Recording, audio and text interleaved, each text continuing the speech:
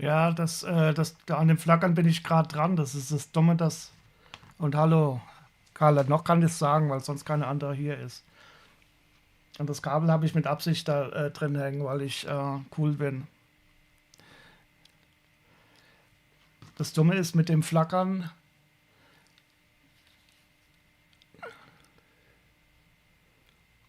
Oh doch, scheiße. Naja, aber das guckt eh keiner. Jetzt habe ich dich leider gedoxt.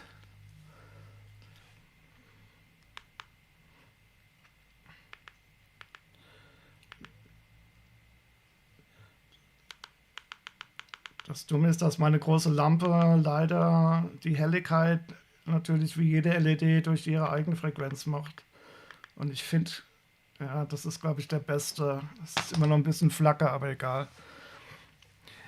Du musst mal wieder vorbeikommen. Ich wollte doch eben mal die Lampe mit dir hier austauschen. Dann wäre ja alles gut.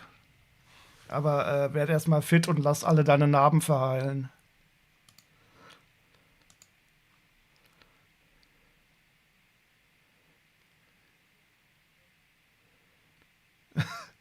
Was hat denn der jetzt da gerade draus gemacht? I was very happy.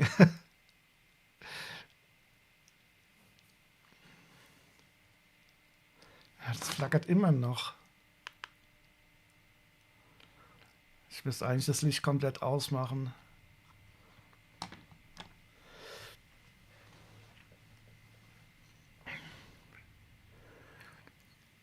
Leichte Klimmzüge gewagt. Sorry, dass ich lache, aber ich habe ja auch so eine Klimmzugstange bei mir und ich schaffe nicht mal einen einzigen. Aber ist das nicht schlecht für die Narben in der Bauchgegend? Klimmzug, wenn du dann deine Bauchmuskeln so anspannst, du musst wissen, was du machst.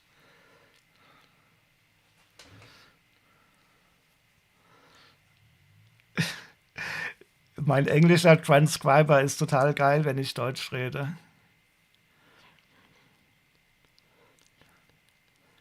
Sind die getackerten Teile schon rausgezogen?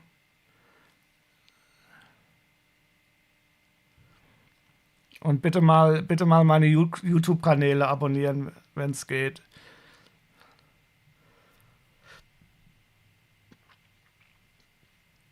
Ich muss da jetzt mal versuchen, ganz viele Zuschauer reinzukriegen. Auch schon den neuen, meinen Solar Punk. Da streame ich auch gerade.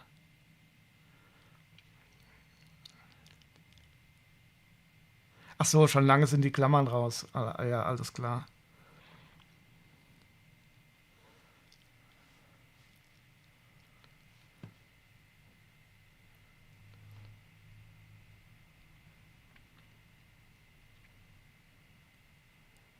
So, jetzt muss ich mal gucken.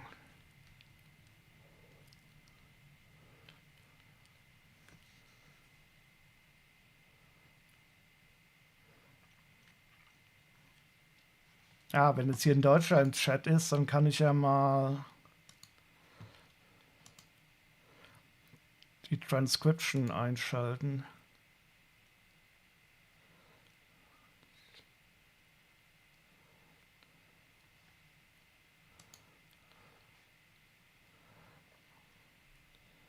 Okay, I'm going to speak in English now.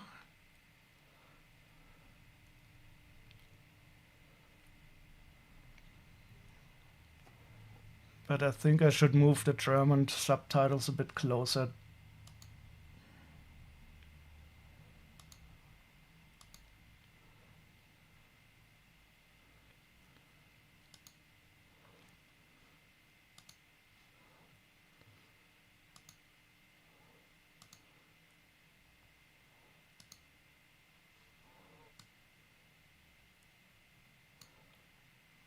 Okay, how is this?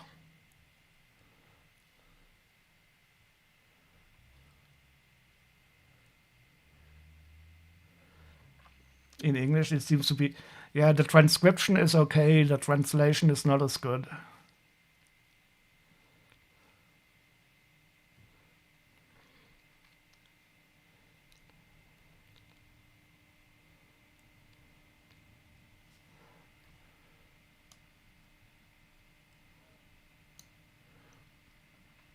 but they are locally running large language models, and I should probably get a more beefy machine.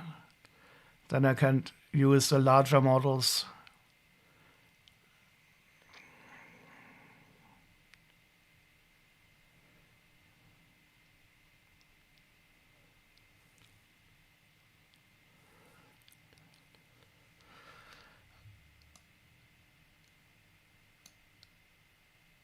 The second row always just contains one word. Yeah, I still have to fiddle these one-wheeler. I will have to... yeah, you're absolutely right. No, wait, no. It has one more than one word.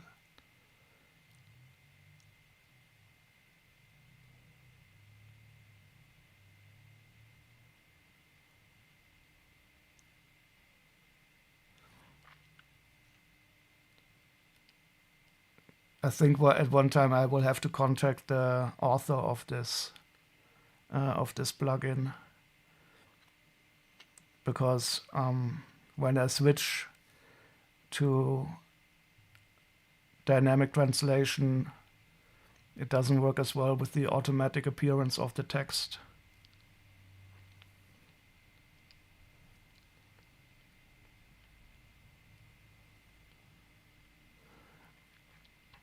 But next week, a friend of mine who knows a lot about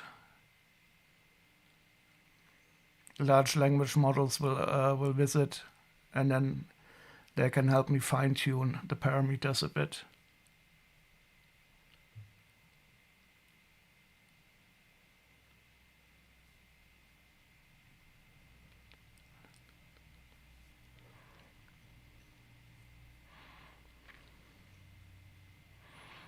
But now, let's open some packages.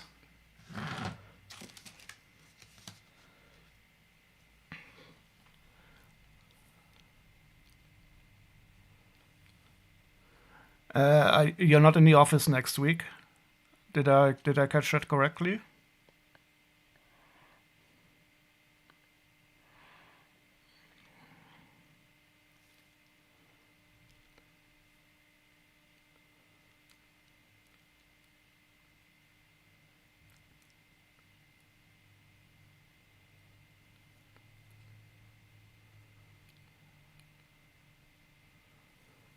And when is your next your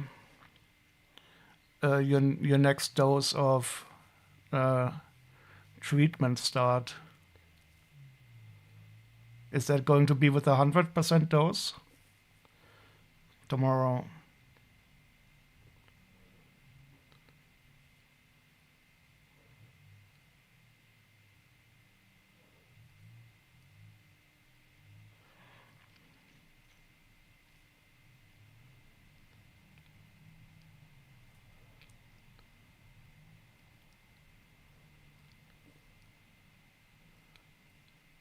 Oh yeah, sorry. I will. I always tell me if I get two things. It was very good that also Paul pulled me back. I wish you all the best anyway. How does this work? Yep. And now let's open some nice boxes. Last time, in the last stream, I only doxed myself twice. Let's see how often I will dox myself today.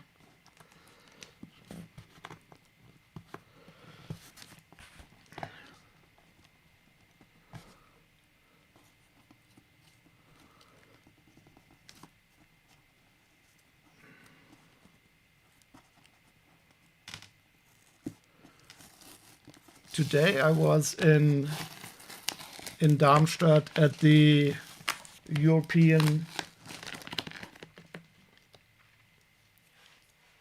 Kundgebung of the peers of Europe. It was really nice, but unfortunately not many people were there. But I bought myself a European, a flag of Europe. And I waved it all the time.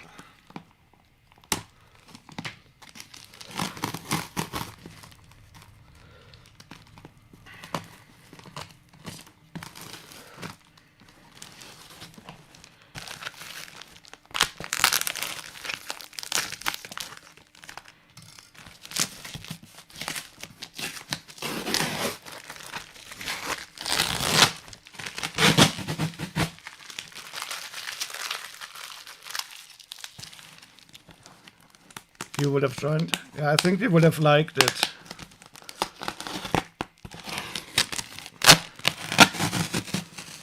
I'm really happy that I joined the Green Party because it also forces me to go out more today.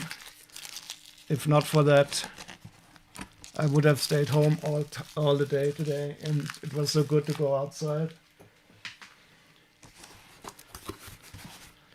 Ta-da!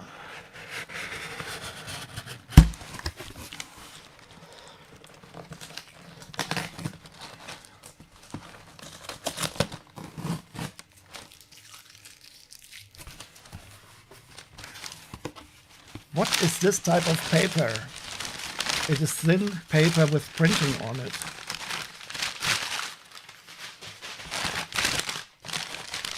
Oh, now I can show you what I do with the paper. Ninjago sets.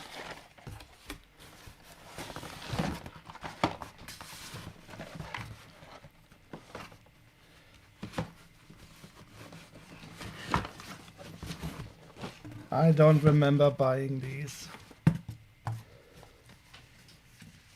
As usual. So, what do we have here?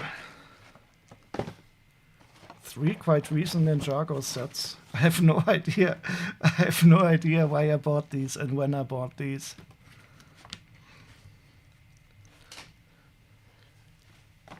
So that's a 4+ set.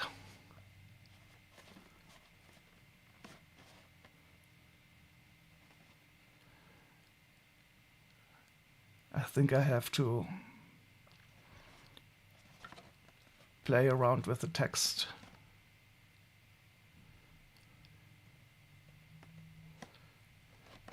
So, Ninjago set 1.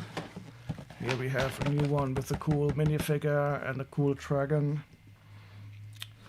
Let's find out how much I paid for these. I hope not a lot.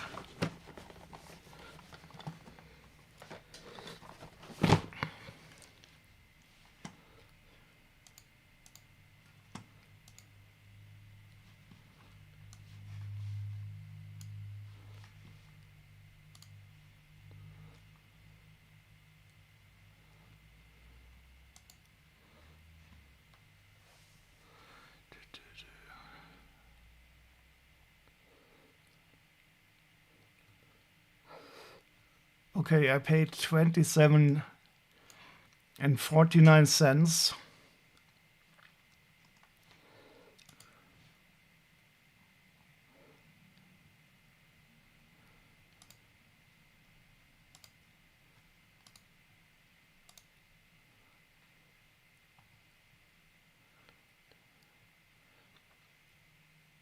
And they look more or less complete. And there's even some extra minifigures.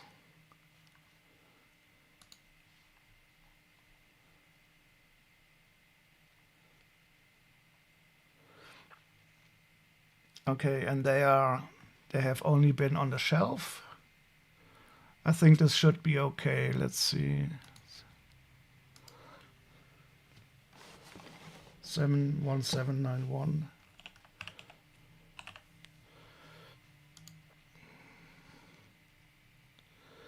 So that one is worth 20 euros. 71768. 31. 71757.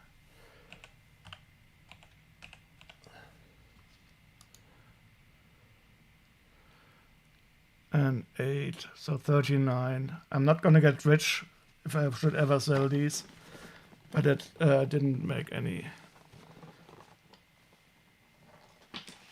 trouble. So, and I got a cool magazine, hooray.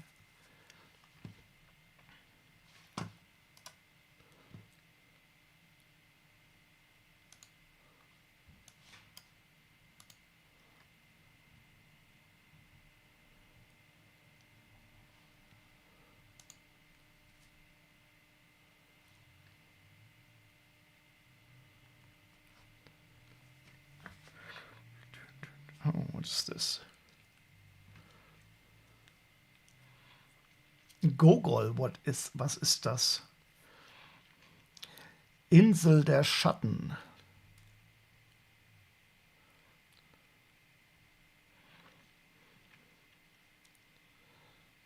Funny.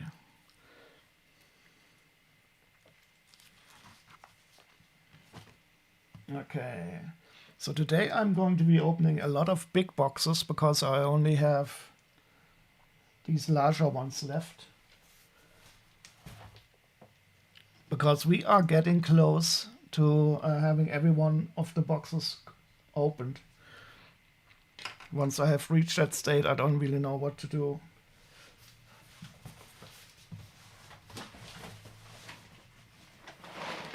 Oh god, this is heavy. Okay, I have to detox first.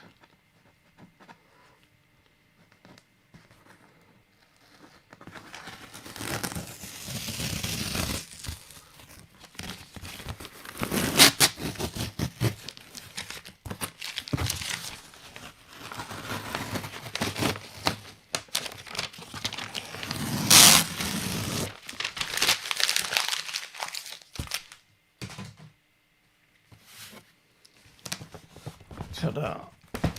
So this is big.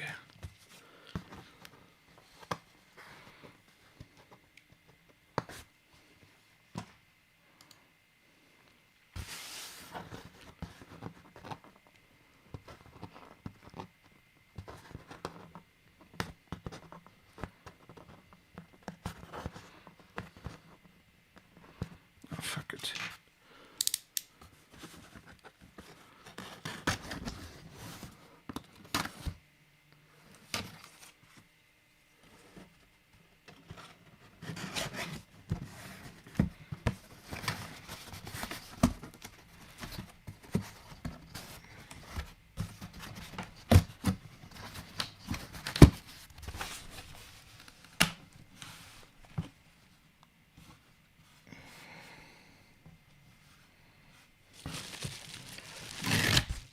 Oh no. What is this? Okay. This looks like this looks like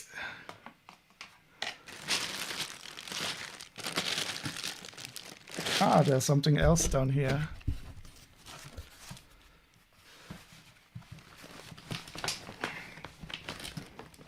It's definitely heavy.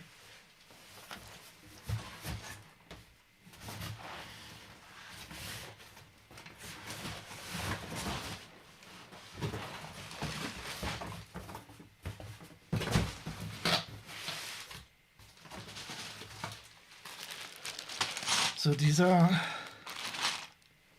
different colored Lego parts, and look how nicely they are labeled, and even the grams.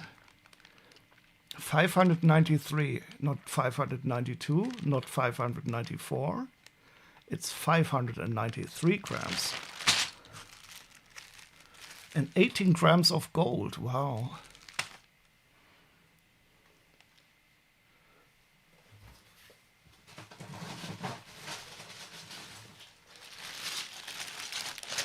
Green, light green. Black. Orange.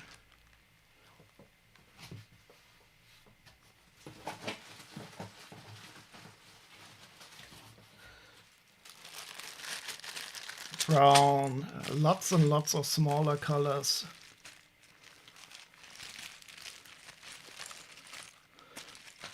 So somebody with a lot of OCD must have packed these. 12 grams of trans red. 9 grams silver. Printed parts.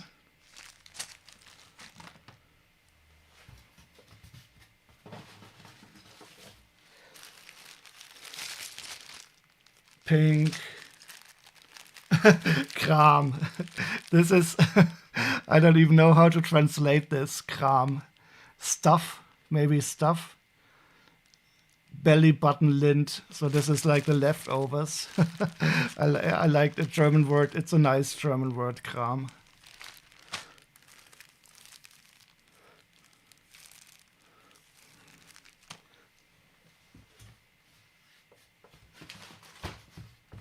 There's many more colors in here. God, whoever did this was really meticulous.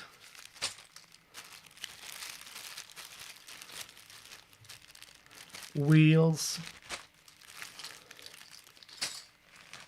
Trans. God. That's really a lot of work. I would not have done this.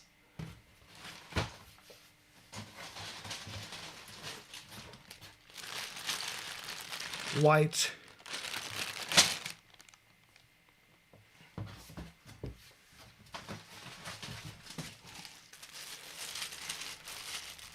Dark gray. Light gray.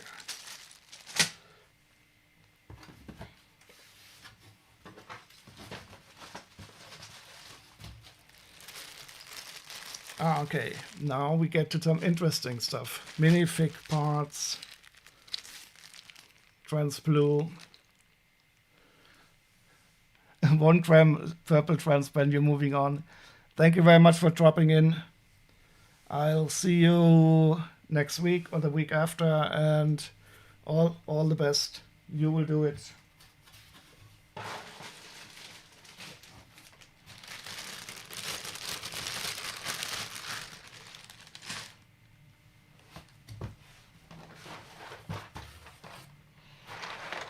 Okay, so why did I buy this? Of course, not for the parts, but for the minifigs. Let's put these away.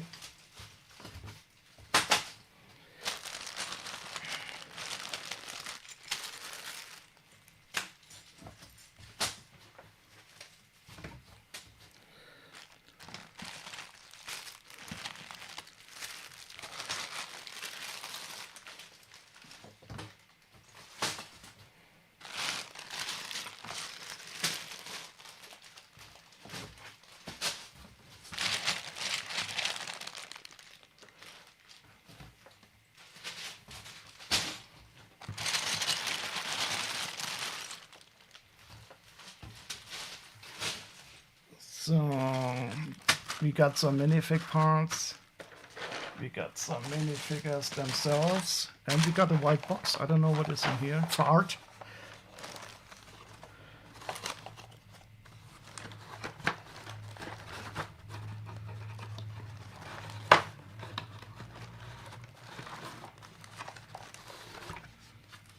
Ooh, ooh, ooh. Even better. Okay, so these are collectible minifigures.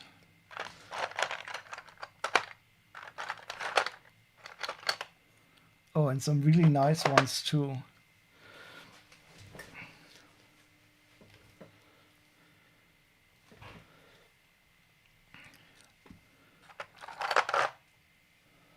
So I like this one. The Fly.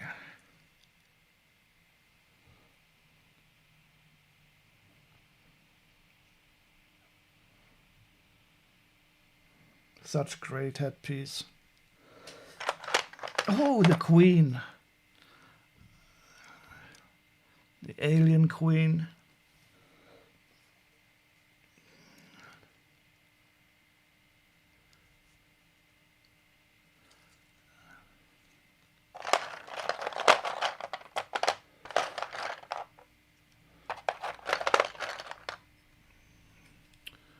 Very nice monster.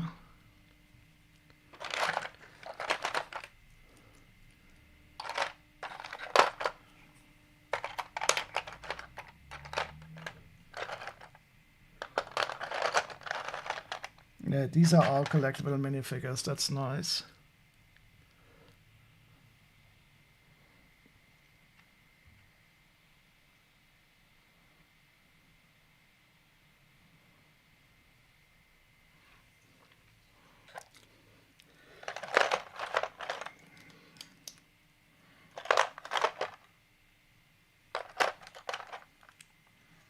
Classic.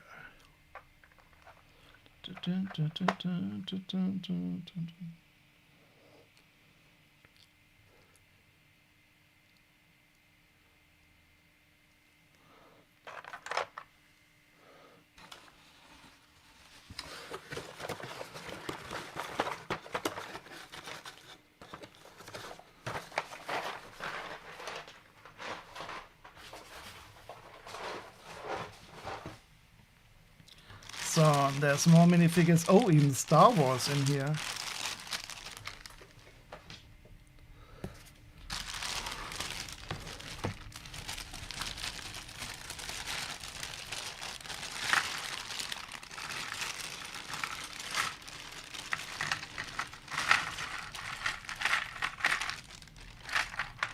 Oh, this looks like, yeah, these were from an advent calendar.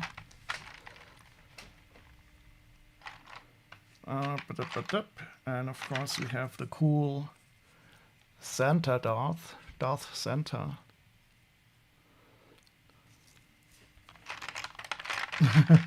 The Christmas droid.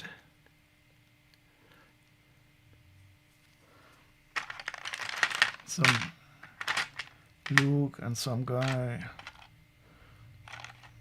Snow Trooper and a clone. Some pilot.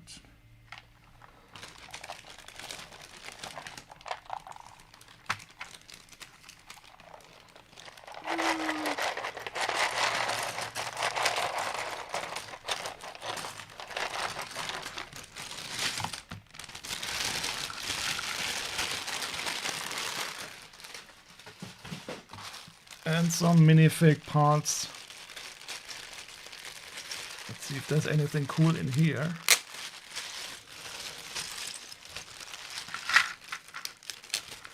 $104 grams.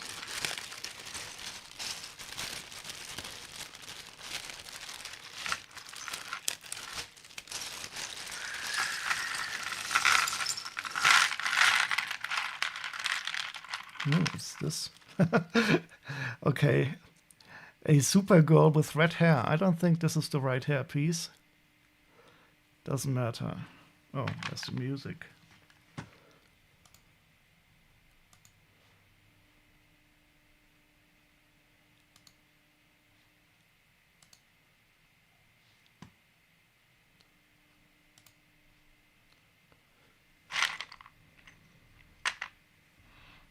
Oh, you have an R2D2.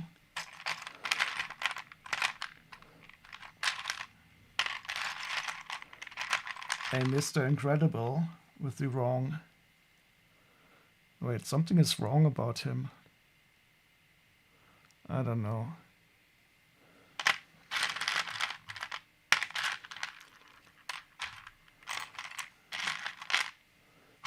Oh, but this is nice. And a Ahsoka Tano hairpiece. That is good. Oh, and a Plo Koon head.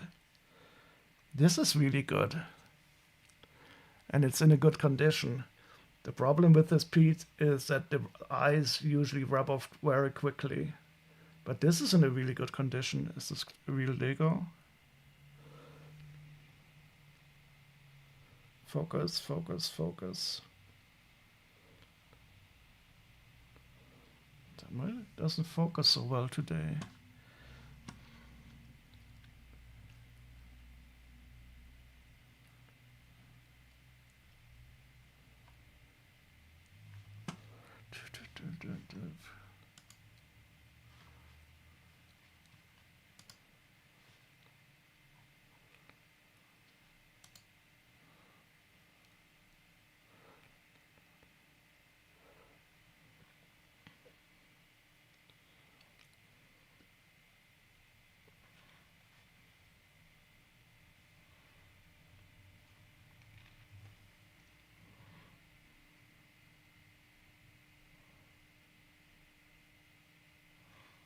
Okay, let's see.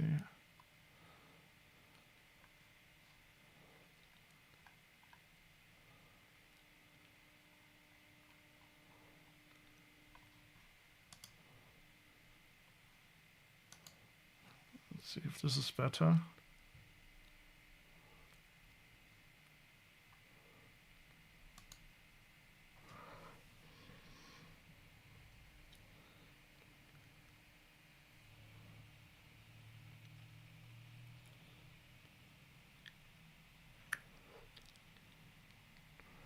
I will have to take out the microscope at some time. Who cares?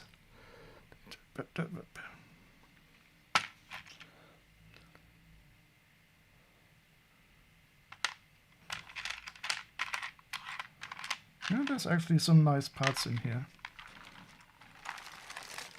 Okay, let's see how much I paid for all of this.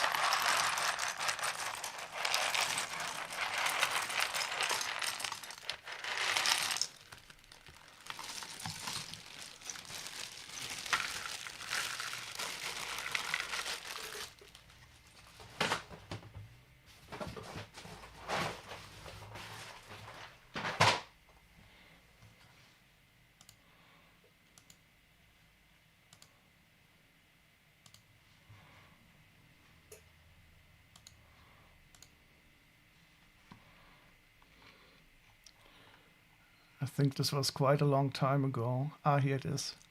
136 euros. Oh.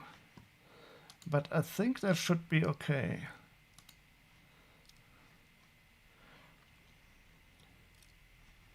With all the collectible minifigures, the other minifigures, and all these parts, this should be quite okay.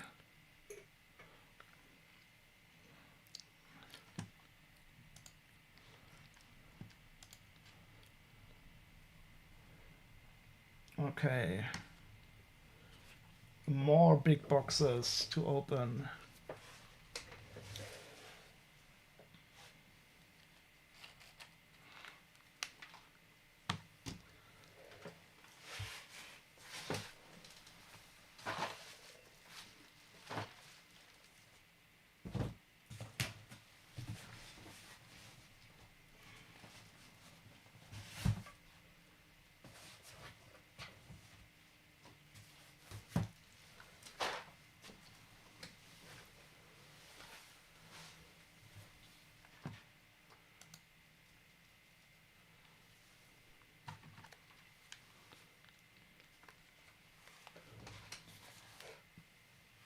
D-Dogs.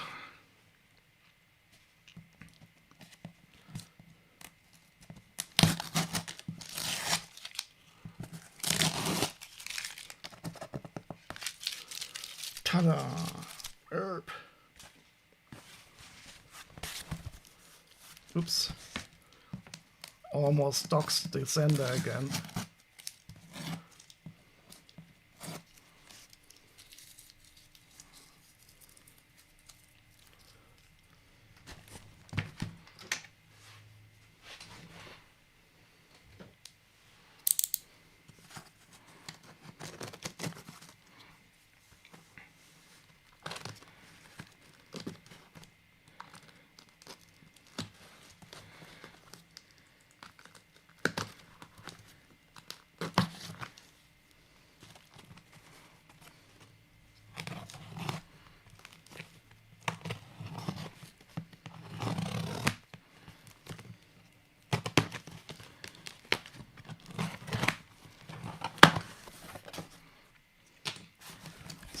What do we have here?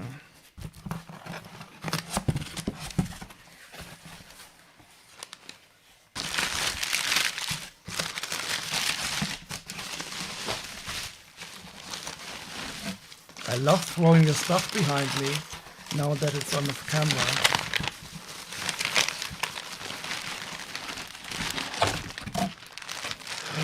Okay, a lot of Star Wars minifigures.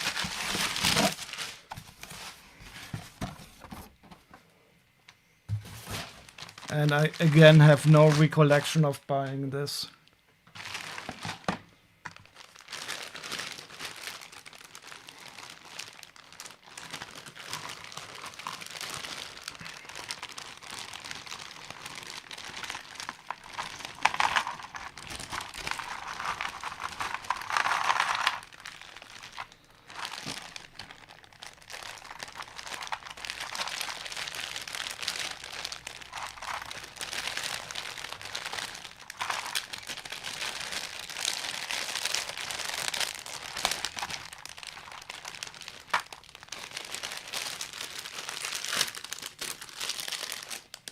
Oh, this is interesting. Sealed bags with some droids. 1, 2, 3. 3 sealed bags. So there were some from some. That's nice.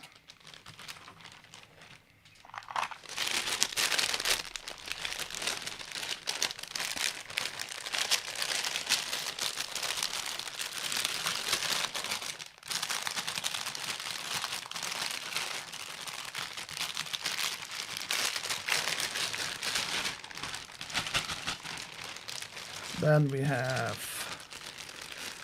more battle droids and super battle droids, and these are the new ones.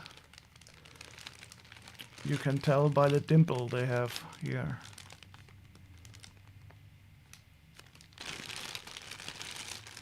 Okay, that's nice.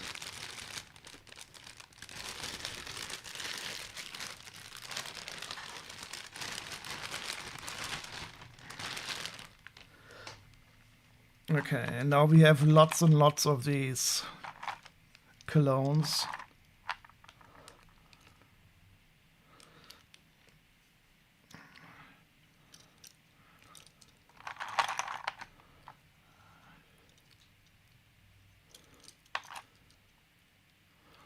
I have no idea what they are, but they were from some more recent battle packs. Well, let's get all the clones out of the way.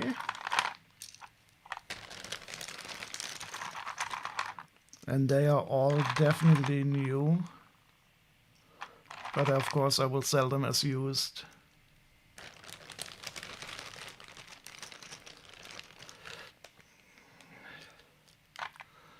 Dun, dun, dun, dun.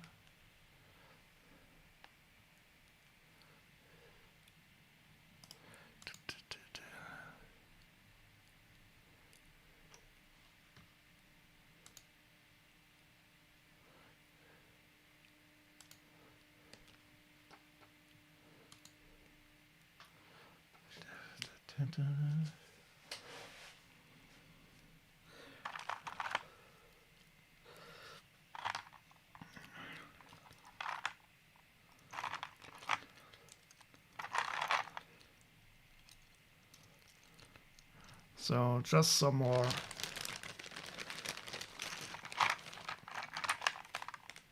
clones. Get all of these out of the way.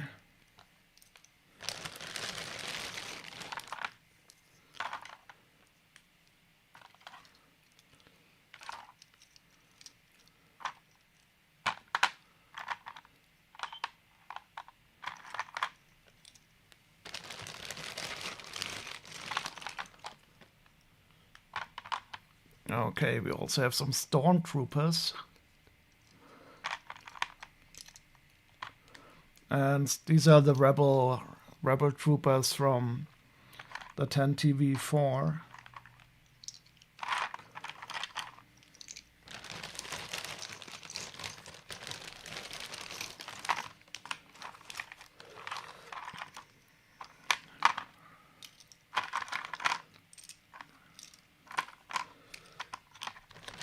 Oh, I probably paid a lot for this. But these are not the important figures, so those are still left here. So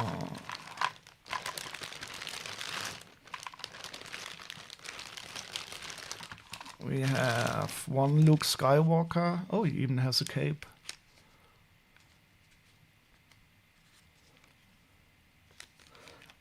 This is awesome. This is one of the Inquisitors.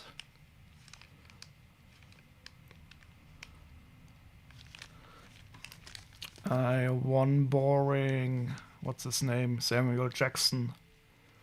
I forgot. He's a Jedi.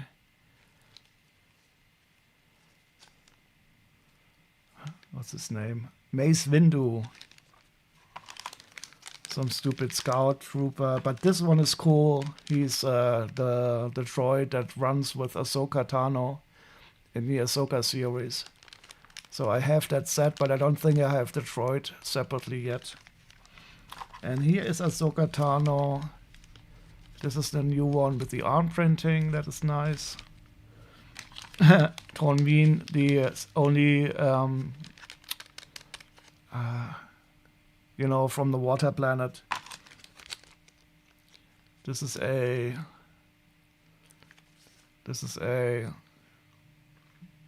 Obi-Wan Kenobi, a Darth Vader, and some Mandal. Oh wait! Oh, this is Sabine Wren. This is awesome. This is the new version of Sabine Wren, and we even have her purple hair here. That's cool.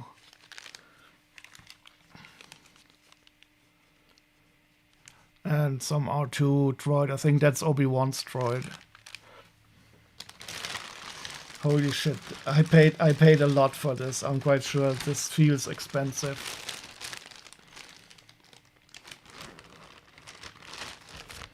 Let's see how much I paid.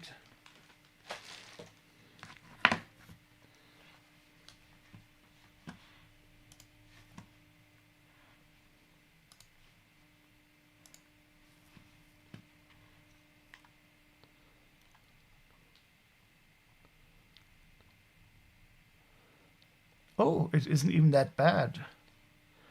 That's not bad. I paid 184 euros for 90 figures. That's about 2 euros per figure. Yeah, so this is not as bad as I expected, to be honest. Lots of clones, battle droids, and the special figures.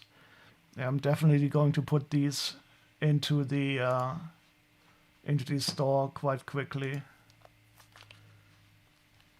Really surprised about this. I would have expected to have paid more.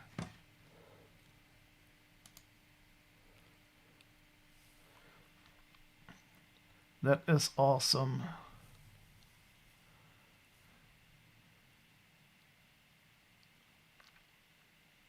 Too bad I cannot see the listing anymore.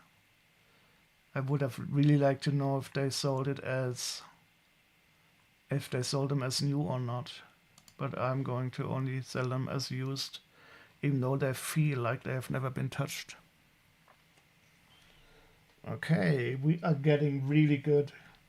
I think this might be the second to last stream where I have to open stuff. Except for the fact that I bought some more.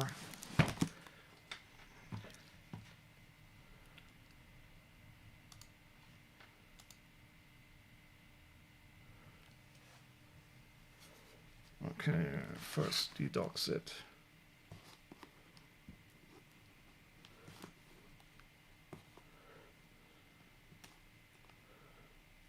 Detox it, detox.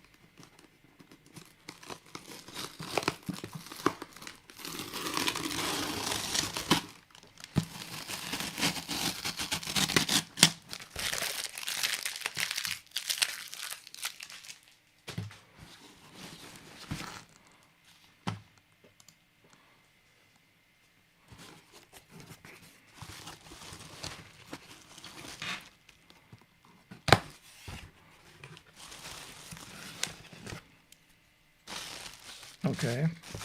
Surprise, surprise, more minifigures.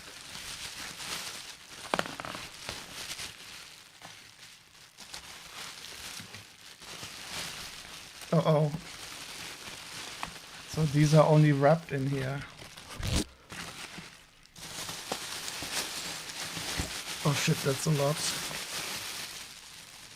What's this?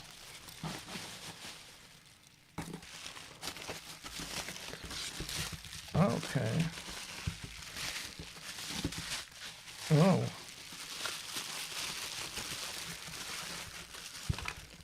Some mech parts. And a larger mech also.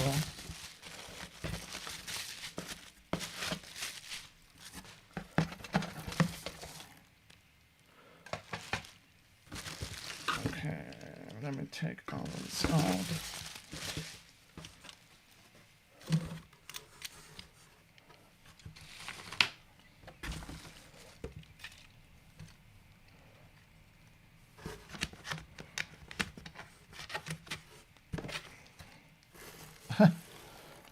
And a German soccer player without hands. Who removes hands from these? And why doesn't it focus? Focus, you friend. It was focusing much better, but I reduced the resolution so that I can run it at 60 FPS. Let me see. Is this better?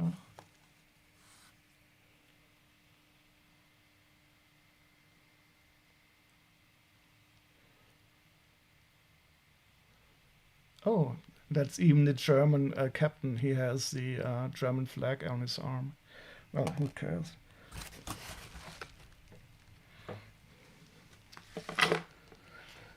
Okay, what do we have here?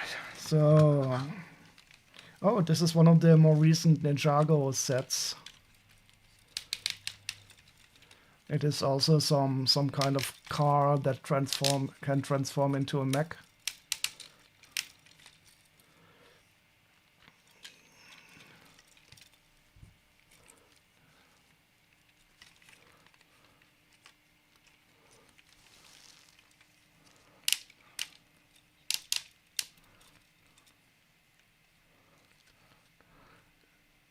Only has shooter arms.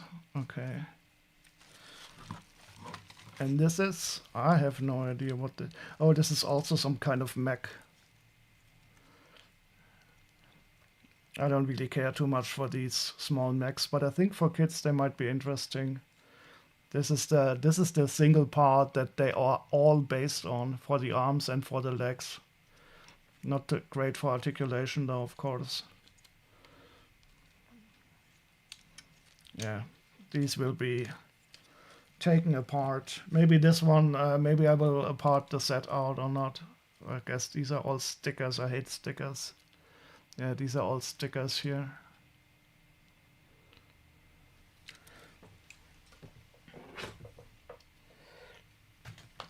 Okay, we have a medium-sized mech. Look at the size of the sword. This is big. Okay, yeah. Oh, and this is interesting. They're using these blades for fingers. First time I've seen this. But the legs again are made using those parts. No articulation here, and they even putting in two. Oh, and this one I have also not seen this this armor piece.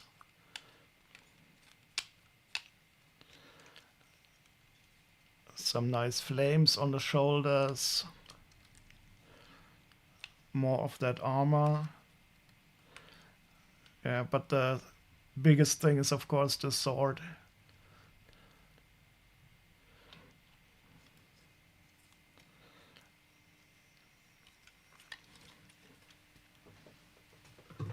Okay, what else do we have? More. This is like a baby mech. Okay. I have no idea. I have no recollection of buying this, but I think I didn't buy it for the mechs, but for the minifigures.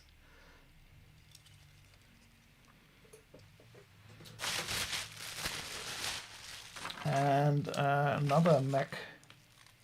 Is this Ninjago or maybe something else? But again, the part for the legs and even for the arms here. But a hose as decoration. I have no idea what it is. Is this a print? I think I might have seen a print. Look at this, a print. And pearl dark gray.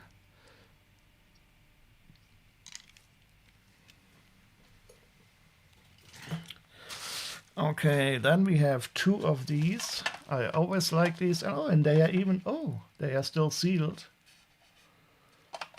Well, this one isn't. It's even empty. Oh, well.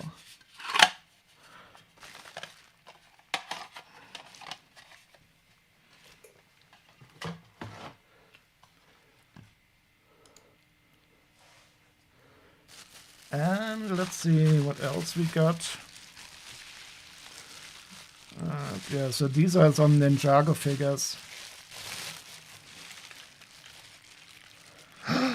Oh, an angry bird pig. I have no idea, but I do like these little pigs.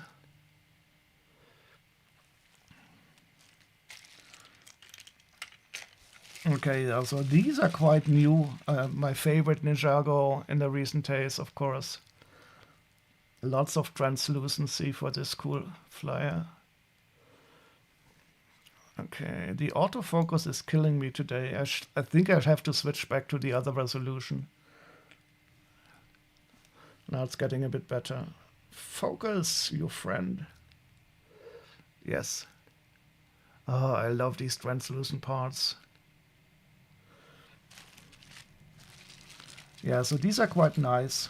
Yeah, some newer ones. Oh, and even an older one. Oh, this one is cool. I think that's the special Ninbot. He has this armor part.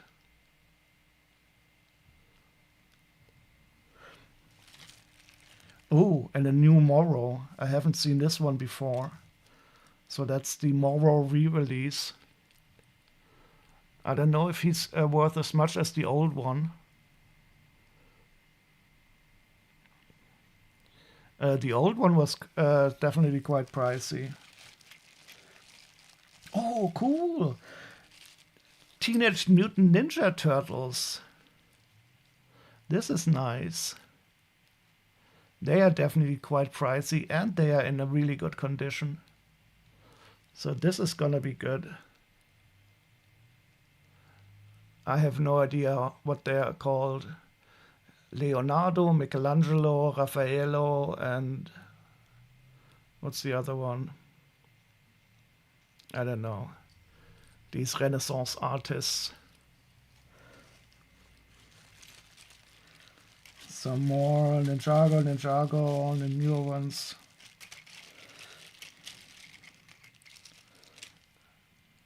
This one I do not know. She has cool green hair though. Oh, you can even put something in her head. Wait.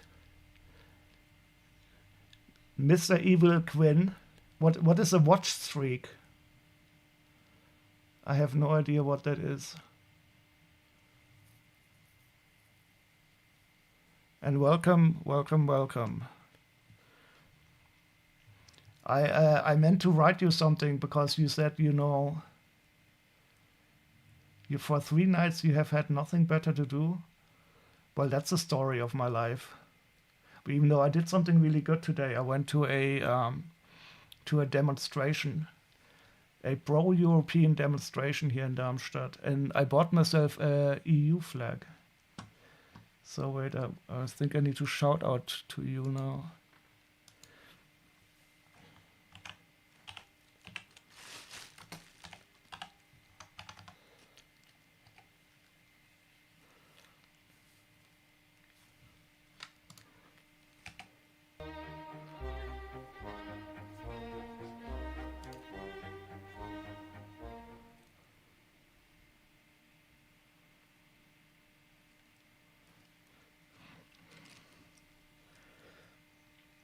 Yeah, so I meant to write to you because you said, some really cool websites where you can get royalty-free music without any attribution.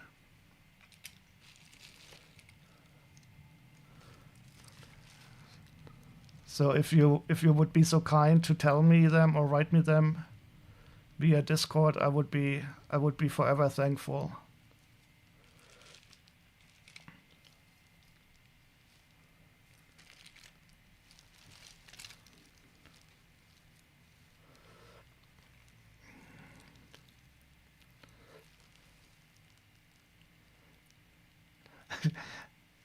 Wait, here in Germany we have a saying: "What you can do today, you should not put off till tomorrow."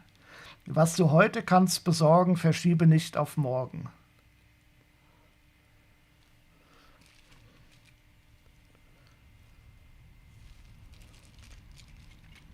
But I can fully understand. I'm a master procrastinator, to be honest.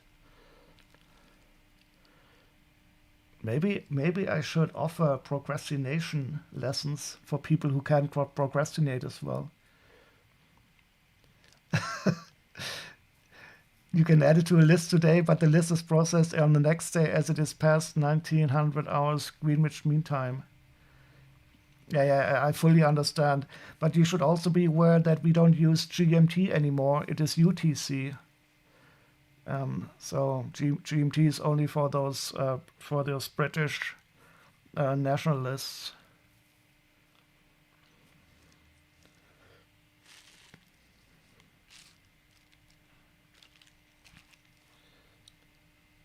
You actually work off a sundial. Yeah, I can imagine. In your estate, in your big countryside chalet. How is that called in English? These little castles where you have a wonderful English garden being maintained by your serfs, and you have this wonderful stone sundial. Oh, do you know the movie The Trotsman Contract? I can highly recommend it. It has perfect music.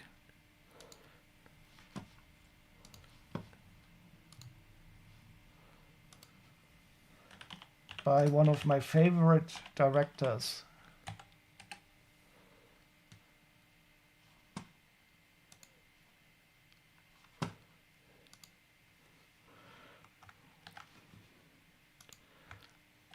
A really, really good movie with wonderful music by my favorite composer, Michael Nyman. And it's especially good for a bourgeois landlord like you. Yeah, Peter Greenaway is awesome. Do you know him? Oh yes, Michael Nyman is by far my favorite modern composer. I'm really surprised you're one of the first people that knows of him that I get to know. I still wish I could see him live, but I don't know if he's still touring with his Michael Nyman band. I once saw an opera directed by Peter Greenaway in Berlin. That was awesome. Oh yes, The Cook, the Thief, his wife and her lover. Actually, we should listen to some. We should listen to some Michael Nyman. I love the soundtrack from most of his movies. I also love the soundtrack from A Z and Two Knots and Counting by Numbers. That's also a wonderful movie. Some of the newer movies I don't really recall, like Prospero Books, but the older ones I'm a really big fan of. Yeah, The Cook, the Thief, and his lover is such. The only thing that I really find disturbing in this movie is, at the end when the bad guy, the thief, is forced to eat the lovers. I don't want to spoil it for anybody here, but you know what I mean. The scene where he has to eat it. But the music is so traumatizing. absolutely brilliant. I love that movie. The way he plays with the colors. You know, where every room has a different color scheme. Absolutely. I have to watch that movie on my new TV once.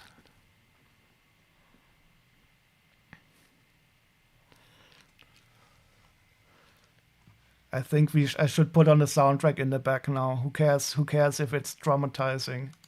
Let's do it.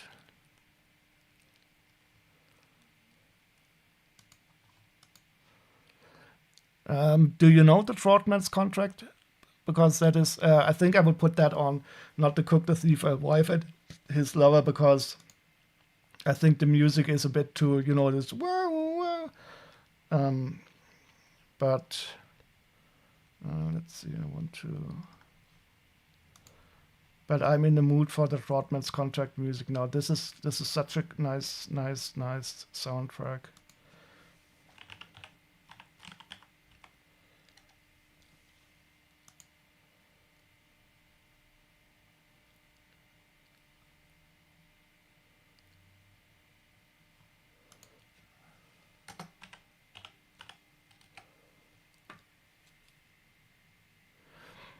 What do you mean? The haunting music? Yeah, but it is for the live stream. For a live stream, it is not advisable. Well, I will do it at the end. But this is I love this song.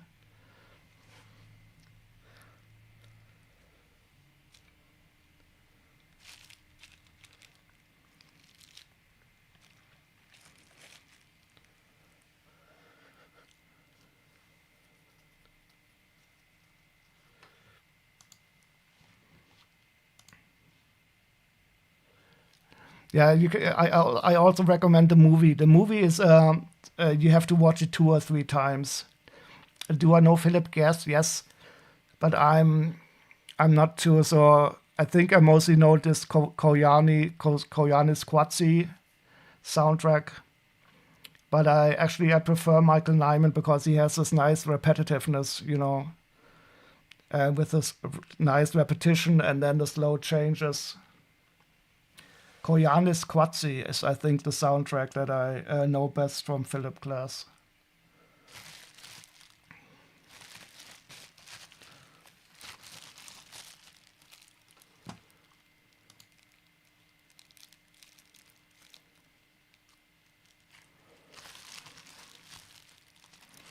So these are great minifigures, definitely.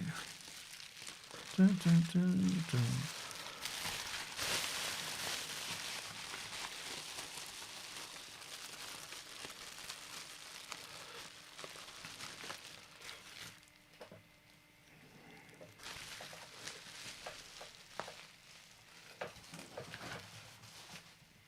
No, I don't listen to too much music. I'm afflicted with the I don't know how it's called, musical empathy. Whenever that music changes my mood too much, so I have to be careful when listening to music. The French romance movie, was it all a bit too icky? I don't know. Not too well versed.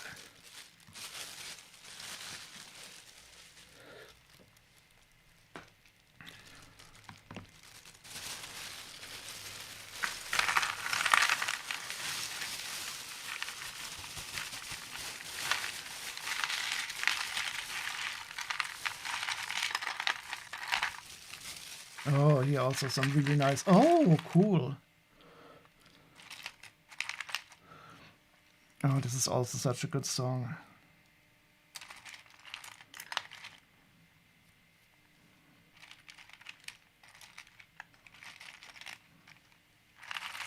So we have some nice Ninjago figures here. This one is quite expensive.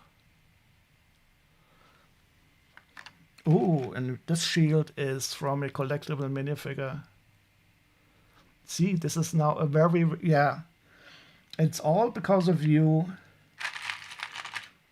So if you have a stream page where I can stream some classical music, that is where the recording is in a public domain and which is not picked up by YouTube Content ID, I would be very happy. But I've always made bad experiences, unfortunately.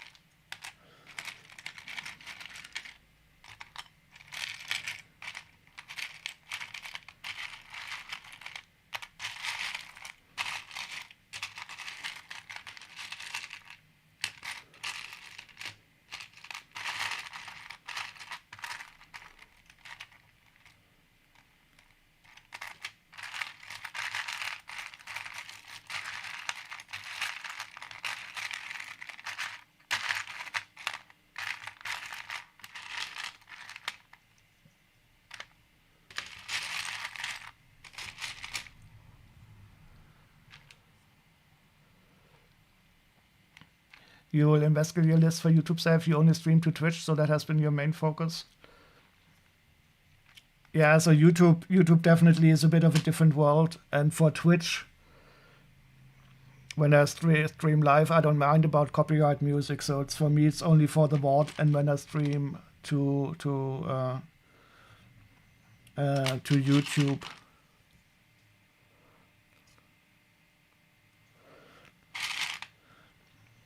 But don't overstrain yourself too much. It's not the highest priority. Currently, I simply don't stream anything to the YouTube side. But if you don't have any sound in the background, it is sometimes a bit. It is disturbing, I would say, when you breathe into the microphone.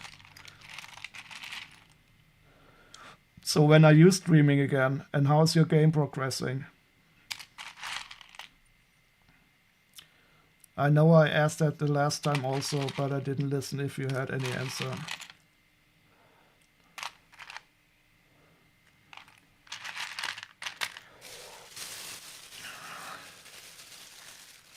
Have AI audio describe the music? You just didn't answer the last time. Yeah, that can be true. It doesn't matter. You don't have to answer. I'm just asking because I'm polite.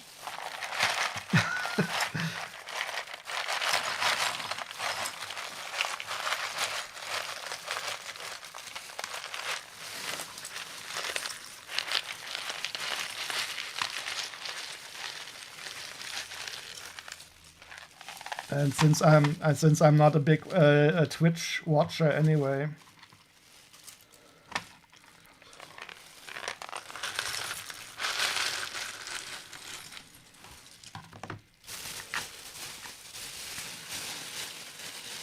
Maybe streaming next week.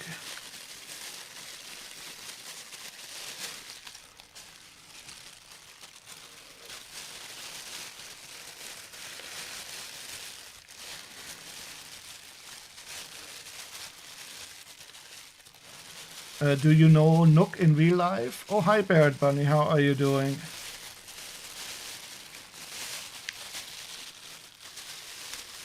This feels horrible. Like trying to put on.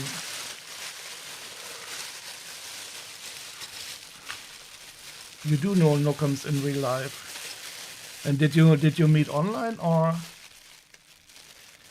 had a bad few days with family illnesses and now have suspected COVID, so I wait to get tested from. Oh no!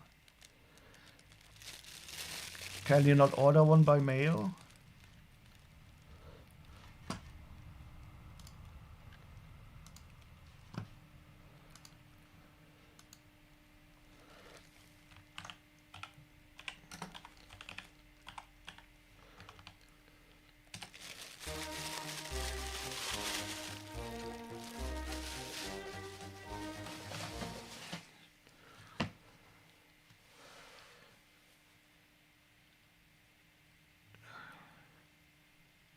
Ah, that's interesting. You met through Twitch and you turned out he lived 20 minutes away from your family home. Wait, is your family home your estate? Or is it like where you grew up?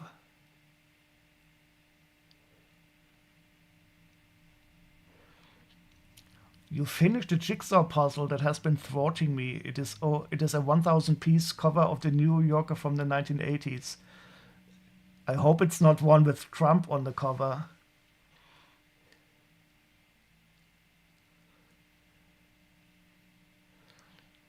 Ah, you can get free tests. That's interesting.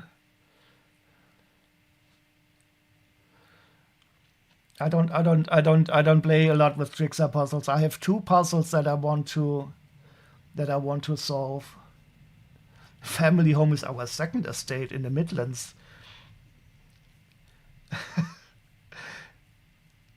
That sounds very posh. So this is where you go for on the weekend. So how many estates do you have? Like your secondary, tertiary, quaternary estates?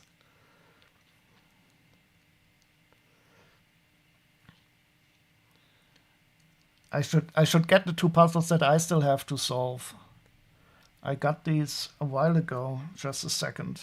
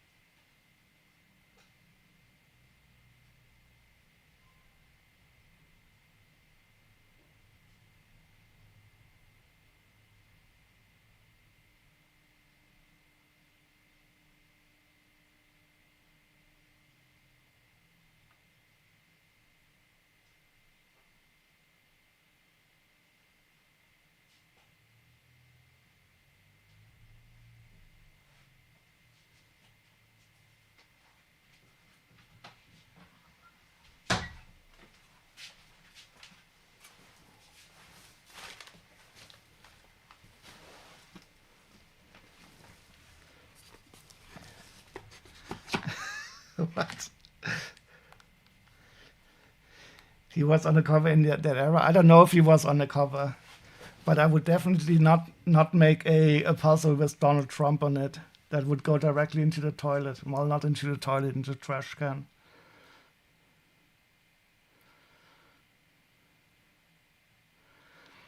And you have a holding in Buckingham, Midlands, and a couple of Beata in London. Your current holding is not family owned, but one I bought personally. Do you know what I bought a T-shirt yesterday? Unfortunately, it has not arrived yet, but I can show you the image. I'm going to wear this at some time. I think when I would meet you in person, I would show it to you.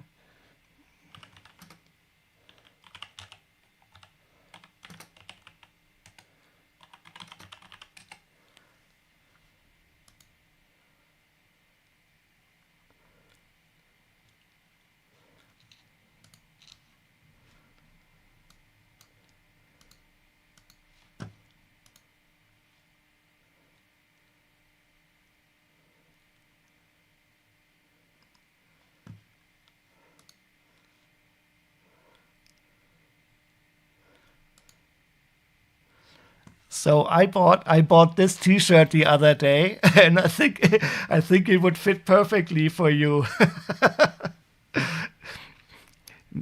I don't know. Maybe it made me think of you when I bought it.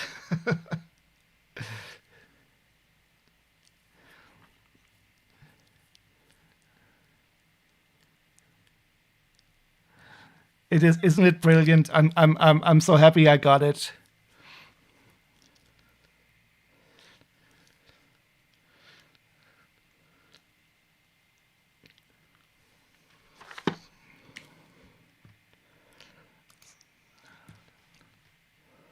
So what are we doing? So here are the puzzles that I got. I got these for my 50th birthday, and I didn't even start them yet. They are like these laser cut puzzles. I think this one is probably going to be really horrible. And this one is also, it has 394 pieces. And they are also, oh god, this is going to be so horrible. I think I might try to stream to solve this on a stream. But first I want to finish my Xeogrid bot so that people can help me identify the parts.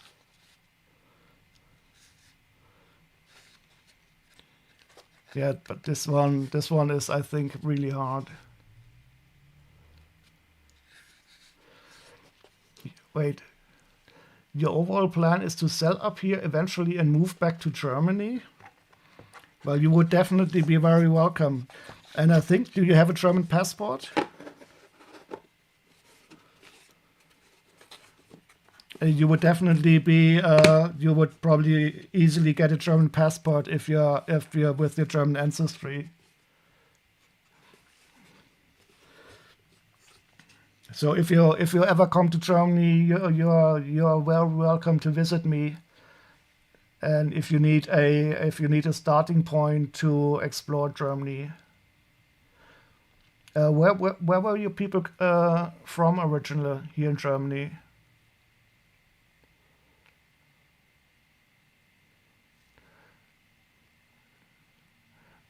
The pieces are very tentacly, yes. Nordrhein-Westfalen.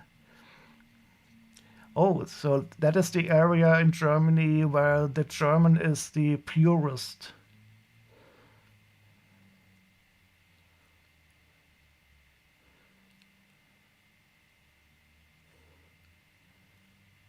Language-wise, I mean.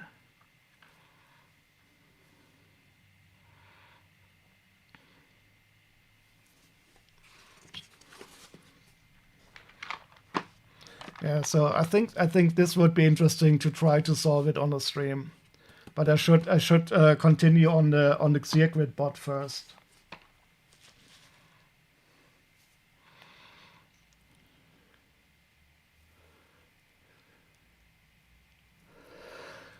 So can you really? Your grandfather was German, but I could not get his citizenship again when he wanted to move there, probably in the late 80s. So I don't know how it is if you have given up your citizenship, but I do know that that, for example, people who were expatriated by the Nazis, or people who were like in the former Soviet Union who had German ancestors, they always had a right to get the citizenship back.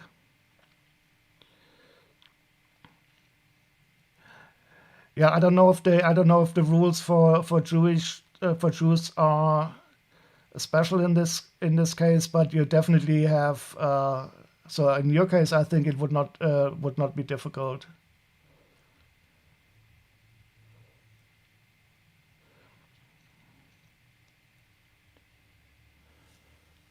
And why did you? So your grandfather, when did he move to the States, Barrett? So he was.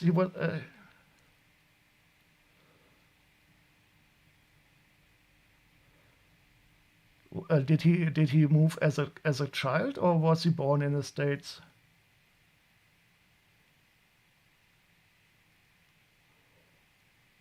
Yeah, in your case, Barrett. So Quinn's ancestors, if I recall correctly, they fled from the Nazis just in time.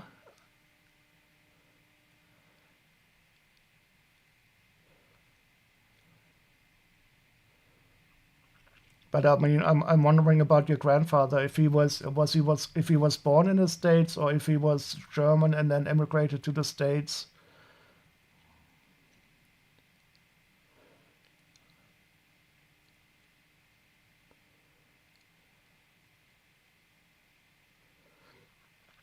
But do you mean that seriously, Quinn, to leave the UK?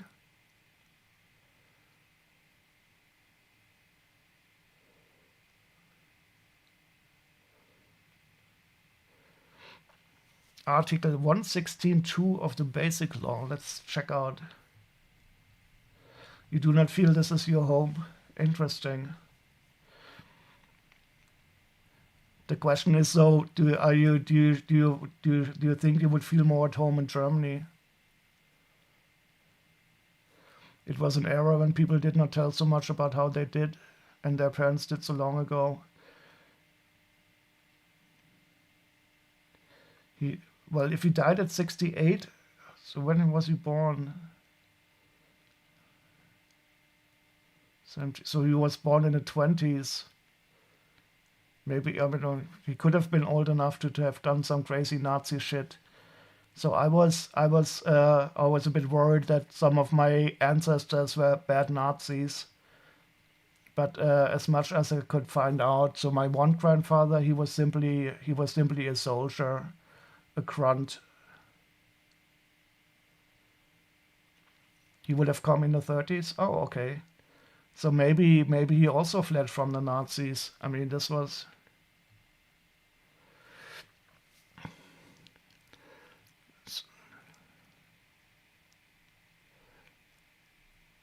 So when you're on the continent, you feel more like a local who fits in.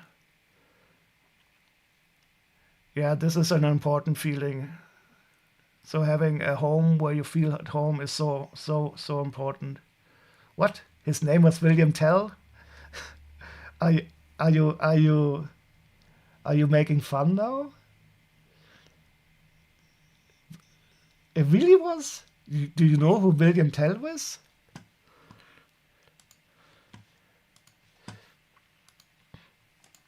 So Wilhelm Tell is a Swiss national hero.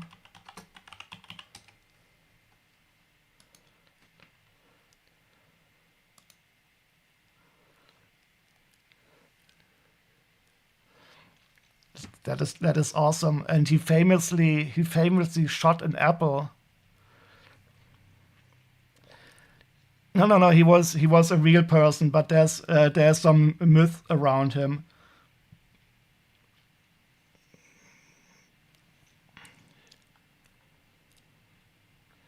And the most famous thing is that he was forced to shoot an apple from the head of his son.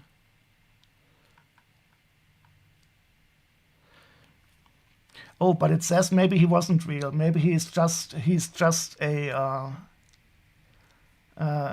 myth guy.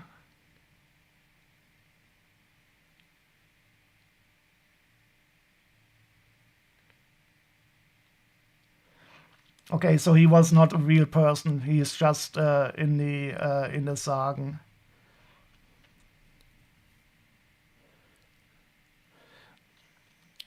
So the first appearance of the story is in the 1470s. But he's so. Yeah, but that is really awesome, that name.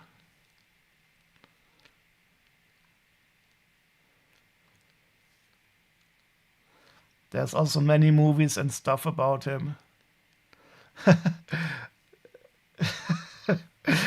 This is I think this is from a movie, and they really look like father and son. No, so no, he's Swiss. So he's definitely a famous Swiss hero from the time when Switzerland was more like becoming independent and being a own nation.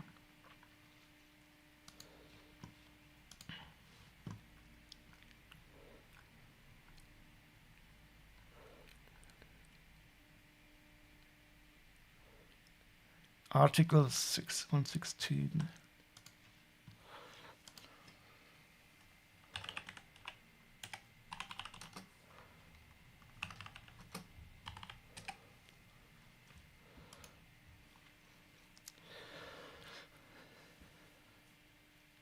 This is interesting. So this is the basic law of Germany. That's the German constitution. And it says here, people who were taken got their German citizenship taken away by the Nazis for political, racistic, or religious reasons, and their descendants are to be repatriated on demand.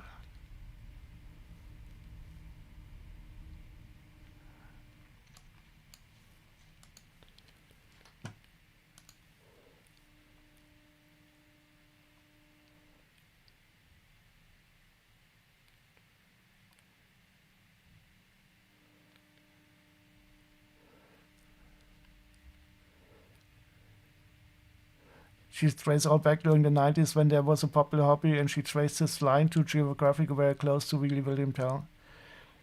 But a fire one of the after ended the trail. Oh yeah, I can imagine. There's a lot of fires in Europe.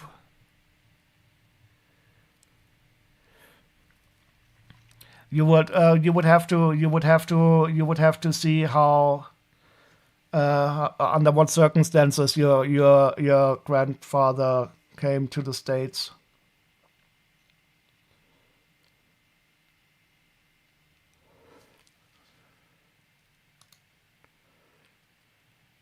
But maybe he would have been Swiss, not German. That is true. But I mean, if you have some education, it's not really that hard to emigrate to Europe if you find a job that is.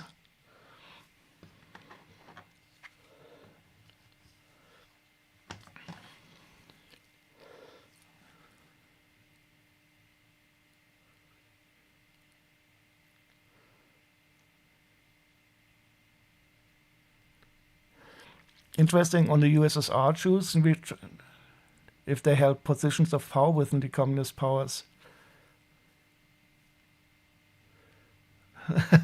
But of course, maybe they were Nazis and just took that name and thought that no one would ever be the wiser. That is always a possibility. But the good thing is, being a Nazi is not in your genes. You do not have any inherited guilt. He felt really German and used to speak it all the time. Yeah, this is what I really like about the United States, that you are really a melting pot in this regard. That many people in the States have no problem being American and German or whatever nationality at the same time. I hope sometime Europe will be similar in this regard, that people feel as Europeans and Germans or English or whatever at the same time.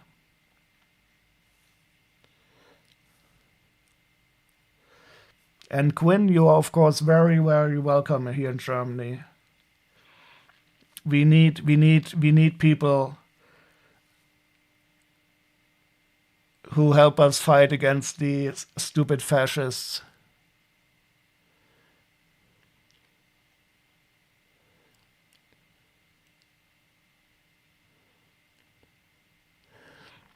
Yeah, so that is a big difference if you have a language passively or actively. Germany needs wealthy landowners to come back and fight against the tide. Well, I would be a bit careful about that. So if I get into political power, I will tax the rich. I will not tax you into oblivion, but you will definitely need to pay more.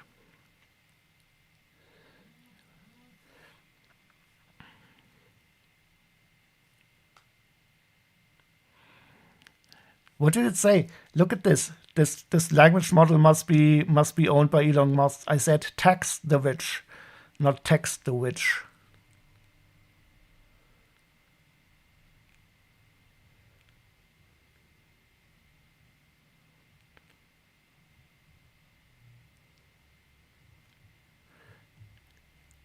Tax the rich.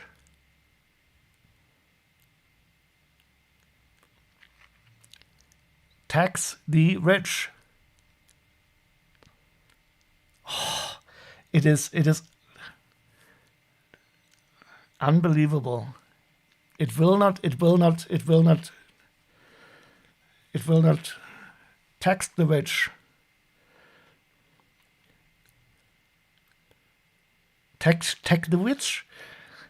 Am I speaking so badly? Shell companies. I don't think it sounds as though you're saying text. Well, the language model maybe doesn't know about taxing. But once I'm in power, everybody who's very rich will get to know what taxes mean.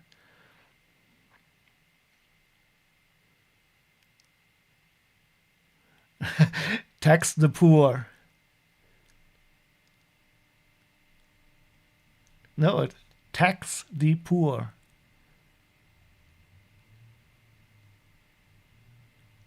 Oh, unbelievable. So maybe I need to ask a thesaurus what tax.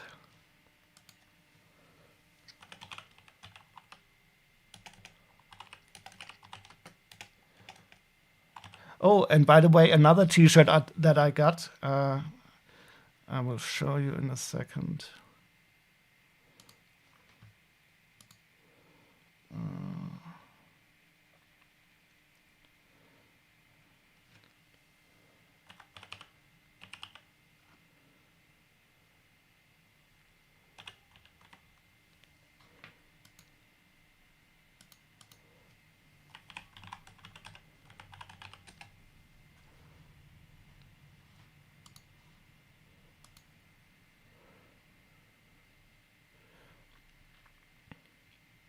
At least it didn't change to kill the poor. Yeah, that would have been.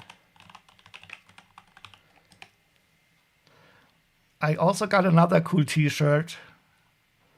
I will have to find it.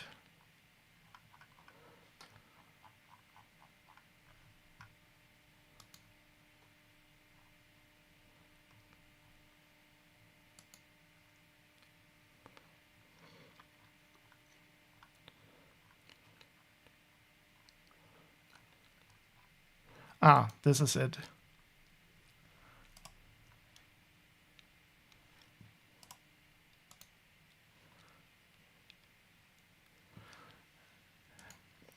This is another one that I got.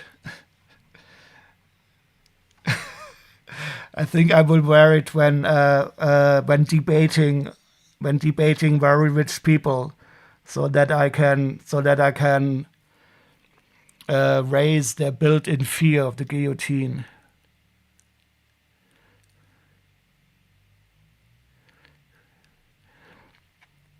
I see the video title reports the topic will be why you joined the grid. No, I didn't talk about that yet.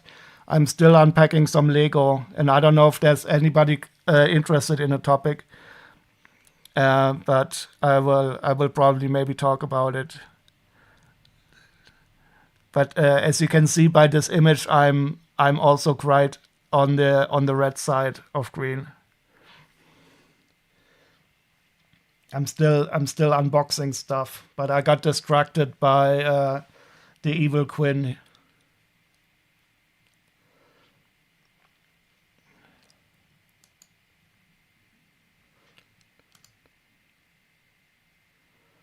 Oh yeah, I'm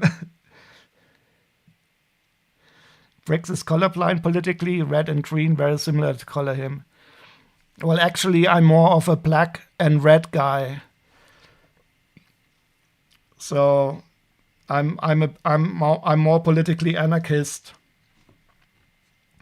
But the climate situation more or less forces me to be with the Green Party. But my basic home is anarchism. So I always say the rote Front and the schwarze Front sind wir. The red front and the black front, that's us.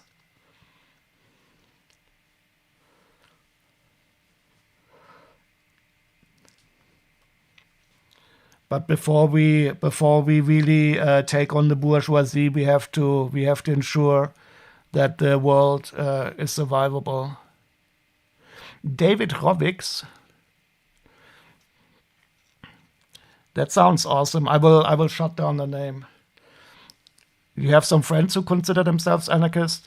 Yeah, so political anarchism is always gets a bad rap because people don't realize that it has nothing to do with the term anarchy as chaos.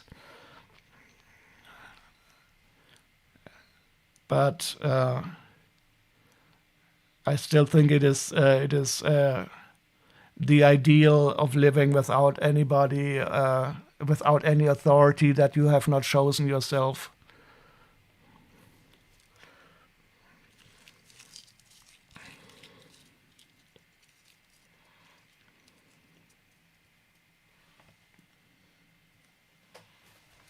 Okay, let's do some more unboxing.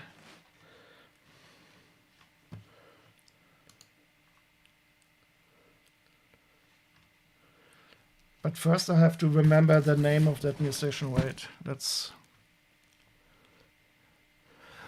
No, it's not like libertarianism.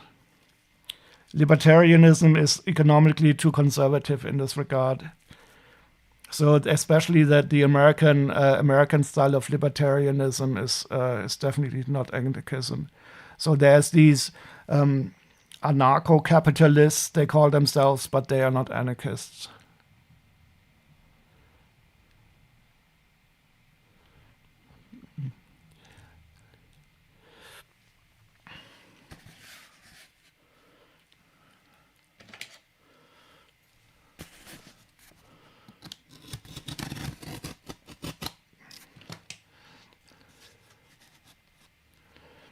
Well, many libertarians have they might have similar ethos against concerning, but they don't have like the economic economic situation. So they would not. Many of these libertarians they don't really care about community and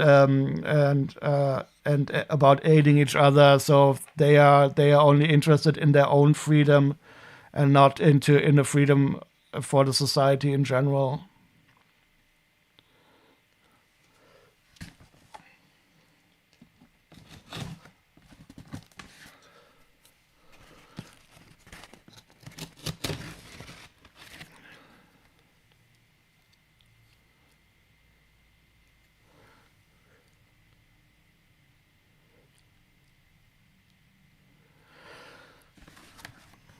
Do you have a strong streak of regard for community aid? Well, personally, I'm not very social in that case. But I think it is a necessary thing if you do not have a state that provides services, and especially in a society like the United States, where you really have a very low social net provided by the state. I think community aid is absolutely necessary. But I'm not too well versed in the political theory. I just don't like authority and people telling other people what to do unless they are elected democratically.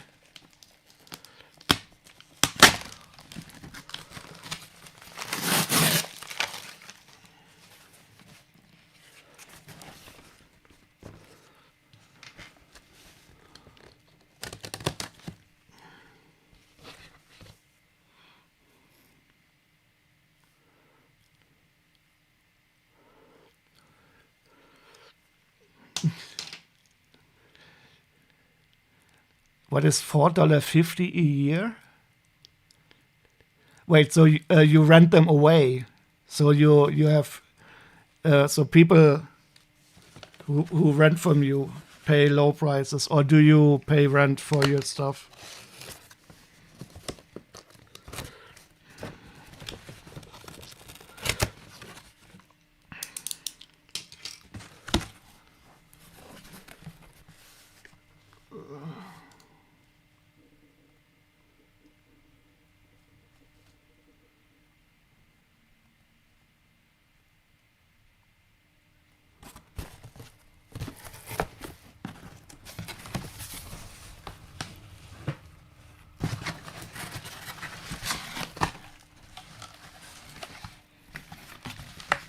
Oh, wait, £5 per year to live in one of my cottages. That is nice. That is good for you.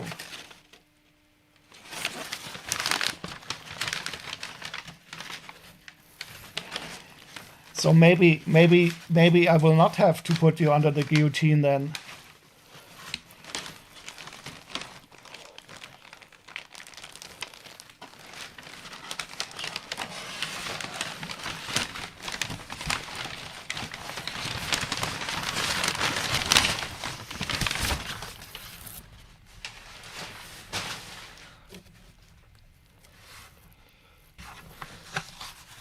But that will not stop me from calling you a bourgeois, just because it irks you a bit. So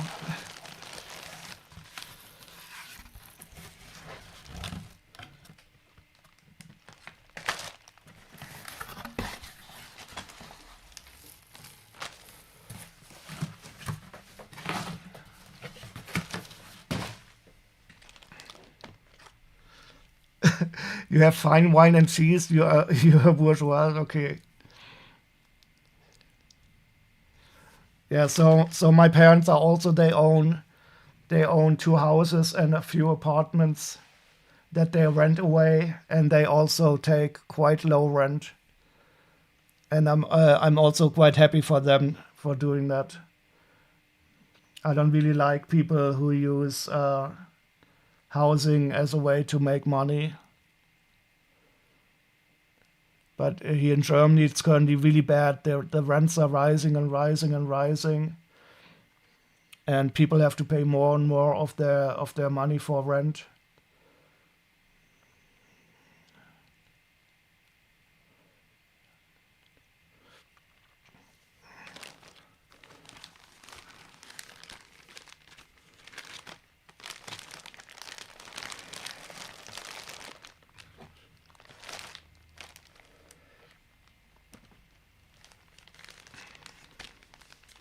Oh, this is awesome. So these are, I always wanted to,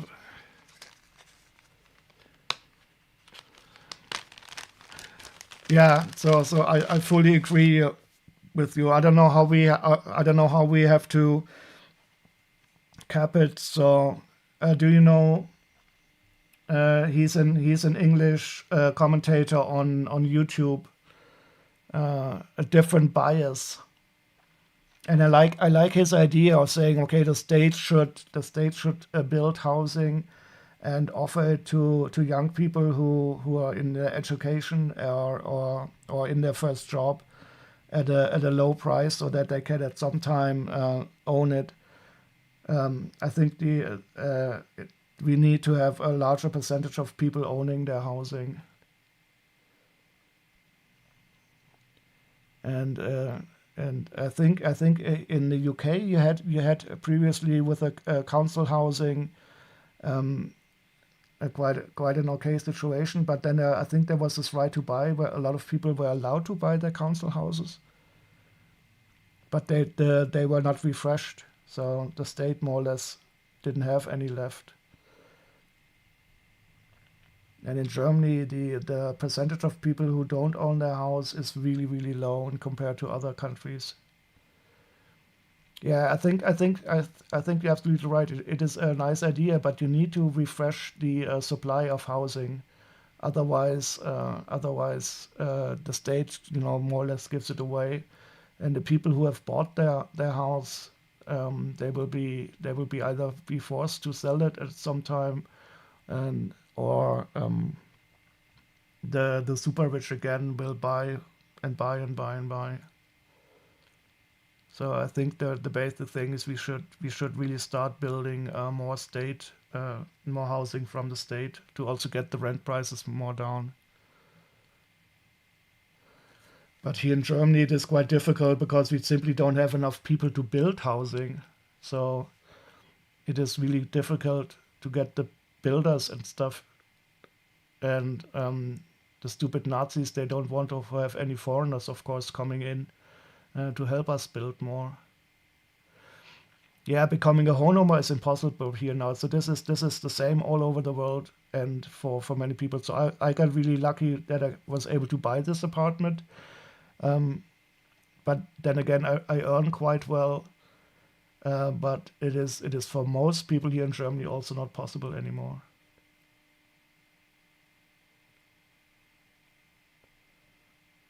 And owning this apartment is for me was really a game changer because it just gives you a sense of security that I simply didn't have before.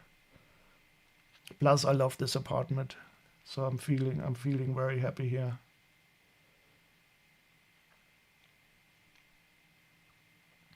And I think this would be very important. So when my parents, I always tell the story that when my parents were building their house, this was in the beginning of the 70s. Other people were able to build a house who had like a normal single paying job. So the neighbor of my parents, he was I don't know what the English word for is. Let me Google it.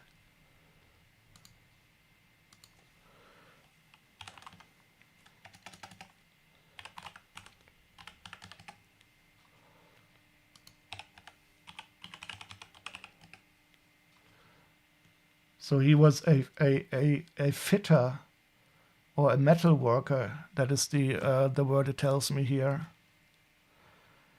And so he was more or less a handyman, but he was able as a single person to buy a property and build a house.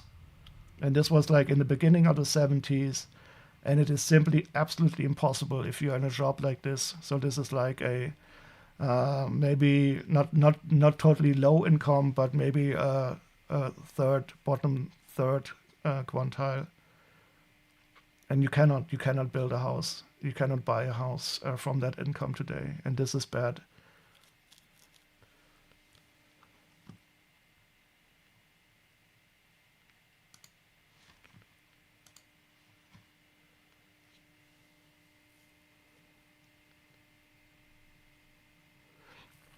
A better translation of Schlosser, yeah, you might be right that it is machinist. Even though he was working with metal, welding and doing stuff. But it is simply not possible to buy a house or build yourself a house with this income today. You were raised with a strong message of noblesse oblige, which is absurd given our literal circumstances. Yeah, so this is today. People should be a bit more class aware. I think this is still something where people are always taught, okay, there's somebody who is worse off, so that you don't realize that your own circumstances are not middle class anymore.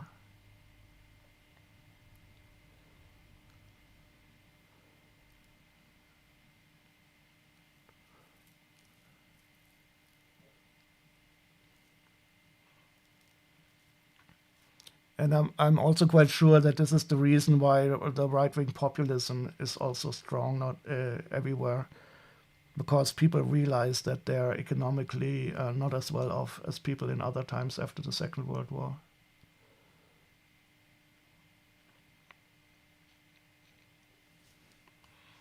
So, how did you like the Trotsman Contract soundtrack? The because Michael Nyman is really really awesome. Should we listen to Counting by Numbers? This is also a wonderful movie by Peter Greenaway, and and the soundtrack is also awesome. And Counting by Numbers.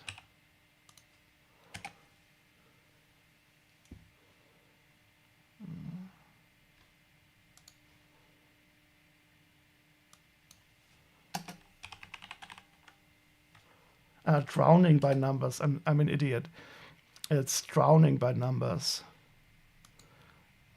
Also a brilliant soundtrack. Also by Michael Nyman.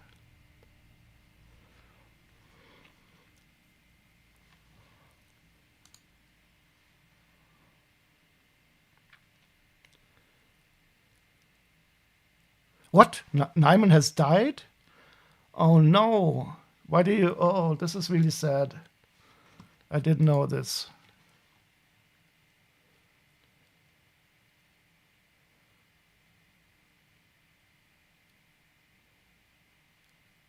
Ah, the music. Oh God, you were. I thought the person had died. No, it were the soundtrack was over. Shit, you really shocked me.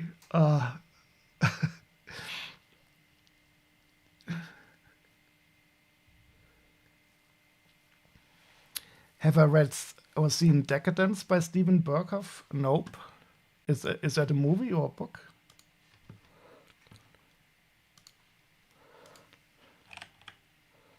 Dec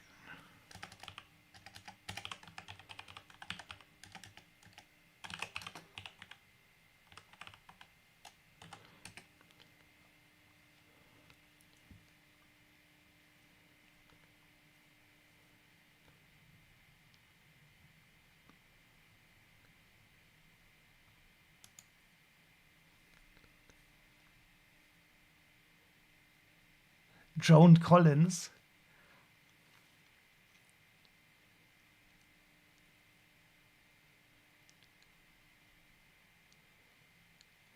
I think I have heard of it, but I've definitely not seen it.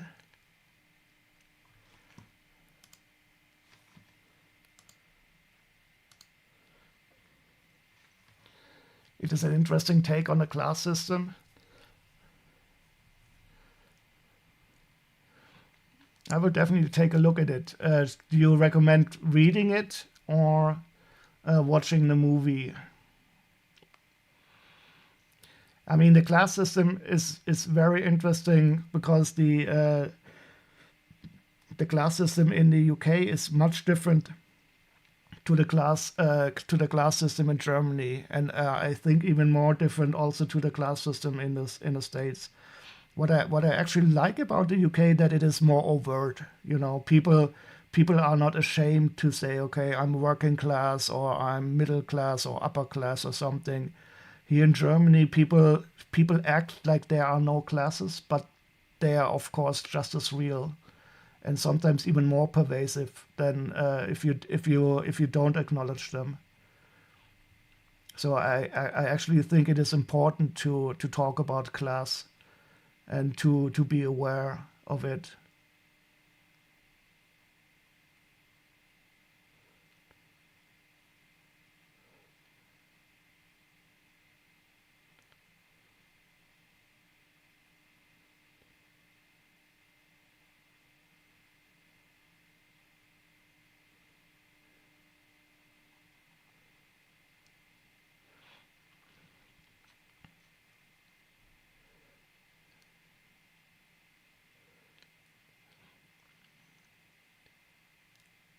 Decadence in Huis Clos? You mean Jean-Paul Sartre?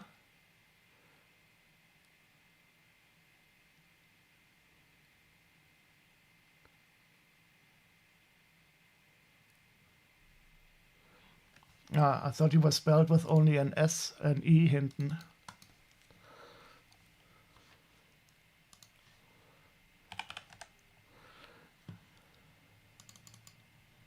Oh no, what did I do?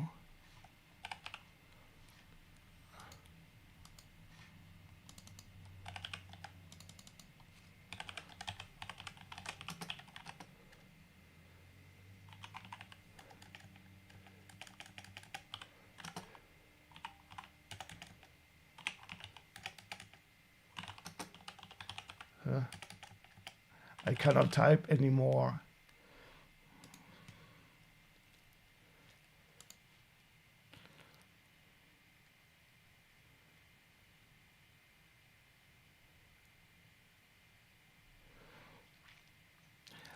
Yeah, so I'm not too well versed in existential philosophy, to be honest.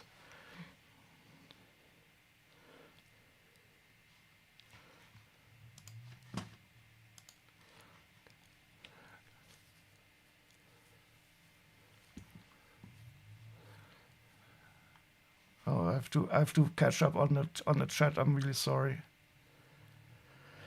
Was noblesse oblige?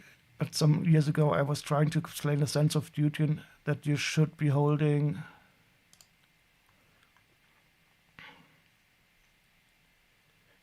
family's internal culture and came upon the law of Chante. I've never heard of that, which is true. So much complaining. Yeah, we don't want to complain too much. Law of Chante.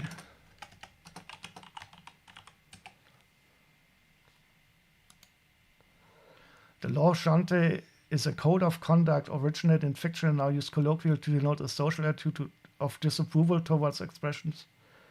Oh, that doesn't sound nice.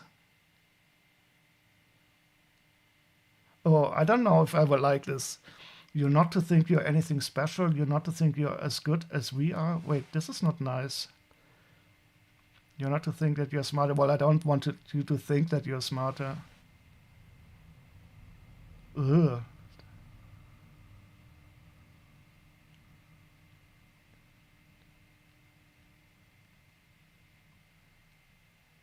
This is horrible. What is this? This is not good. What?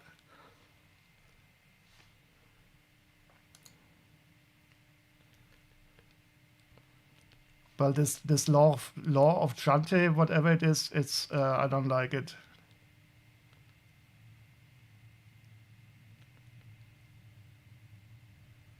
Yeah.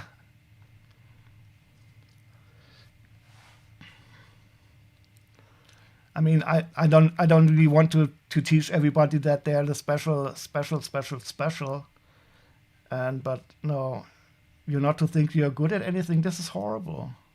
You're not to laugh at us. You need to laugh at everything. No. I cannot. I don't know. This is.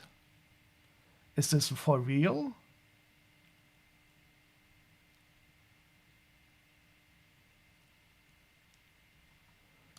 Satirical novel.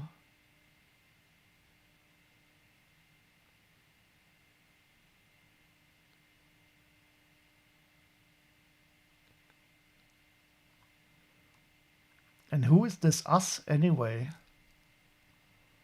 No.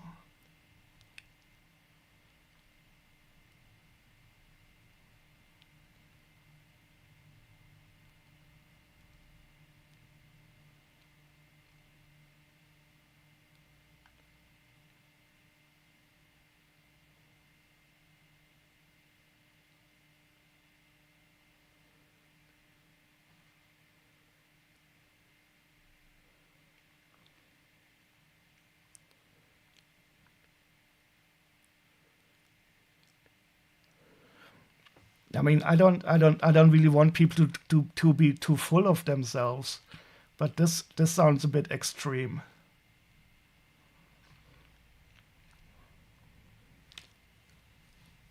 And I've never heard or felt that Scandinavian culture is ruled by this super repressive.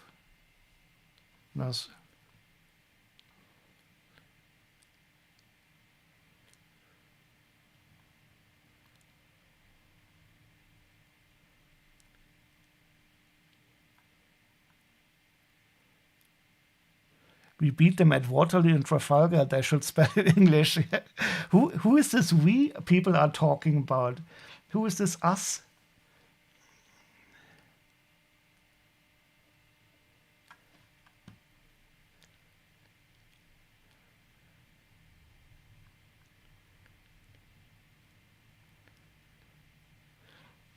And the Prussian virtues. This sounds a lot like a lot of repression. Is that the English word? You know, when you suppress your emotions too much. And what are the Prussian virtues? I have an idea of it, but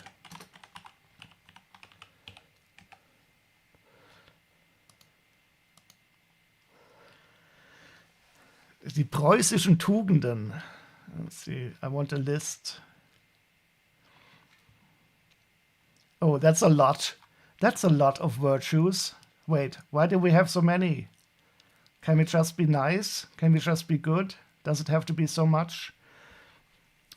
Okay, sincerity, Aufrichtigkeit. Yeah, that is nice. I can fully agree that it is good to be sincere. Modesty.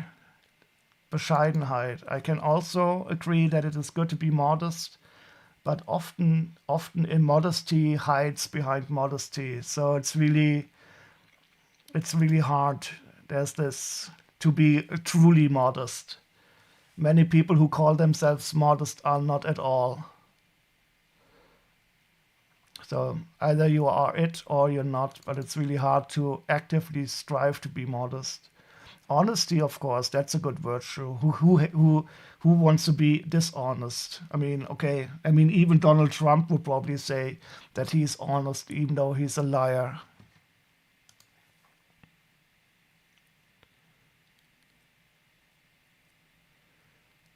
As you sit on your golden desk chair, yeah, you can tell you I'm very modest. Well, I think you know yourself that you're not modest, and that's totally okay. It's better to know that you're not modest and to actively say it than to proclaim that you're modest and not be it. Diligence, well, that's difficult. And it's also, I don't know if it's a good translation from flies. Because I think sometimes laziness and procrastination is really good for you. It's not always, it's sometimes just letting time pass without doing anything. So I'm torn on this diligence because I think it is so important to have downtime, nothing time, flowing time, where you can have your brain or your head just do nothing actively. How would I translate flies? What is the opposite of laziness? Maybe that would be, let's see. So I would have to. I need some alternatives. So let me ask the dictionary.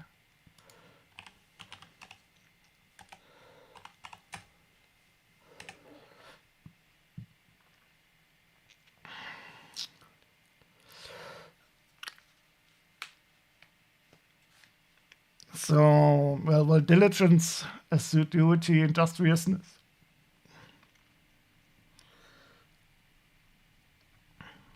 So here in Germany, we often use it like laboriousness. You know, people who are always doing stuff and who are always working and working and working.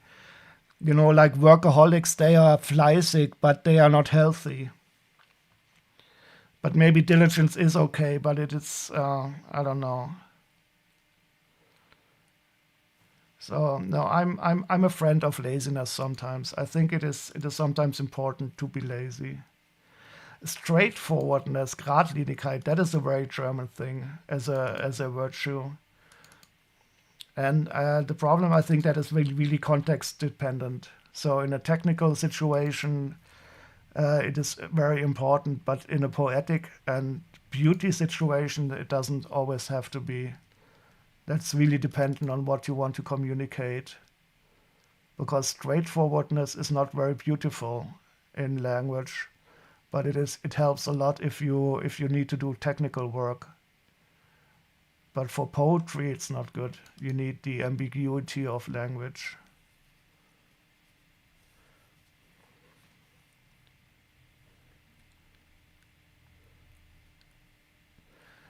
Wait, I have to check.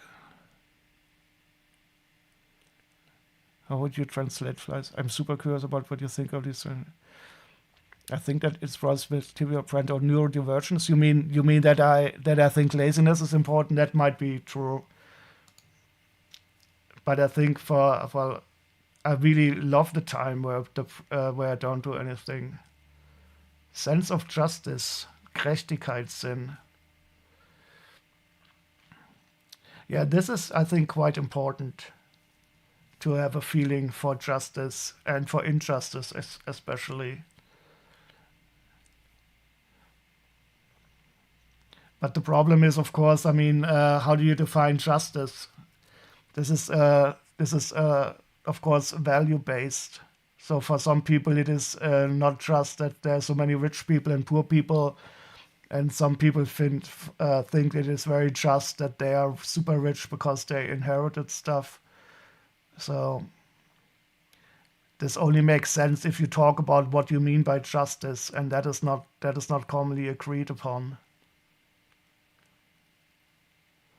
And I'm of course of the mind that basic equality is a very important part of justice. But many people think that inequality in a society is just fine.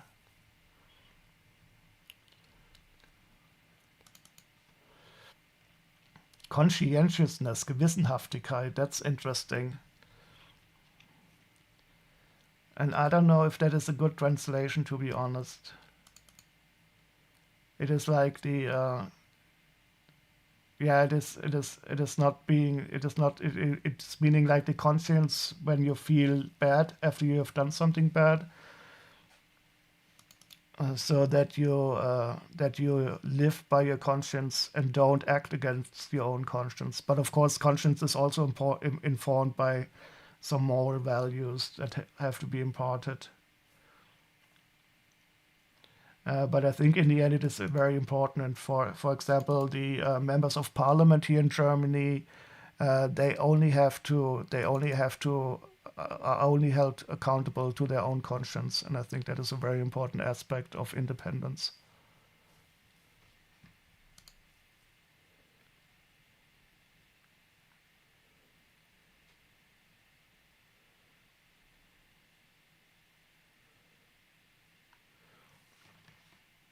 So I have to wait. Sorry about.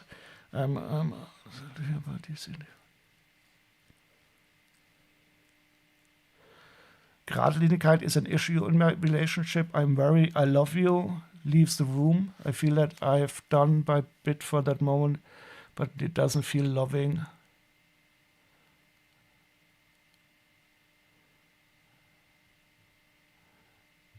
Yeah, so I cannot really say a lot about that because I'm not a very good relationship person.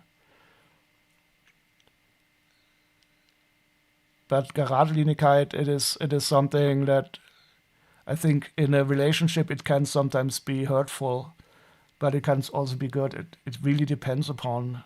I mean, it is just a form of communication, and for some relationships it is good to be very geradlinig, and for some relationships it might not be optimal.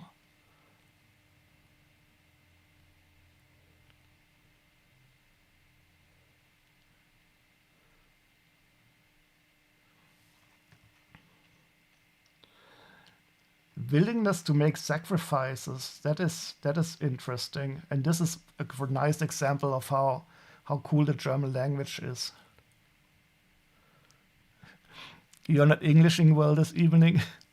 Well, I understood, like we say, I love you, and then you leave the room, and maybe you should have hugged somebody or something. That you mean it is very straightforward.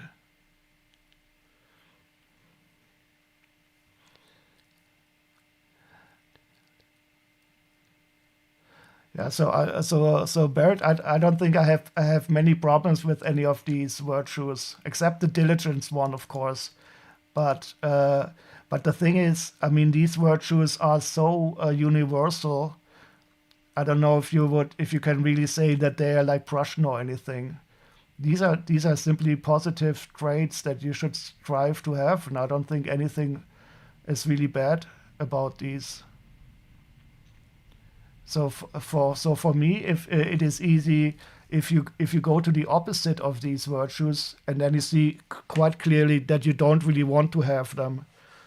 For sincerity, that is like if you lie a lot, and or no, the opposite of honesty, and the opposite of sincerity. I don't know how that could be.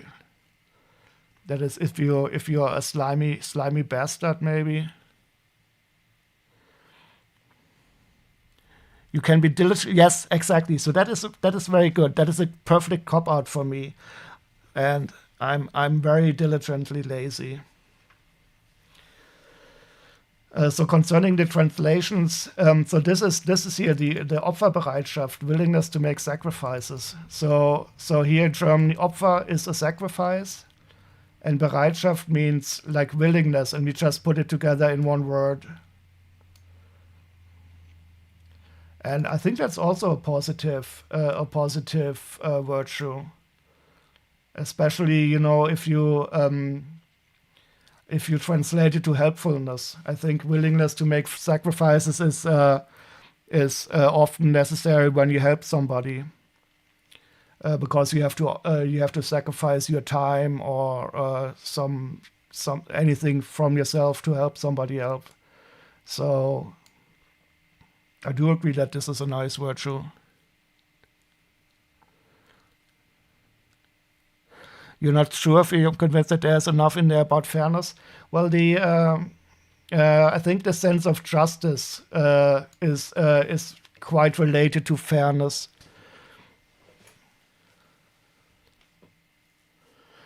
Because again, you can say, okay, what is an unfair system? That is quite related to an unjust system. Sense of order, Ordnungssinn. Well, this is a bit difficult for me because I'm quite often very ordnungsliebend, and sometimes I'm not at all. And I think the sense of order can be overdone. If you go into the neurotic and OCD areas. And sometimes chaos is very good also, creative chaos. So this is also one I'm a bit torn on, to be honest. Because sometimes the creative chaos is something absolutely cool.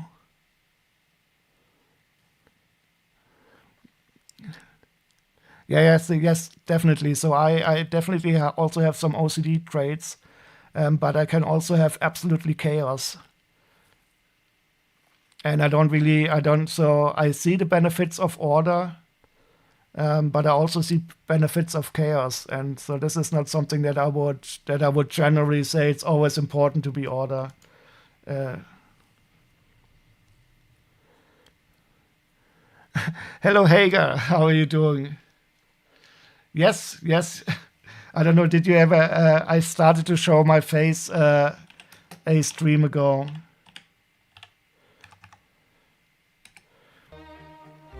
How are you doing, my friend? How are you coping in Canada with the madness that is the United States below you?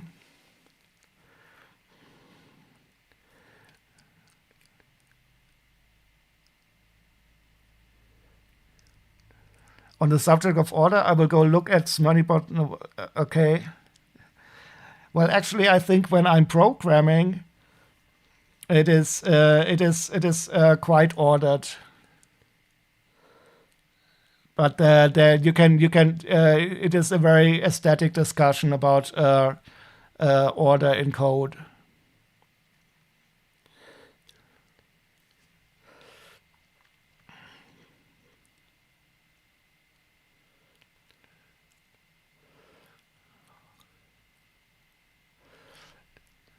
Uh, this list. Well, I wouldn't even call them dated. I mean, how can a virtue like tolerance ever be dated?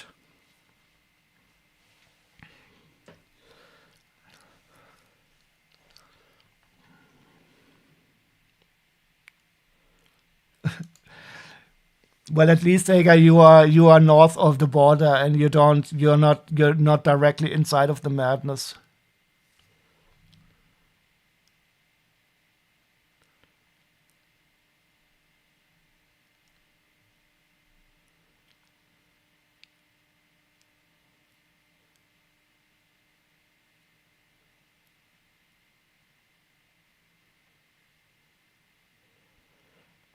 Your family insists upon them as a matter of course and expected that everyone else also holds them as a duty. So I want to know of their awareness and thoughts on it. It is a bit difficulty. Because I don't know how to promote virtues like this. It is. I think more or less the only way is by showing, and you cannot be forced, because you will always resist.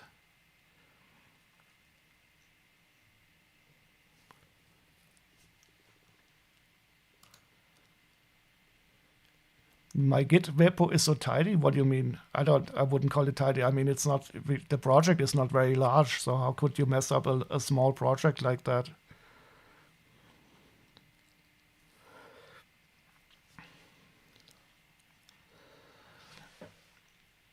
Sense of duty. This is something I'm also a bit torn on.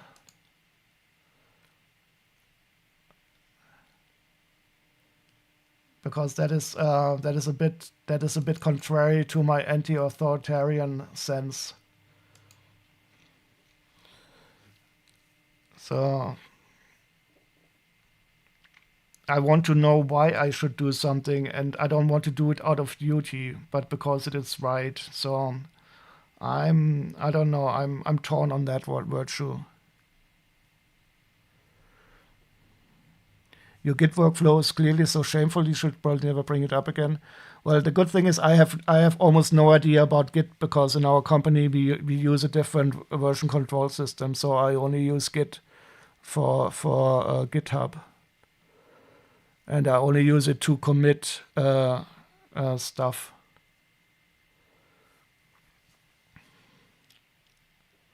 Punctuality, I actually think is quite important, but that's even though sometimes I am not punctual, but I hate waiting for people.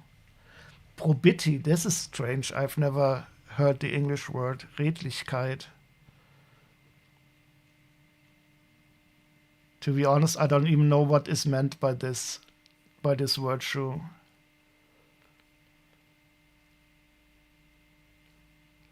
The opposite, unredlich.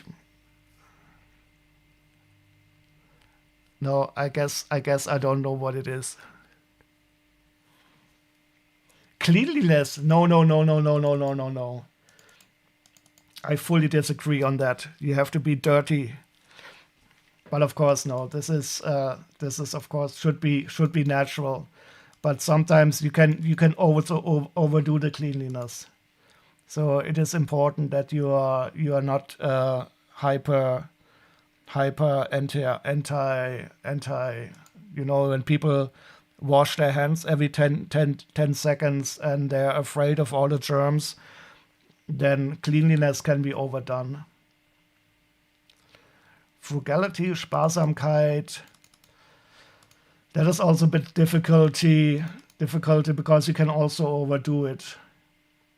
When frugality turns into what is the English word for guides?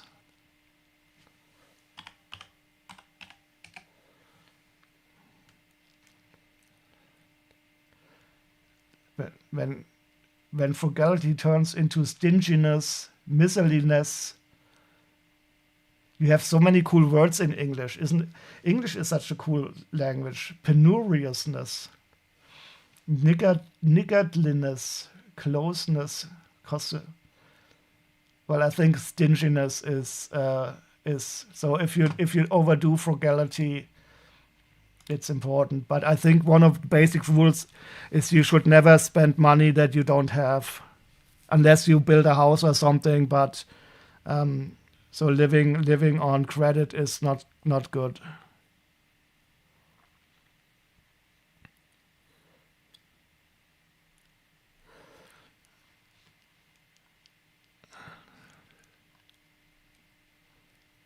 Probably is having strong moral principles.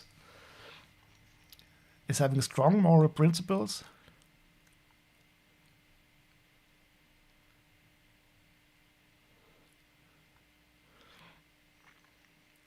So I'm Redlichkeit.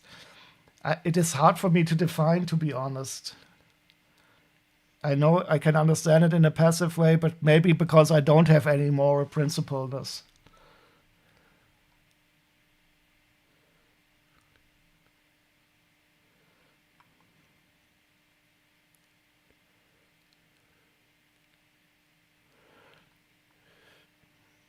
Your idea of sense of duty was to do things properly if you are in a position to give orders. Do a good job because you have a duty to do a good job as others who are following. You have a duty to not do right by the office, even if it is something. simply like being in charge of dinner tonight. Yeah, so I understand sense of duty, but I don't I like to do something out of a better reason than out of a sense of duty. If I only do something out of duty, I think it is somehow flawed. But that might be me because I'm very anti-authoritarian, so I don't like to do stuff because I'm told to do it. I like to do stuff because I feel it's the right thing to do. Does your thoughts on cleanliness extend to those with no immune system? When I go around with my smallpox blankets or so. No, I mean you should always be aware of basic hygiene. You simply don't overdo it. And if you have somebody who doesn't have an immune system, of course you should be careful not to kill them.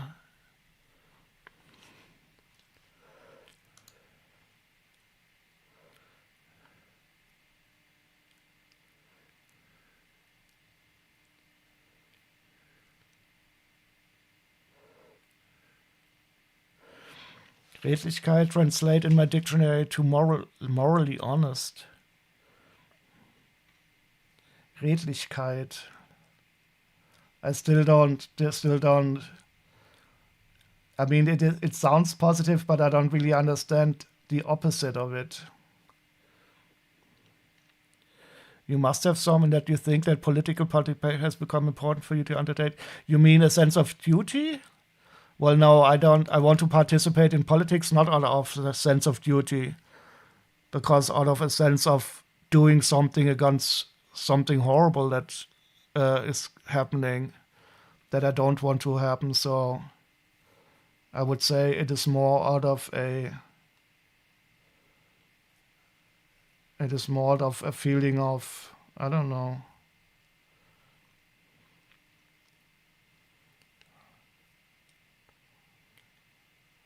There is no virtue that makes me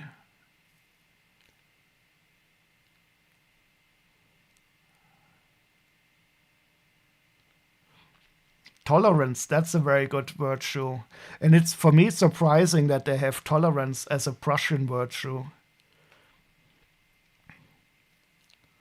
Yeah, that is very important. But I mean, maybe they have a different definition for the time.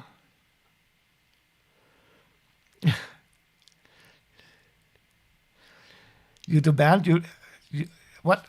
DSB? Wait, I have opened a lot of packages, and some are quite interesting, and then we got some completely sidetracked and are now talking about Prussian virtues, which is actually more interesting than I thought it would be. I had some quite nice Star Wars figures opened.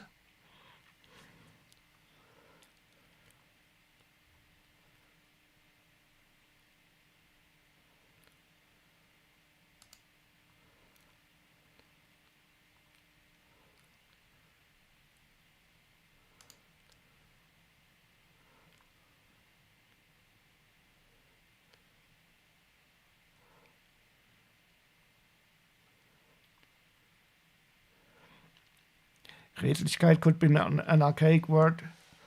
Maybe I should ask a German dictionary. Keit.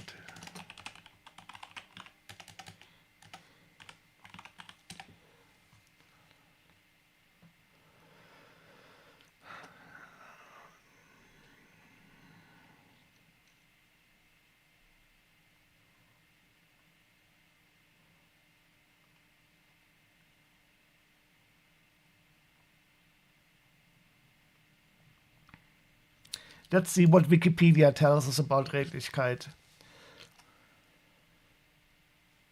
Okay, so this is interesting. Okay.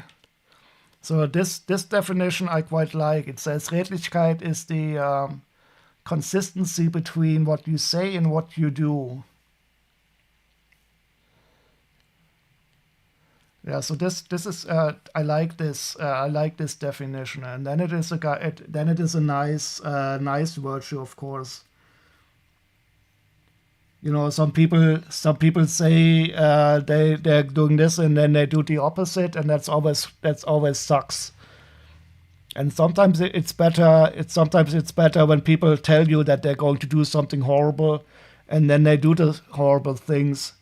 Unlike all the people who tell you, "I'm not going to do the horrible thing," and then they do the horrible thing. So I like the idea of consistency between what you say and what you do.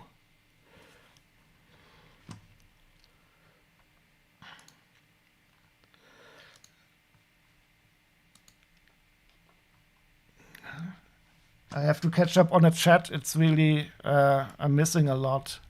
Maybe I should stop.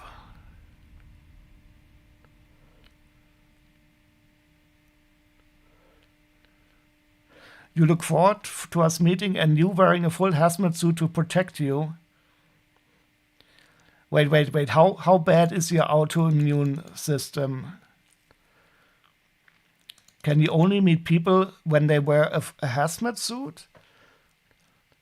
And if that is so, why don't you wear the hazmat suit but force everybody else to wear one?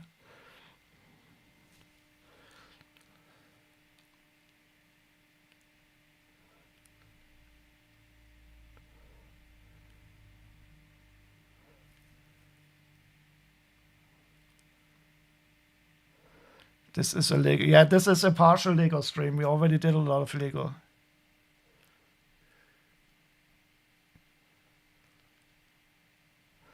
Krunkenflist Krakenstifte. Yes, this is. We are talking about German Prussian virtues, but I think these virtues are not only German, and they are quite nice.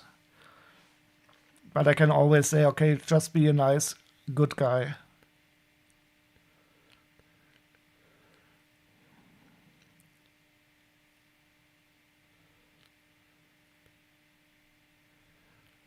So weird how much of your body you need not to be a scar. Yes, I can fully agree. I think actually it would be really cool if nothing in your body would be a scar.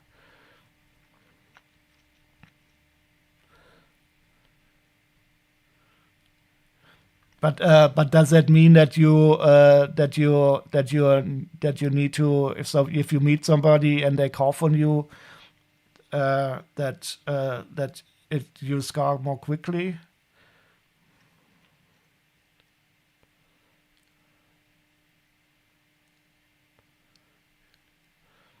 You can only meet me in a hazmat suit. Yes.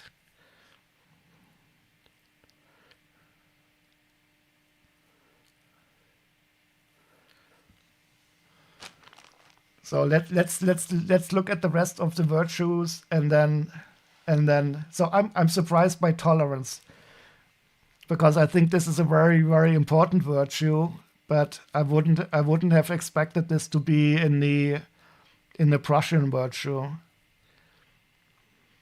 And I would be interested to see how they define it. Ooh, incorruptibility, that is awesome. Yeah, that is quite important today. I find it completely horrible to see how the Trump administration is so openly corruptible.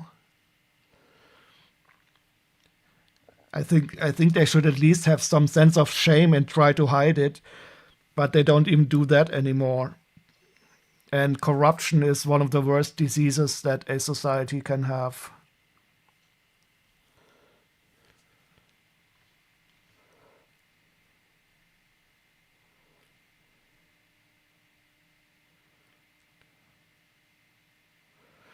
If you meet someone and they cough on me, I am about to go Prussian aristocrat on them with a riding whip.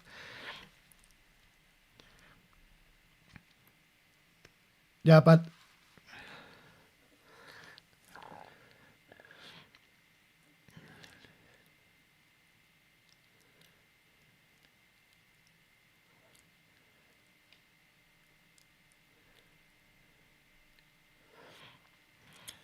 tolerance is among don't assume you only. You are right after all. You may not be as right as you think. You might be ignorant, or another exception may be in play.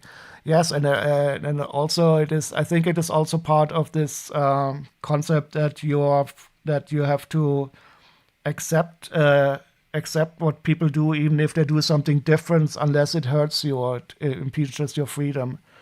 I think this is like the basic concept of freedom, that you are free to do, except if you limit the freedom of somebody else. So you have to be tolerant to whatever actions people are do, unless they hurt you or influence you. And there's of course the tolerance paradox, that you cannot tolerate intolerance. This is the difficult thing that you have to do in a forceful democracy, that even if you want to have tolerance in a society, that you have to be intolerant towards the people who want to be intolerant.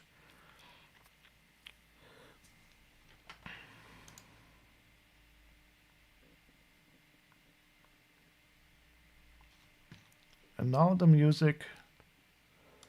YouTube is such an asshole.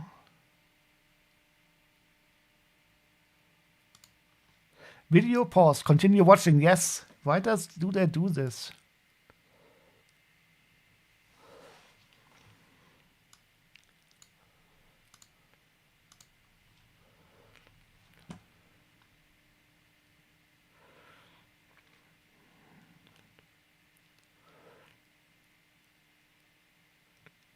It won't kill me. It's just disgusting.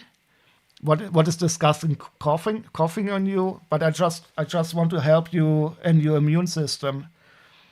So it is. I think isn't it like, well, that if you sterilize your kids and never let them eat dirt, that their immune system isn't trained enough.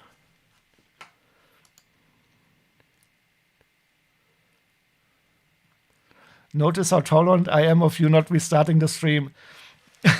Well, DSB, what would be the sense of restarting the stream? I would never be able to get the Lego back into the boxes anyway.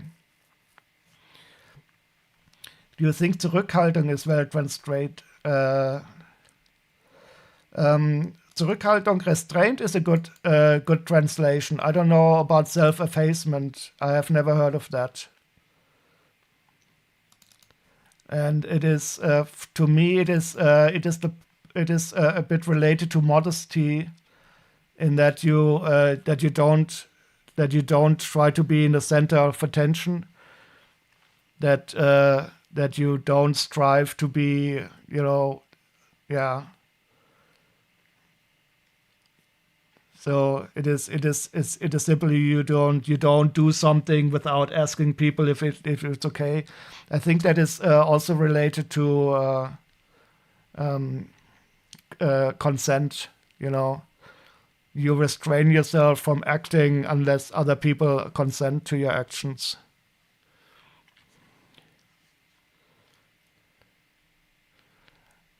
Are the subtitles for another stream? I don't know. I just turned on the subtitles again.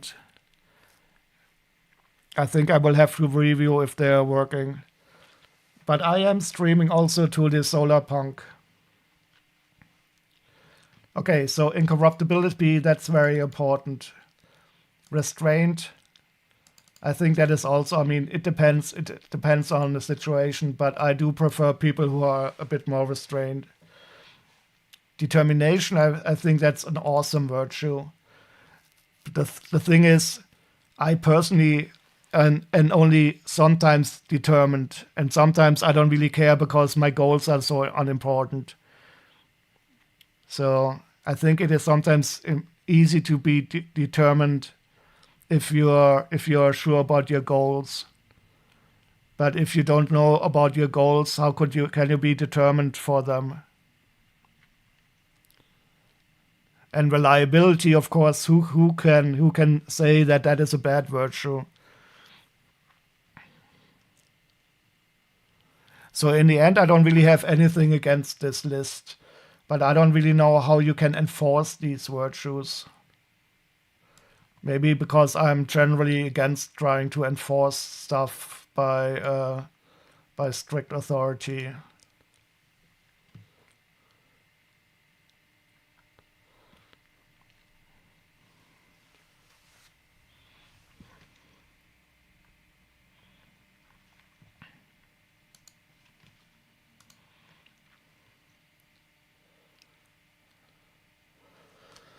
Oh no, the weekend is almost over. Do you think that most Germans would consider these generally obvious or a matter of course? Do you mean in the sense of them being positive virtues that you should strive uh, to have? Yeah, but I think this should not be very German. I mean those virtues are. I mean they are very. How do you say, like, general? They are not German in any sense. I mean, aren't these positive in any culture? So I wouldn't really know of a culture that says, okay, let's not be punctual, or um, let's let's try to be as dishonest as possible.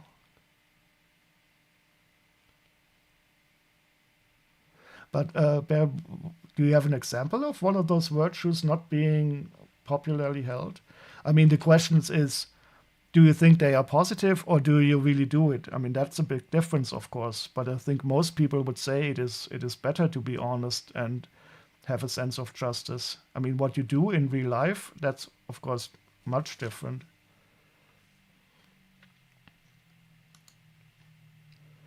I mean, if we go back to this list here, and and we can see so many parts in our society that are not of this. You know, I mean, the stupid Nazis, they are always lying here in Germany, and many people are not straightforward in that they are, waffling. I mean, if you listen to Donald Trump when he talks, it is so painful to hear because he's so almost incoherent in his waffling, talking, meandering. It is horrible. And I mean, conscientiousness. So many people have a price that is related to the corruptibility, where people will say, okay, just I'm willing to follow my leader, even though I more or less know that it is a lie.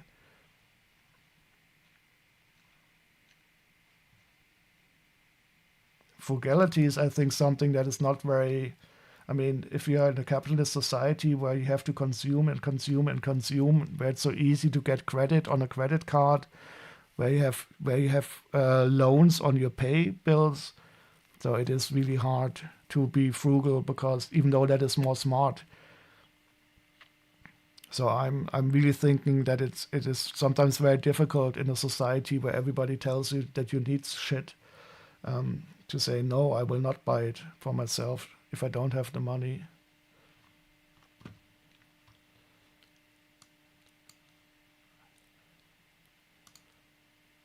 Okay, so this was. Um, should we listen to the piano? That is one of the most beautiful soundtracks from Michael Nyman.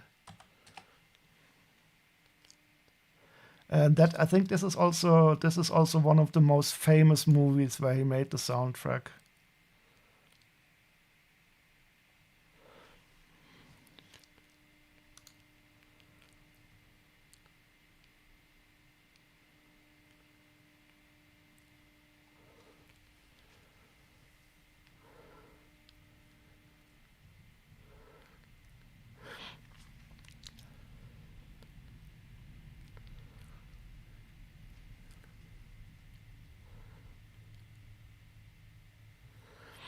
There's an idea of bootstraps and being alone, and being a lone hero. The most upright is a self-made man. I don't believe in self-made and pulling yourself up by the bootstraps. Without society, you are nothing, I think, and it is not possible and I mean, the most basic form of your society is your family.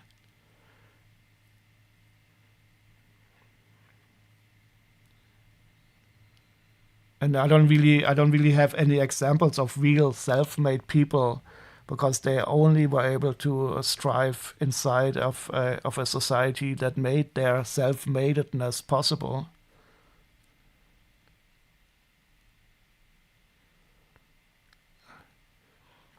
I So this concept of winning and losing is for me horrible, because Conor Briggs, you're clearly self-made.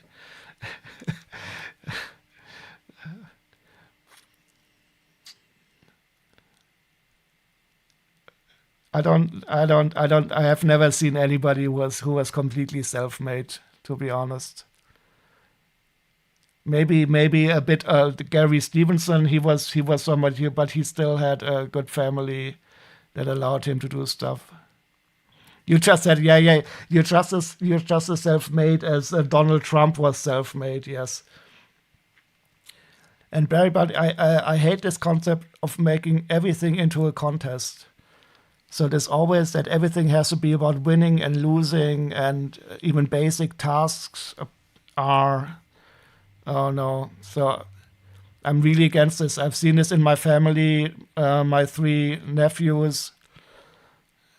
For them, my two nephews. For them, everything is like a fight that you have to win or lose, even basic stuff. No. That's why I like cooperative games. Win-win situations are truly possible, and not everything is a zero-sum game. I think this is a basic fault when people believe that winning always means somebody else has to lose.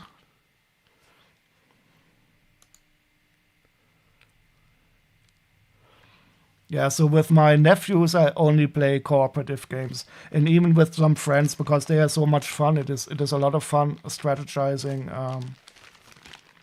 But of course, some games where you don't have to cooperate, but people need to be grown up about this.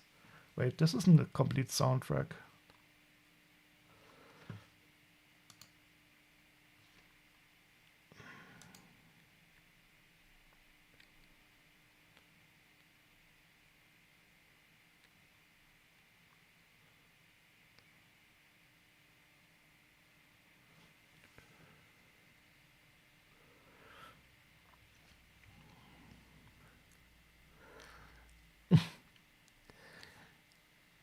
You like a high tide that raises all boats? Yes, definitely. This is always something that has to be aimed for.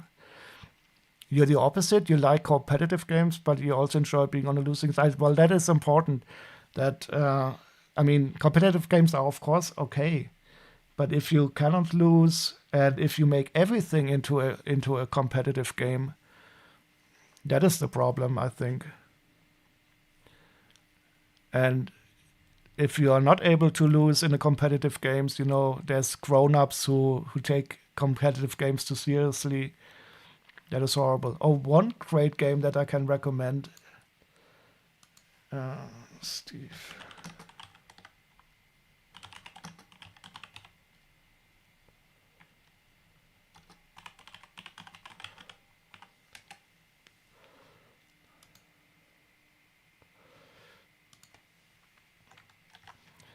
This is a very competitive game, and it's a lot of fun. But you can only play it with people who don't take it personally. If you are really bad and lie and cheat and do stuff.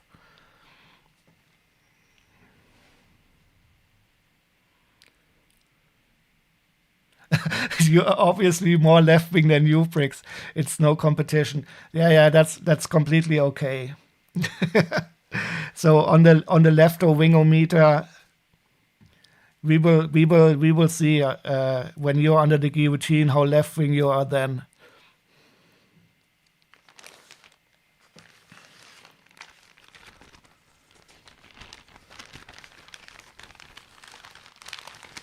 No, I liked. Oh, this is interesting. So let's go back to looking at minifigures.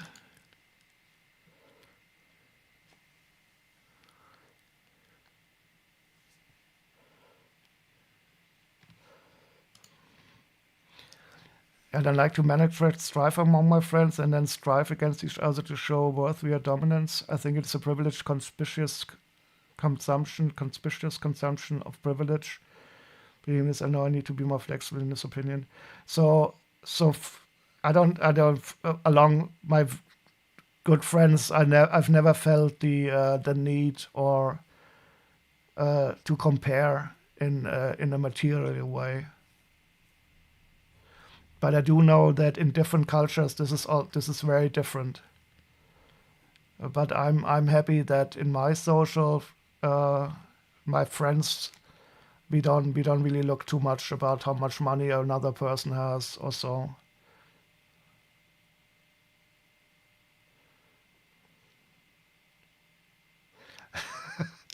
Brave to mention the guillotine being the owner of Raymond Luxury Yacht. You do know who Raymond Luxury Yacht is. And I actually think that people who own a luxury yacht should be punished a bit for that. I don't think anybody minds for comedic interjections.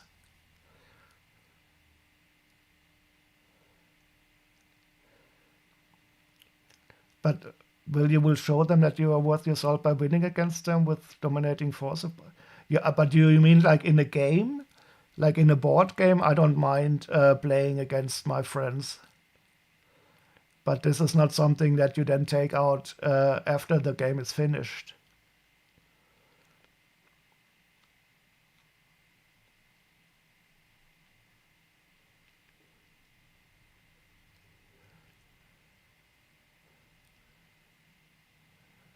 Yeah, so in a board game, I think it is completely okay because this is for me like role playing, where you can do stuff that you don't normally do in real life. Especially, in this Illuminati game, it is really important that you lie and you trick. And I think it's totally fine if you do that in the confines of the game. You played Monopoly is such a stupid game. This Monopoly is a game that I actively dislike.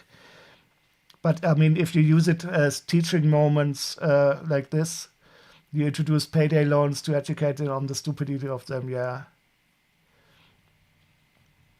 No. So whenever somebody says let's play Monopoly, I have this tirade. I have this tirade why Monopoly is a horrible game, and I mean, every other game is more interesting. Yeah, and payday loans, it's really horrible. I don't even know if they are allowed in Germany. This is not a good sign because it is it is no, they should be forbidden.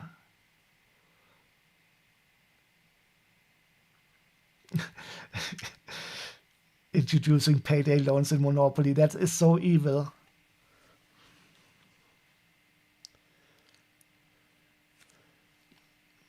Yes.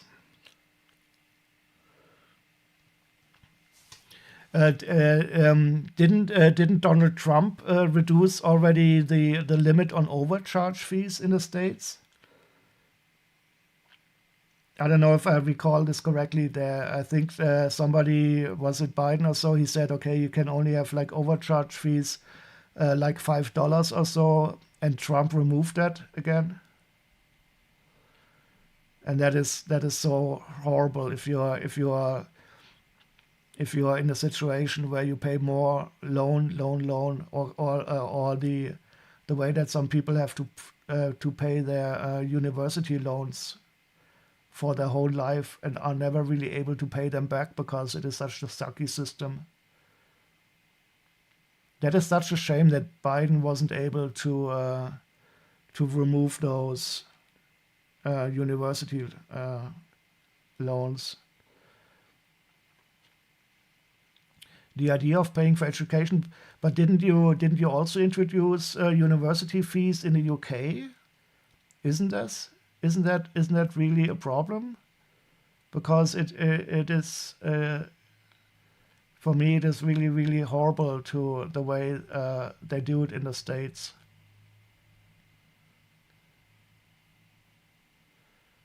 Your schooling loans also suck due to reasons and should have been forgiven, but were not due to loophole. That sucks. I'm very sorry to hear that.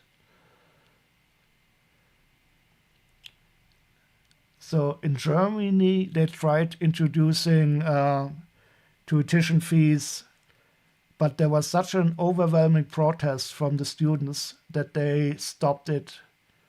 They stopped it like 1 year later, and they never tried it again because the students went berserk, and I think that was the right thing to do.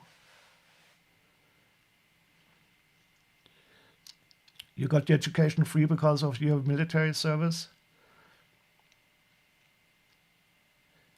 I mean, that is quite good, and I think in the United States, a lot of people from the military also get their education paid. But in the end, I think it should be free for all in a modern and developed society.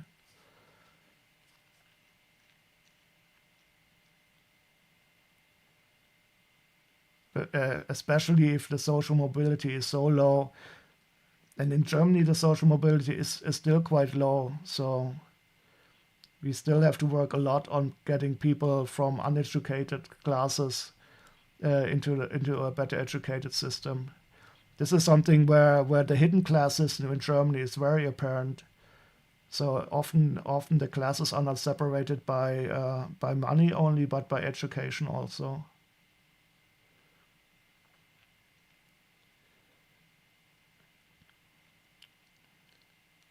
You came from a military family who had strong ideas that women should not enlist, but it would have been a good idea for me in all likelihood.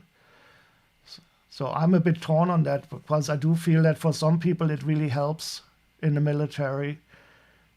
So when I was 18, we still had a compulsory military service in Germany, but I conscientiously objected to it, and I did my civil service in an old people's home.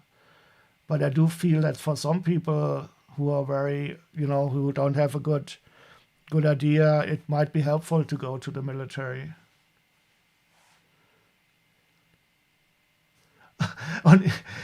Until the general election of 19, if you held a degree, you got to vote twice. Oh God, that is even a worse poll tax than having to own a slave or so.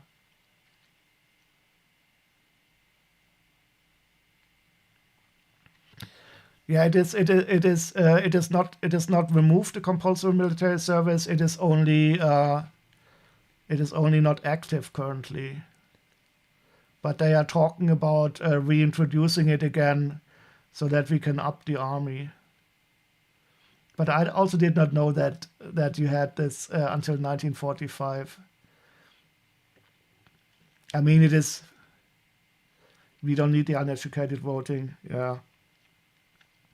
But this is a serious problem. I mean, when Donald Trump said he loves the uneducated, when you see what the people are doing in the States now with the education system,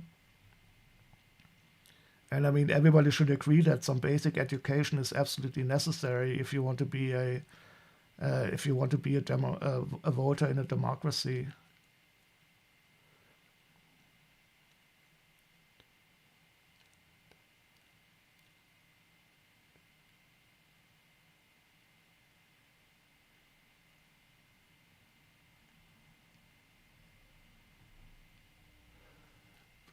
(1945). That's really surprising.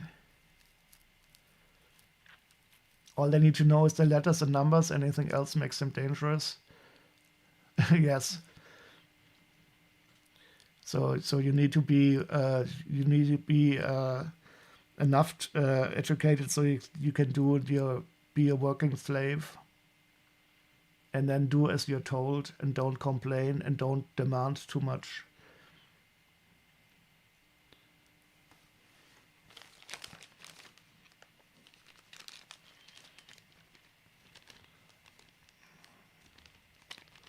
So these these are Dungeons and Dragons minifigures. These are my first Dungeons and Dragons minifigures. So this looks like a witch or something. Nice hairset. Oh, and this I love. Look at this. This brain part. Ah, yes, a brain with legs. I was really looking forward to specifically this part here.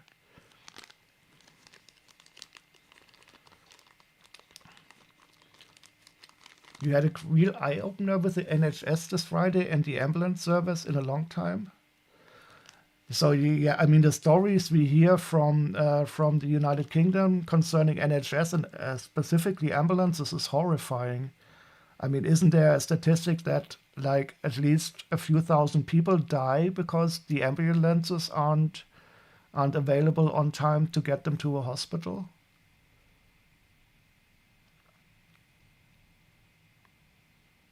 And what happened? Did you need an ambulance?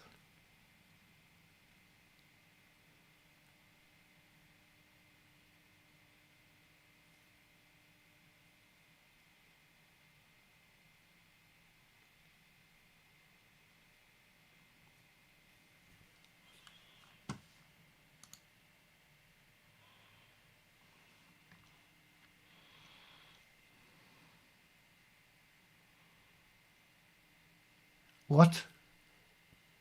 Are you kidding me, or are you being hyperbolic about the 9 hours?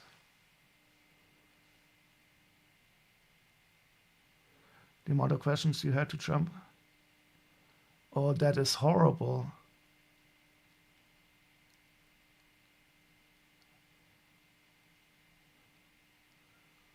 Oh, no, I'm a bit speechless about this.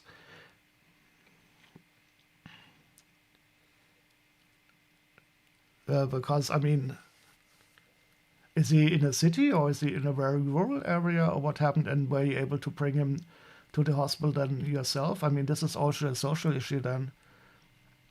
If you have a car, you might be able to transport your but still, it's yeah.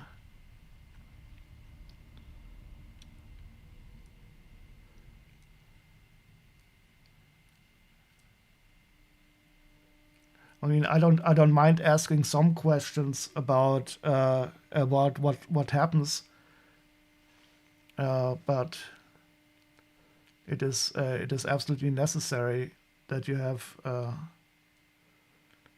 How did what did you do? But did you bring into the hospital yourself? Oh, and he has go. Yeah, a friend of mine, he had COVID, and he fell over and was unconscious for a while.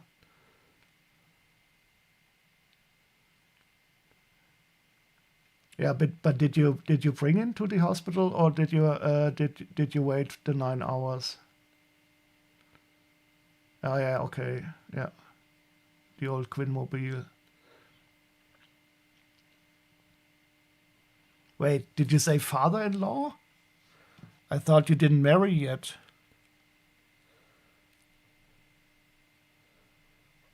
No, I'm really father-in-law to be, okay. Because I do expect an invitation for that wedding. And I will bring this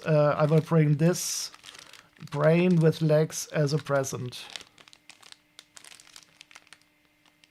because it is one of the best Lego parts that was ever designed.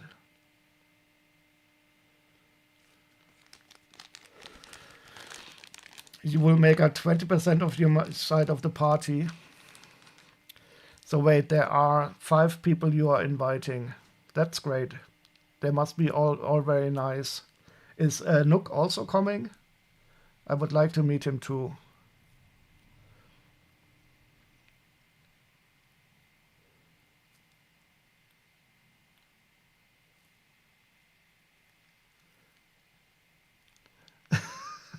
Might be closer to 33%.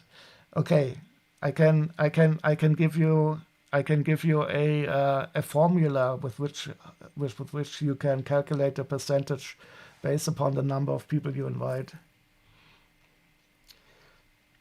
Nook will be there, your best friend Steve, and now you. Okay, so that's 33%. Okay, that's nice. Maybe I will drink alcohol, but I don't know if that would be smart. You aim to make more friends? Oh no, no, no, no. It's too late to make new friends. And I only mean that half serious, to be honest.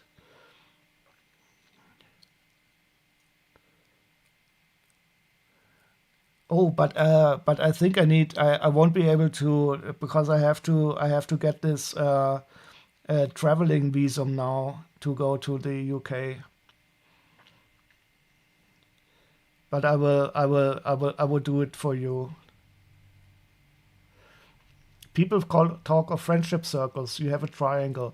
Well, you know what a circle is you only have to go to the number of sides towards infinity, and then you will have a circle. So you start out with just a line of friends. You know, you and somebody else. Then you have two friends. That's a triangle. Then you have three friends. Then you have a square. Four friends, and you have a pentagon. And the more sides you get into this, the closer you get to a circle. And that's also, by the way how you can calculate pi by increasing the amount of sides, and then the limit will be pi. Well, not directly pi. And that's also how we do it in computer graphics if we want to draw a circle. It's already sounding like an expensive Hanukkah with all these sides. Wait, Hanukkah, isn't that a holiday? A Jewish holiday?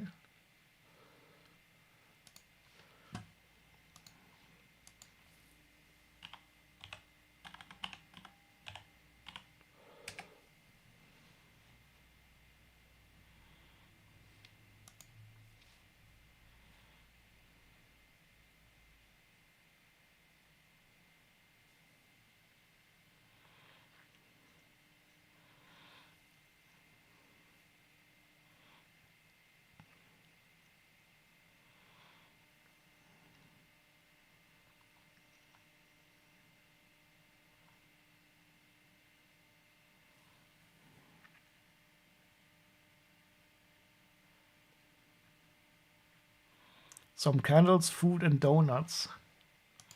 That's nice. I've once been to a Jewish wedding. That was awesome.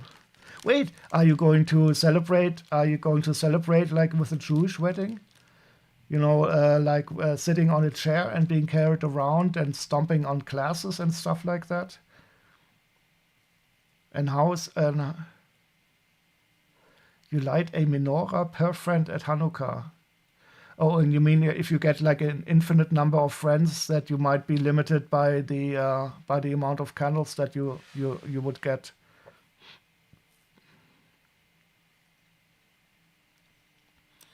Yeah, so then I recommend not getting an infinite amount of friends, because then you would produce a black hole through the amount of candles you would need.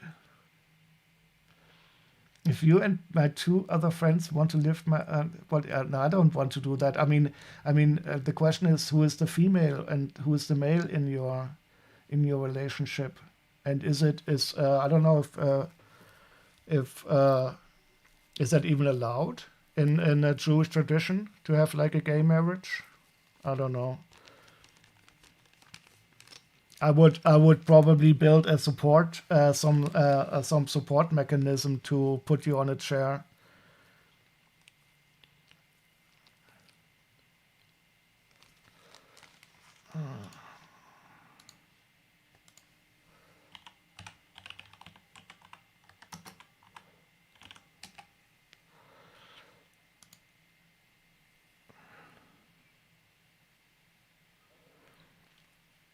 Ah, so that's quite nice.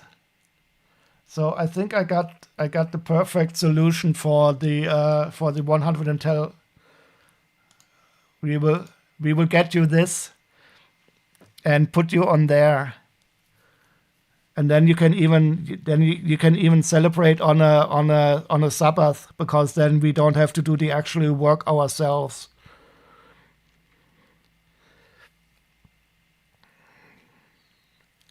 So we should be good to go for the putting the pride on the chair. A Volvo EC, I don't know, I don't even know what that is. Volvo EC15B, is that a car?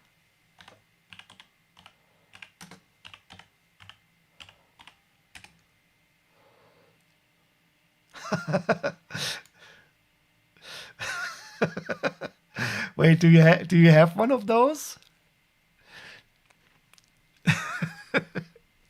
I have a story. I have a story to tell about these little what are they called in English? A colleague of mine, he once told me he's building a pool or something in his backyard. And he considered renting one of these, and then he said, I just bought myself one and I can sell it later on. So you're not the only one who uses this as a toy. So that is awesome. I've never driven one of these. So when I come visit for your holiday, I will do some damage with that.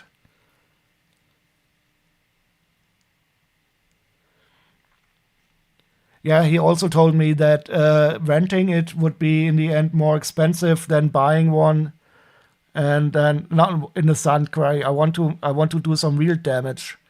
I need to know where your canal pipes are and your electricity and gas pipes and stuff like that.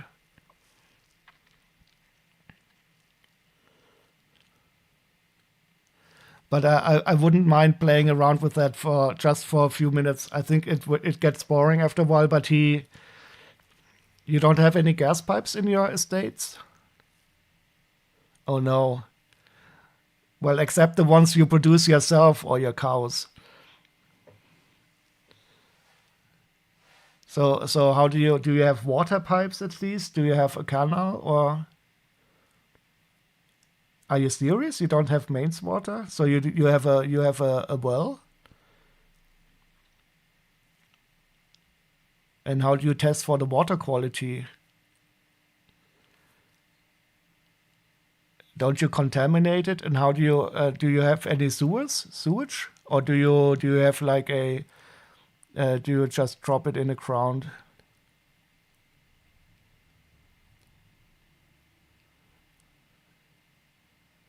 The only thing you have on the grid is electricity. Oh shit. Wait, even no sewage.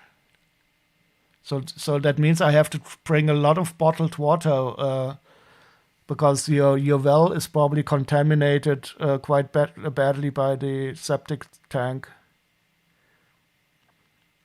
The septic system is at the opposite end to the well. Yeah, that's what they always say. Life will find a way. Do you know how the cholera was fought against in London? That was one of the earliest means of using uh, graphical data to identify that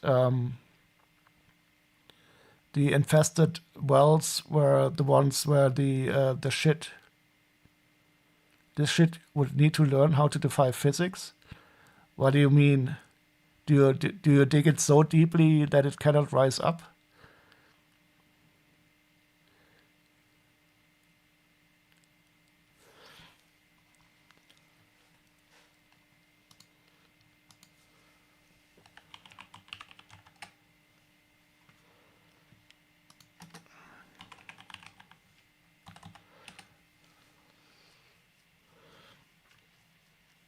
Do you know the story about Jon Snow and how he fought against cholera? It is a really interesting story.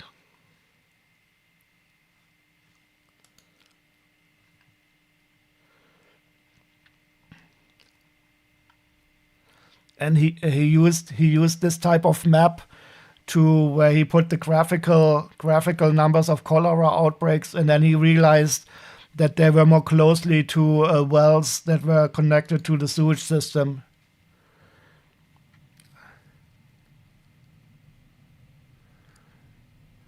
Okay, so the solid bits are stored in the tank and the liquid component drains out. Yeah, yeah, I'm quite sure that you can handle it, so I wouldn't really be afraid. You do know Jon Snow. You started him. Oh, that's interesting. Yeah, I find that topic completely interesting because it is such a nice example of early data analysis.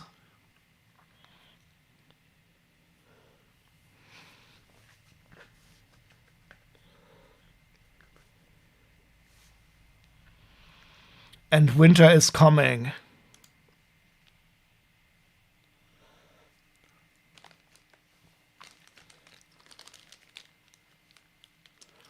You have two barns that I could knock down, so I would be good for that. Actually, I've,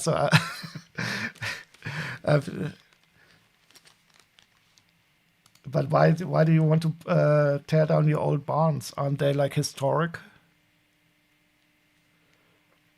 I'm not going to pay you. Yeah, you don't have to pay me, and I don't have to finish it if I don't want to continue. I always say it's probably interesting to try out, but if you have to do it for a living, it gets really tedious after a while.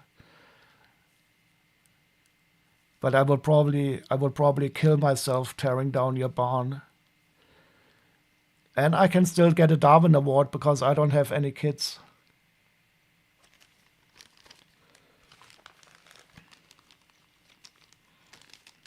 Oh, these are nice. More Dungeons and Dragons minifigures.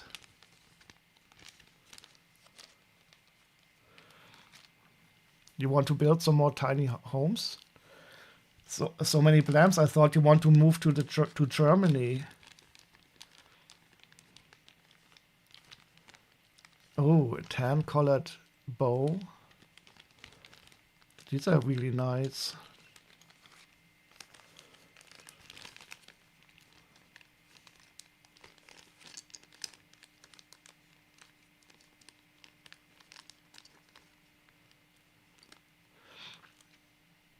Long-term plan, like maybe 15 years away. Okay. Yeah, it's good to have dreams. I also have some long-term plans, and I don't know if I will ever do them, but it is nice to dream about them. Ooh, what is this? An eye? And you should always plan as if you stay healthy.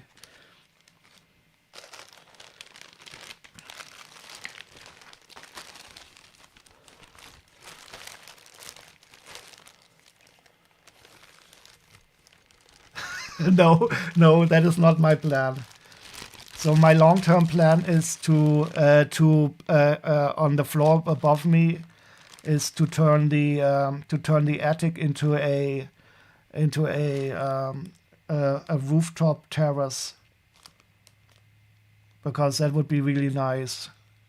And but I have to buy part of the well, I have to buy the attic from the other people in the house, and I have to get an architect, and I have to save money for it. But that is a long-term dream. Move to the UK.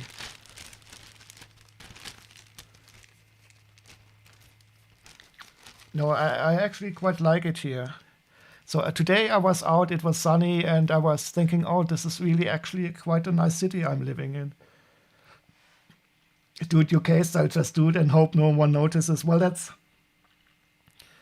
not really possible because this house is it's quite old and it is like uh, what is the word?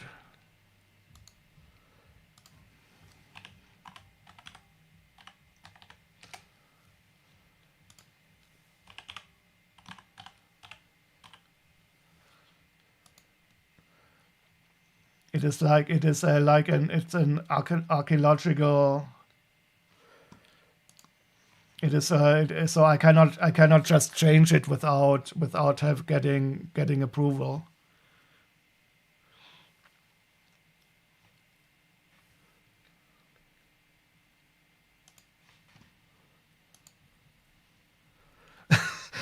And really hope no one notices. Yeah, well, we're in Germany. It would not be possible. I, I could I could no. And I need an architect to do it because I want to of course preserve the roof as much as possible. And it is a long-term dream. I don't have anywhere near enough money currently to do that. Ah, okay. So these are some Marvel minifigures.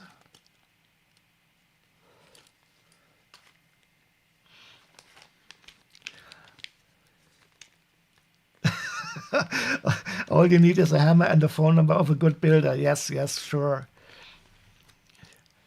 No, I need the money. That's why I'm so nice to you, so that you can then give me the money. You know, this is horrible when you're rich like you. All the people who want to be friends with you only care about the money.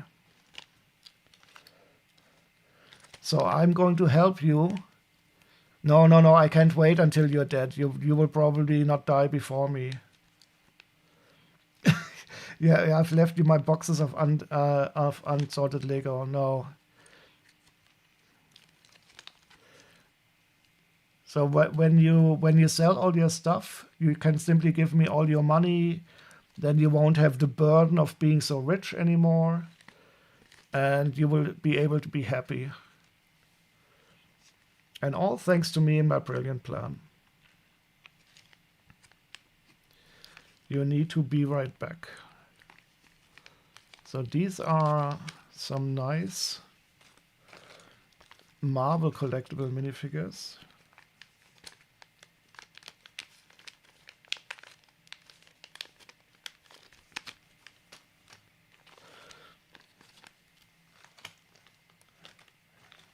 This one I really love because there's a frog, Thor frog.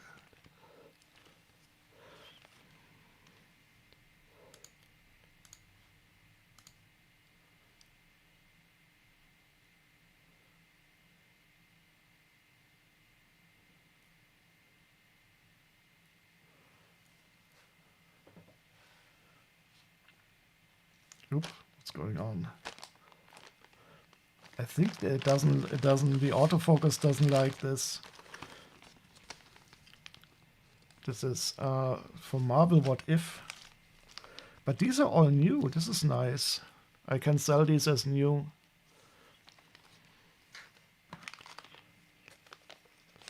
What is this? There's a little crocodile here.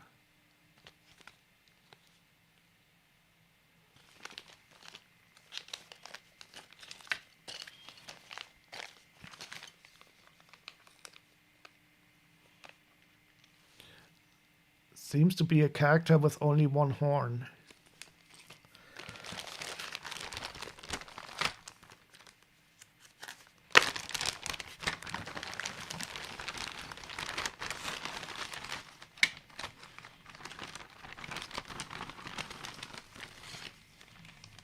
Oh, and I'm only just realizing now how nicely they printed the labels on here.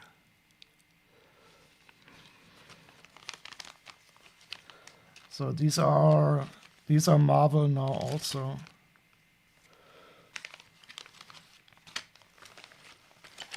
I think I can probably just look at the listings, how much I paid for them.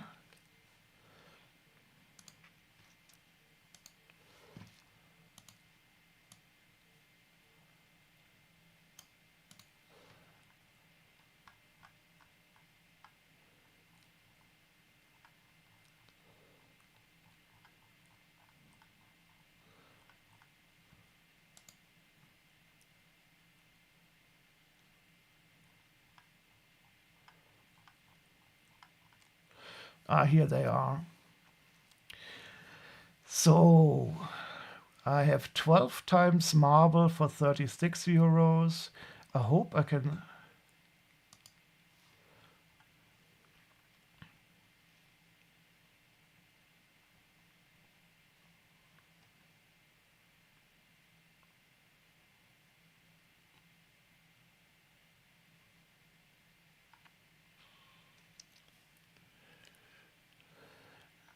And you're back. And I'm checking out how much I paid for these. 12. 6 Dungeons and Dragons. 2 and 19. 2038.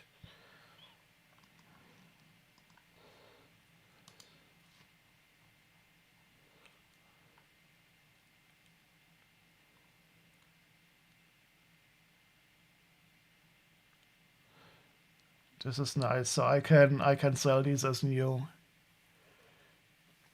Purchases from February. Yes. I can even I'm using this this means I can still rate the selling, but I still have some more down here that I still haven't opened.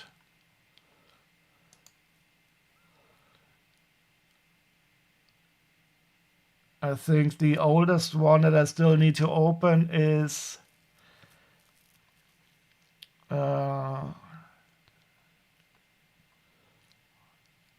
around here. That's from the last year, 21st of March. So I have packages sitting here for almost a year, for more than a year.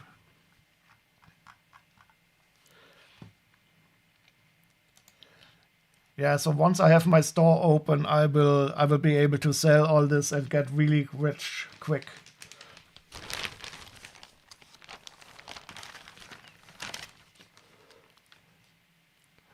This is the definition of a problem?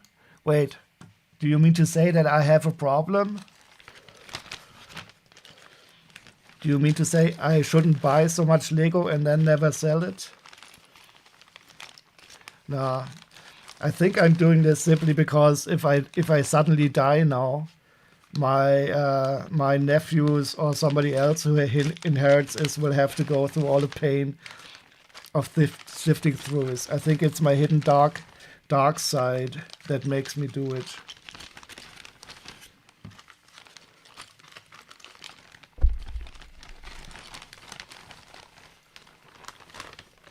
Once my store opens, will the Kaiser be sitting on a throne again? Once my store opens, all you naysayers will be proven wrong and have to eat your words.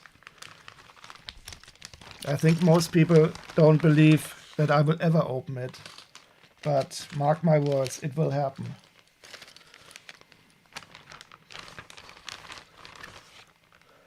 And then the Kaiser will be sitting on the throne again. Oh, actually, I was on the birthday of my mother.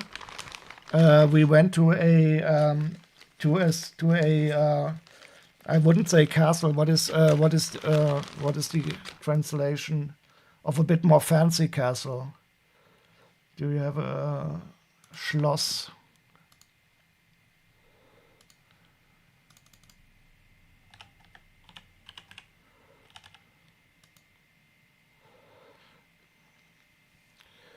A palace, yeah. So it is more a bit of a palace that is in the city where my sister lives, and this was the summer residence of the last Kaiser of Germany. And do you know Kaiser Wilhelm? He had one bad arm. So I don't know if it was polio or something, or if he had a stroke. And they showed us a fork that they made specifically for him, because he was only able to use one hand. That was interesting. And now the music stopped again because YouTube is shit.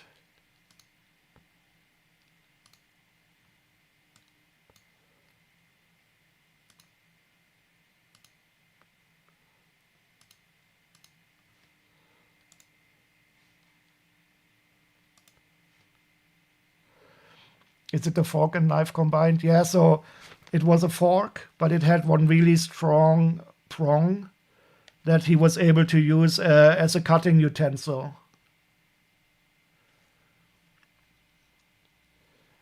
And then I went to the chair and smelled it, because I was hoping that there was still a fart of the Kaiser in his chair, but I didn't. It didn't smell of his shit.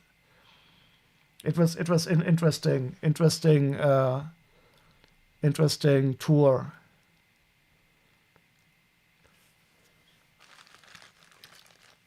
I'm quite happy that we don't have any Kaisers anymore. I mean, your king is a bit of an idiot too. You should get rid of the monarchy.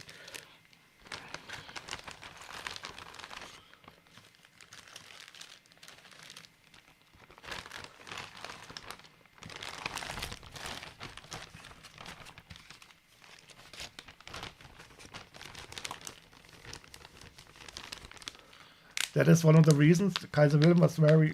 Wait, are you kidding me? I don't think that's true. Isn't most of your royalty German anyway? I know that Kaiser Wilhelm, he had a lot of... I mean, his wife was even English speaking. So when we were in that palace, they also showed some original letters and stuff from his wife. I don't know what her name was, and I think she was originally from England, because it was all in English, and I was a bit surprised about it. The good kind of German. What is the good kind of German? You mean the non-Nazi kind? But I don't really know if your royalty is so good. What about that Prince Andrew?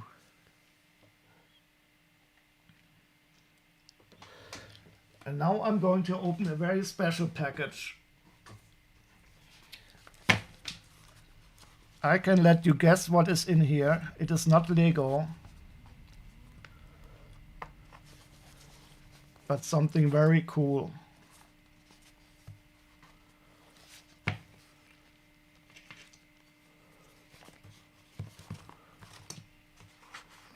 How did they...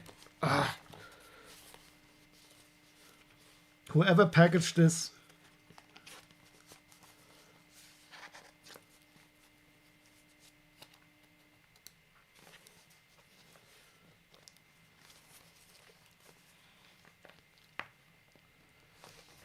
After the First War, German food and German language was the second most popular in London? You mean after the French?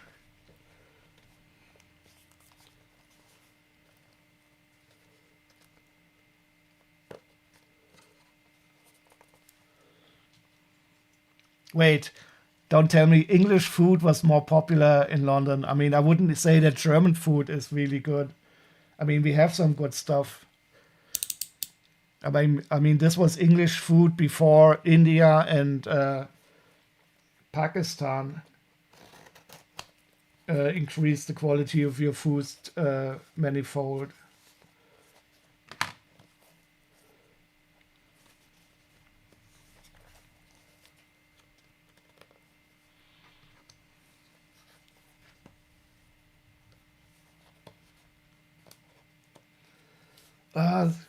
This is really difficult to open. Whoever did. Okay, I have to open it destructively now. I don't care anymore.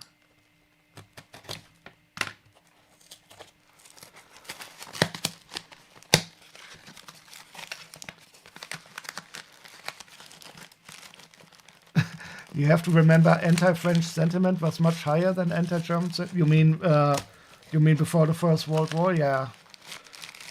But was it as bad as the anti-French sentiment in Germany?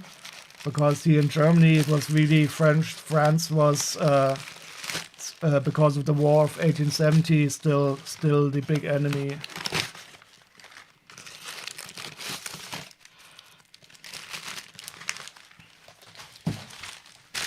Okay, so this is something very special. Some glow-in-the-dark Playmobil ghosts. I'm so happy.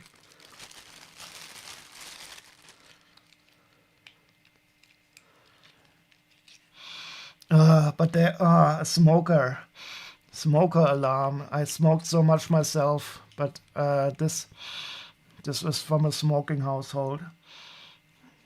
France has been your enemy since time began, but aren't you also part French yourself?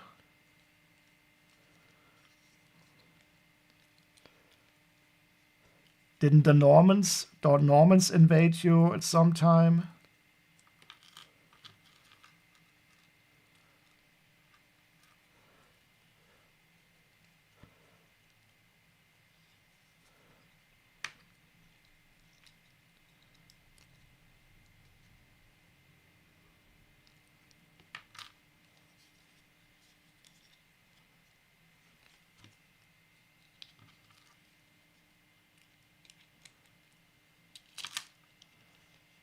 Normans are not French? Wait, what do you mean?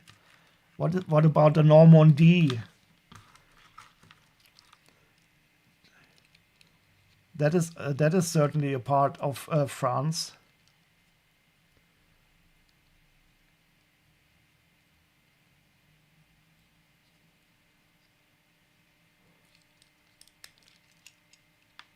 So what are you talking about? Where is Normandy? Yes, these are two Playmobil ghosts that glow in the dark. This actually has a story, but I have to get something to just explain it. But Normandy is part of France. Don't tell me that you're claiming Normandy for your...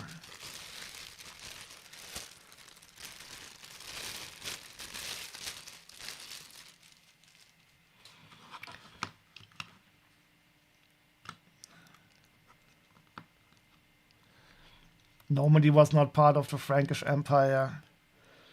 Wait. When was France established? But I'm not going to discuss, to disagree on principle. But I know today Normandy is French. So I will get my old ghost. Because I needed to explain the story.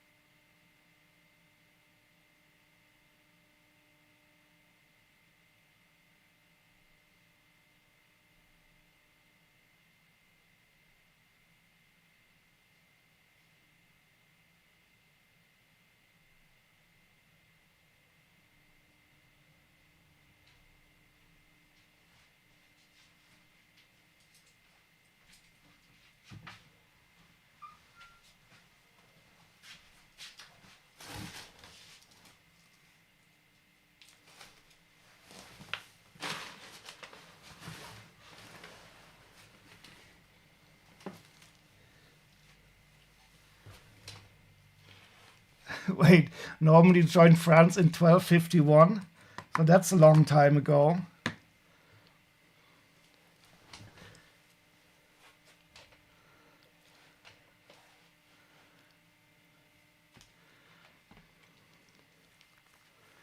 Oh, the Norman conquest was 1066. Oh, so you mean the Normans that were living in the Normandy who were then British, conquered Britain from the Normandy. So the British in Normandy conquered Britain from Normandy. Yeah. How can you be British when you're not on a British island?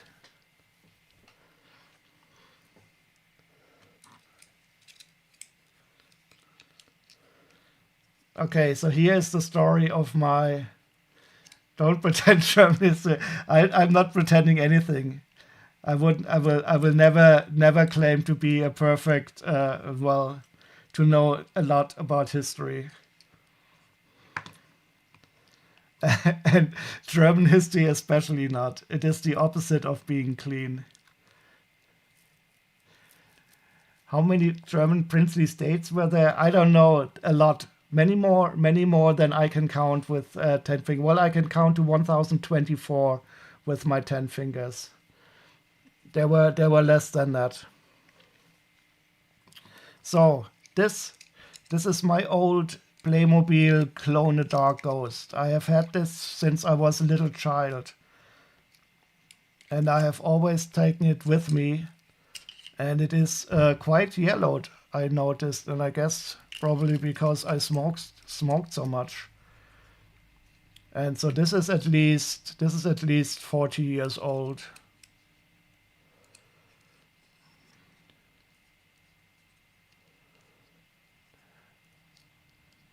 Does that mean Königsberg was always Russian because Russians took it from Germany? No. Königsberg was German, especially because Immanuel Kant lived there. And nobody can say that Immanuel Kant was a Russian. And then the other day, then I saw these more modern ghosts. So these are modern glow in the dark Playmobil ghosts, and I was really happy because I didn't realize that they made these still.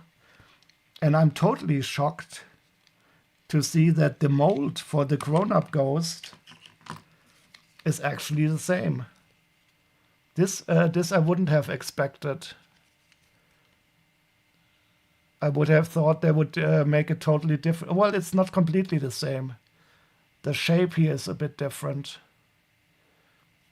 but it is very similar.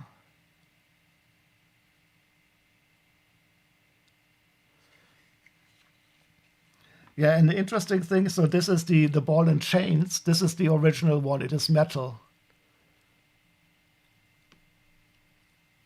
And I think it should be on the foot. Now I cannot put it on the foot. So this is from the old Ghost. And here there's a ball and chains, but this is plastic. This is how you can see that not everything is better.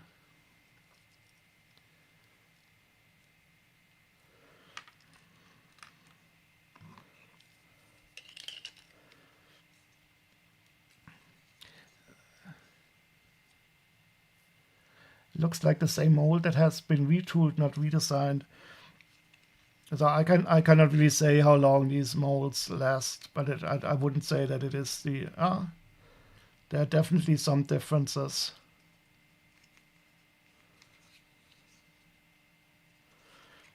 But we will test the glow in the darkness, of course. And the ghosts look very different. So this is the original ghost. And this is the new one.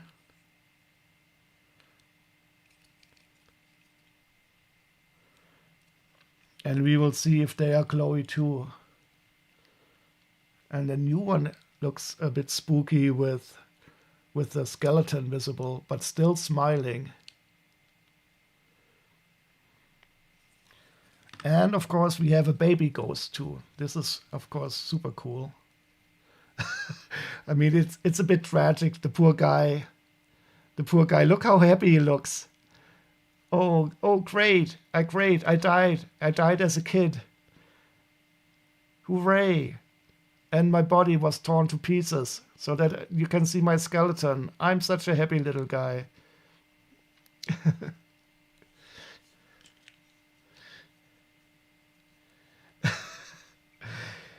I need to find some snacks, so I'm going to an accidentally. Wait, don't let Briggs trick you with his fake history.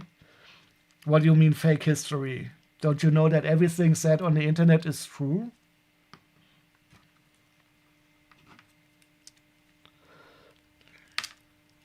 Oh, did I break it? No, I didn't.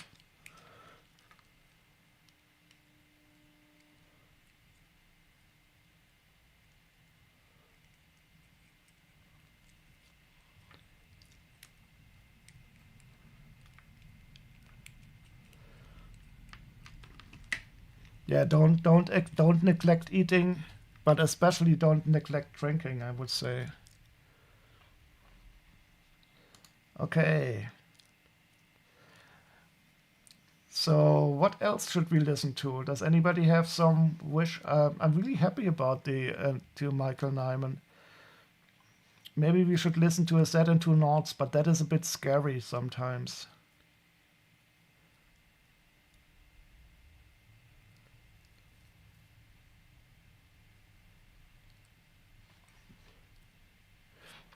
As an American who had a dodgy secondary compulsory education at a school run by a televangelist, is that true? And how is it compulsory as secondary education?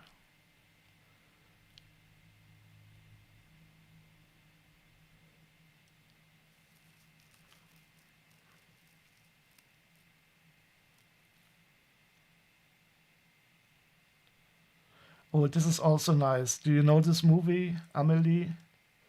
Let's.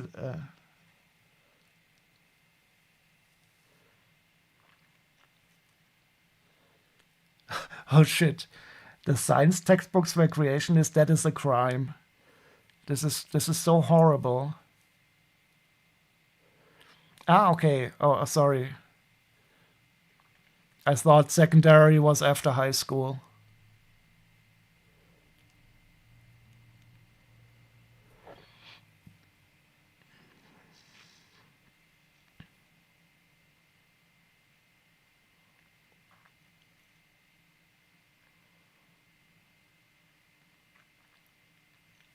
The American education system is very strange. So when I was in the States, I was really happy because I had a very good school, I think.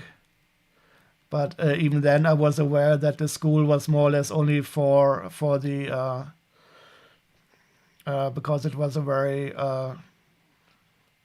affluent part of the state.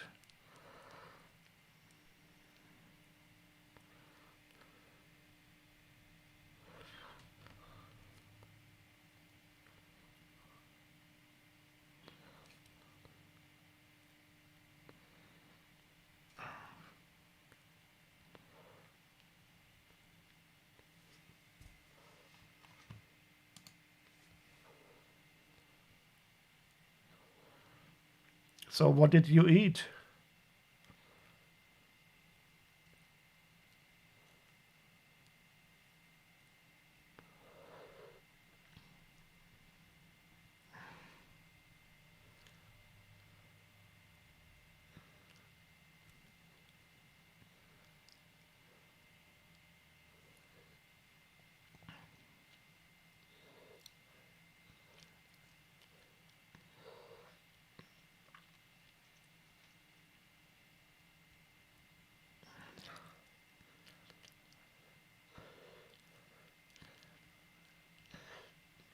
What did you eat so quickly?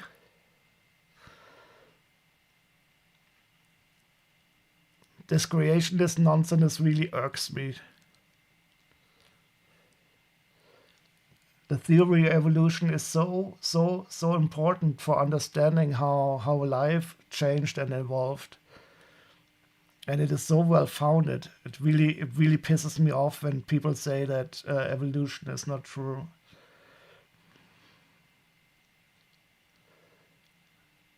The things parents are allowed to do under the guise. Yeah, I'm really not happy about indoctrinating children too early with religious nonsense. You had prepared food earlier, I just forgot, so I brought it up to protect the internet from normal French falseness.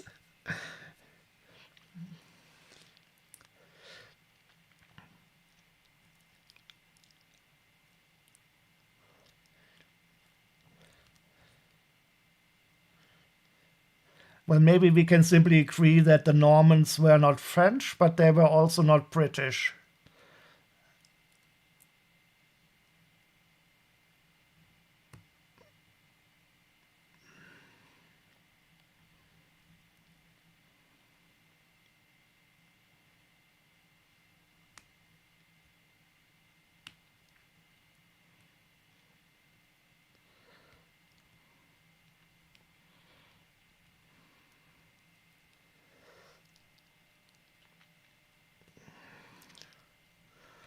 So at least we have finally found the common ground.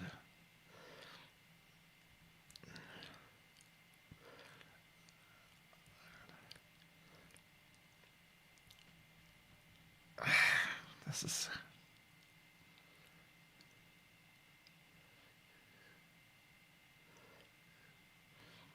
the mental alluded to earlier may have contributed to my family's susceptibility to the wiles of a religious cult. But you seem to have survived quite well. So my parents, I think they were a bit religious, but they never enforced it too much.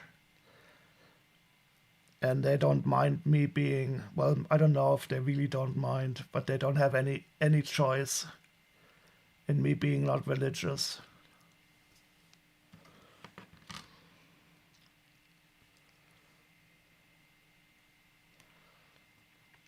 The common ground is 100 years ago. Our ancestors were the same countrymen. I thought that the common ground about the history of the Normans. And I truly believe that we are all Europeans in the end. Today this was really good. I was at the demonstration, and it was a really nice feeling of Europeanness. I'm trying to see if they...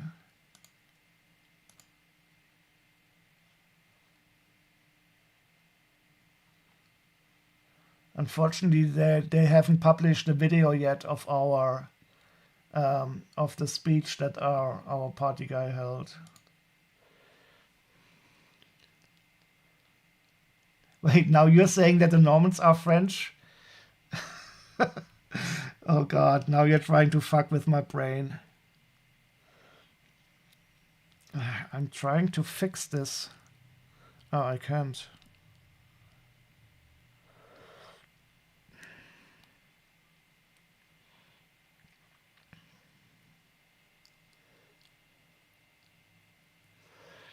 A lot of evidence is coming out that autoimmune is linked to childhood trauma. So what was your childhood trauma?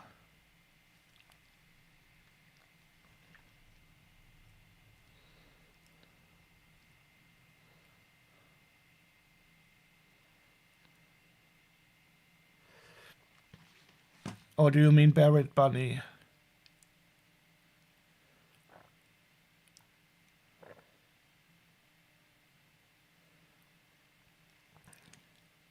Ah, okay. No, sorry, Barrett Bunny. I thought you were talking about Quinn.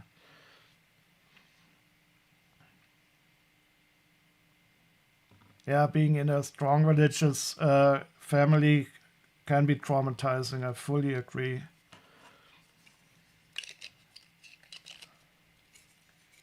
And to be honest, I think sometimes it's a form of child.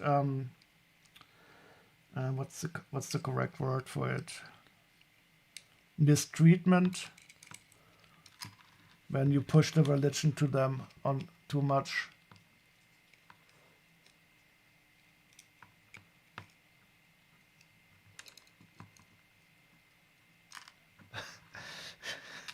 You was probably going to school with whose only famous alumnus was the only UKIP MP.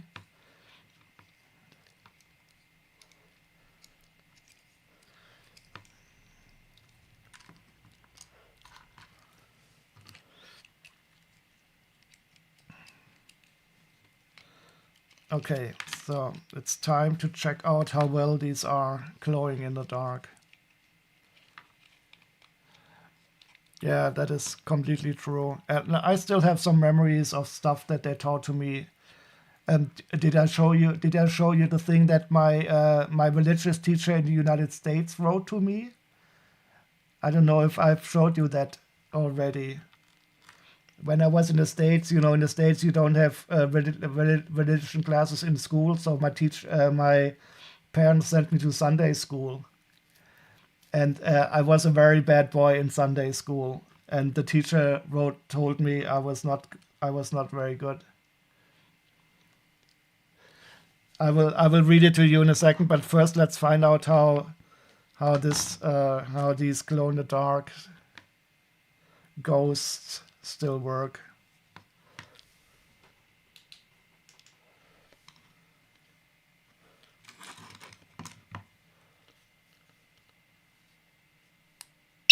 Oops, sorry.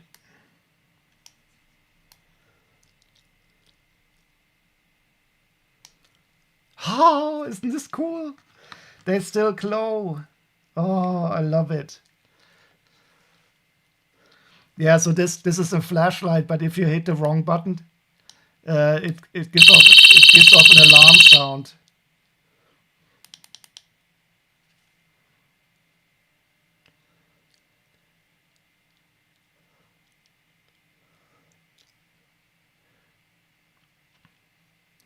Yeah, this is I think is a crime. You should not indoctrinate children.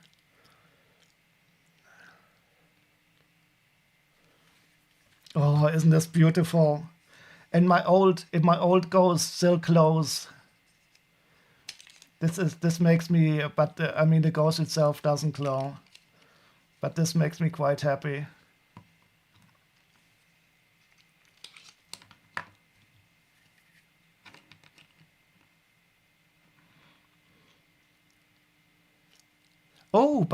This is something that is quite cool about the new ones.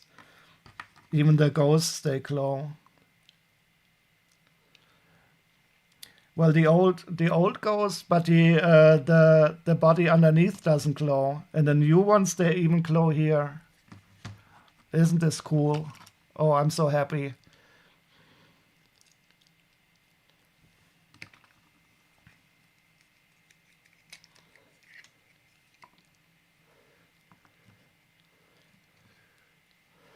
School is a capitalist method.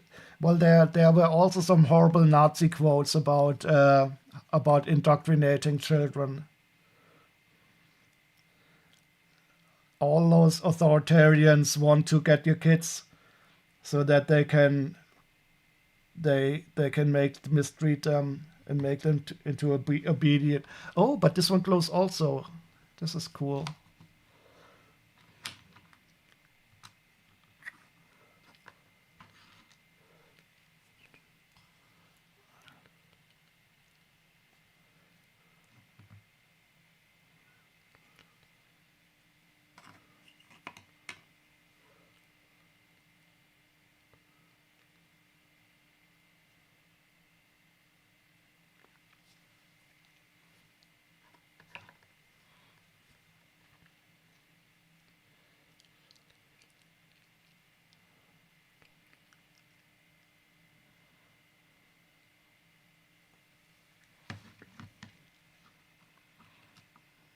Absolutely fantastic.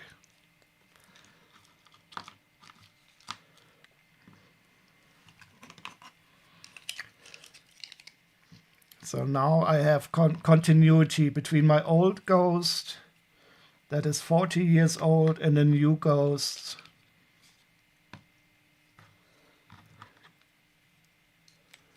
The only doctrine I was taught was protect life at all costs. Wait, who taught you that? In school or in your family?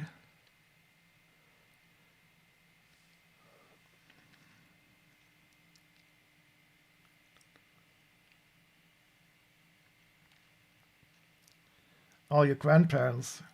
Oh, I can imagine.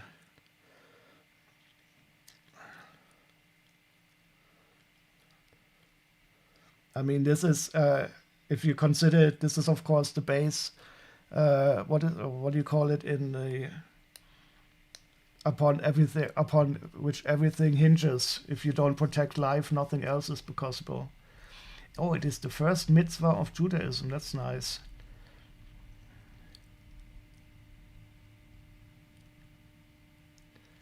You can ignore any other commandments and orders or tasks if you are protecting a life.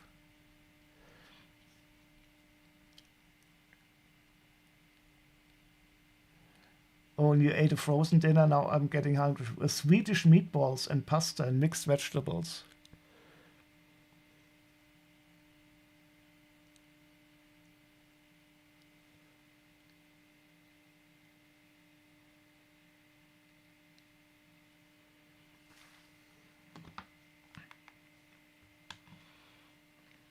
Oh, I have to be a bit careful.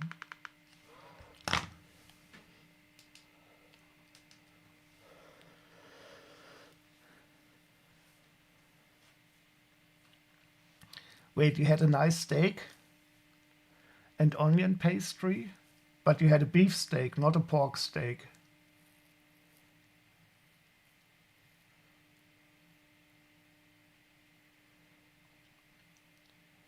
You are the least religious Jew out there. You have zero idea.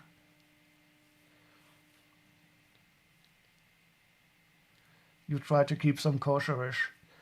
Oh, I couldn't be eating kosher. I love my cheeseburger too much.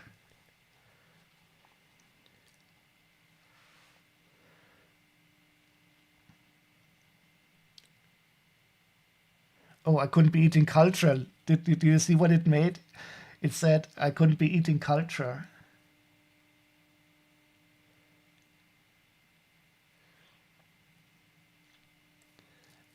So wait, you're eating bacon also and cheeseburgers?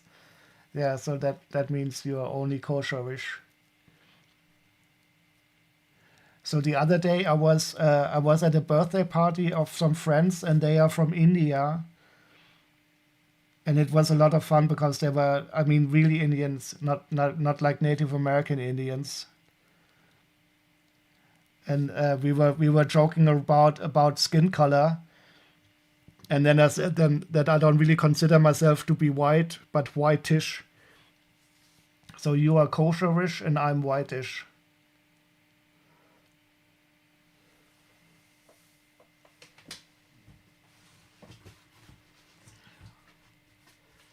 I would love to eat frozen dinners sometimes, but I don't have a fridge large enough for frozen stuff.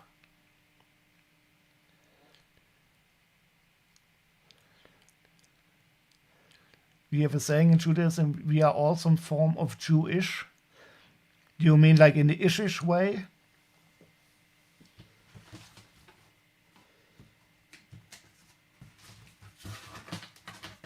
Oh, what is this?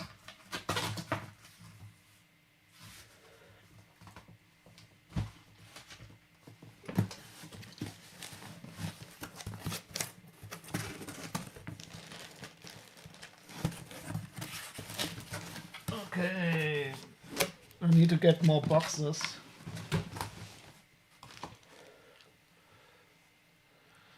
Your granddad loved Frankfurter, but there's pork in that, definitely.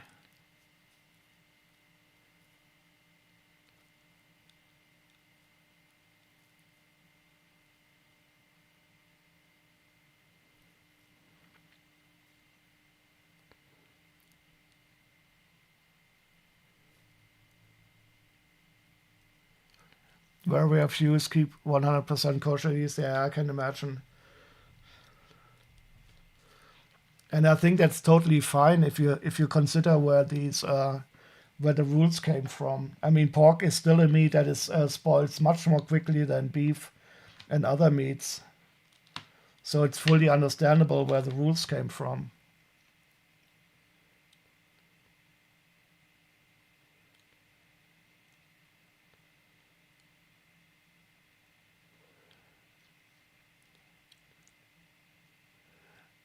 Yeah, so I don't mind being a bit darker anyway. So I will probably die of some form of cancer, but I don't hope it's going to be skin cancer.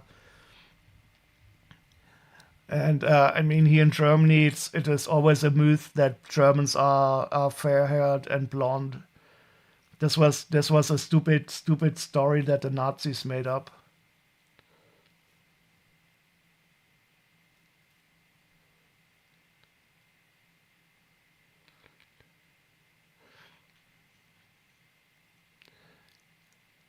But isn't Williamsburg in Pennsylvania?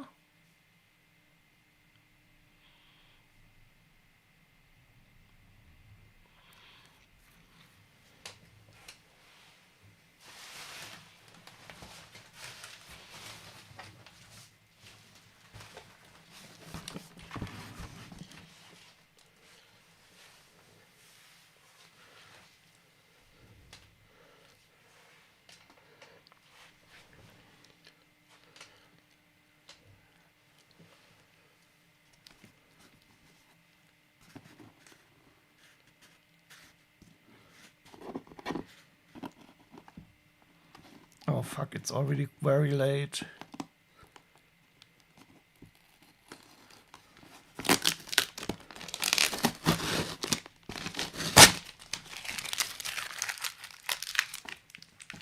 It's already 1 o'clock here.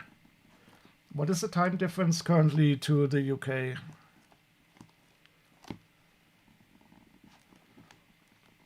You always thought bricks was Spanish?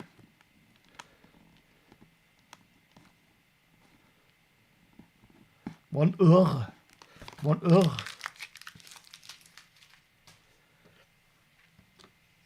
So it is midnight now in the UK. And here in Germany it's already 1 p.m. 1 a.m. And I have to work tomorrow.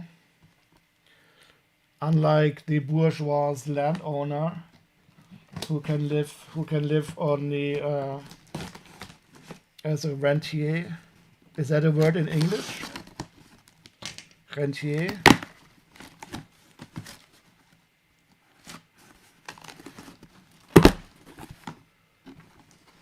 Wait, I look 90% the same as your cousin? Poor cousin. I think I need to shave my beard off. It's getting too long. Wait, you have 8 hours of game dev tomorrow? Do I work from home? So I usually work from home, but the company just recently changed that we have to go to the office 3 days a week, starting in May. So I will go to the office for 3 days in a month, and I think that's quite okay. But I'm a lazy bum, so I really enjoyed working from home. But it wasn't the best for my socializing.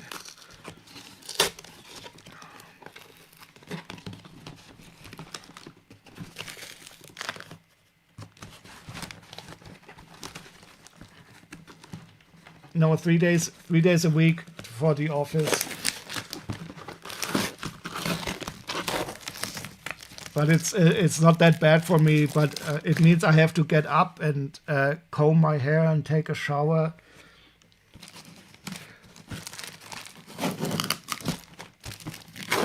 But then once I get to the office, it's quite okay.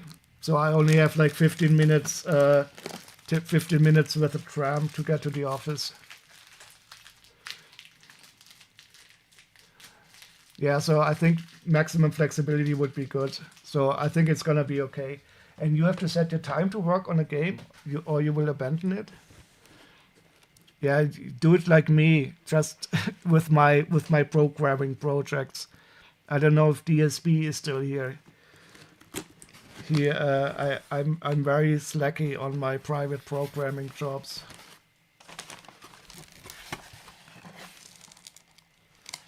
The famous Prussian versions of diligence and cleanliness. So I think cleanliness in a social context is very important. But when I'm here home alone, I freely admit that I do not shower every single day.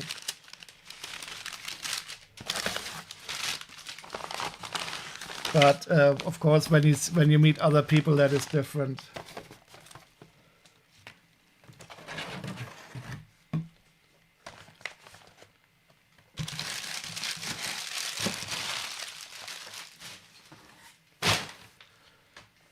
Who has time to shower daily? Well, when I go to the office, of course I shower daily.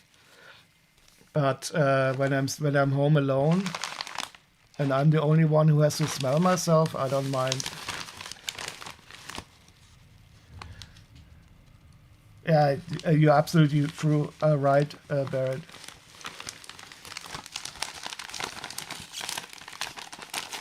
So there's even some people who say that it is if you use this aggressive wash, that it's not good for your skin. But I mean, it is also about smell, I would say, and I don't really want to think that people smell me. So that's enough motivation for me to clean myself when I go to the office or visit other people.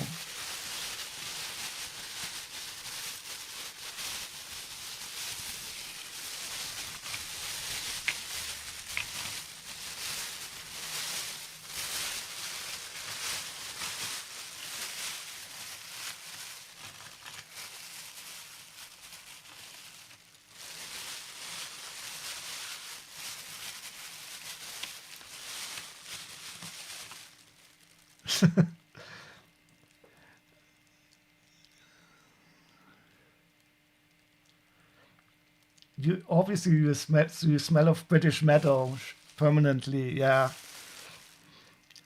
if your septic tank isn't overflowing. This is a cool one. As a landholder, it would probably be decent to offer you to smell of anything else. What is the correct word for these posh British landholders? There must be a good word of it.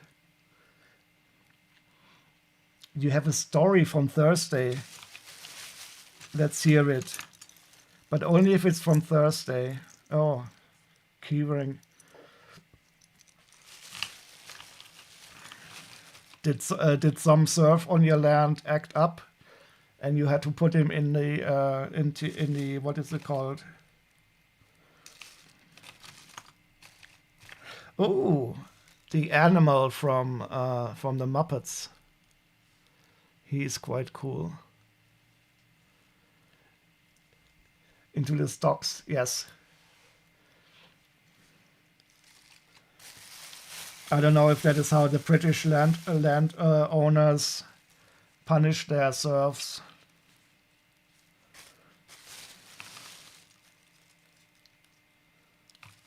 Ooh, this is a nice bet. The gentry. Oh, gentry is a good word. The landed gentry.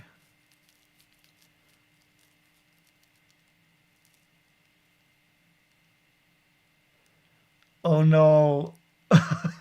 Oh no, that is a horrible story. Thank God he didn't die. What? How can you? Why did you? Why was it so open that he can fall into it? And why is a puppy pushing dogs are not very smart?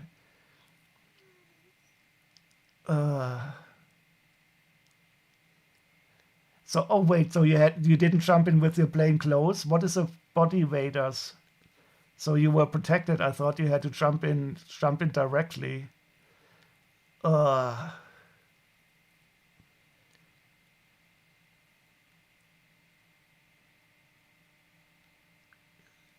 yeah, because you're not in TV, we don't have rules about that kind of thing. Uh, but did you have enough time to put on those boots?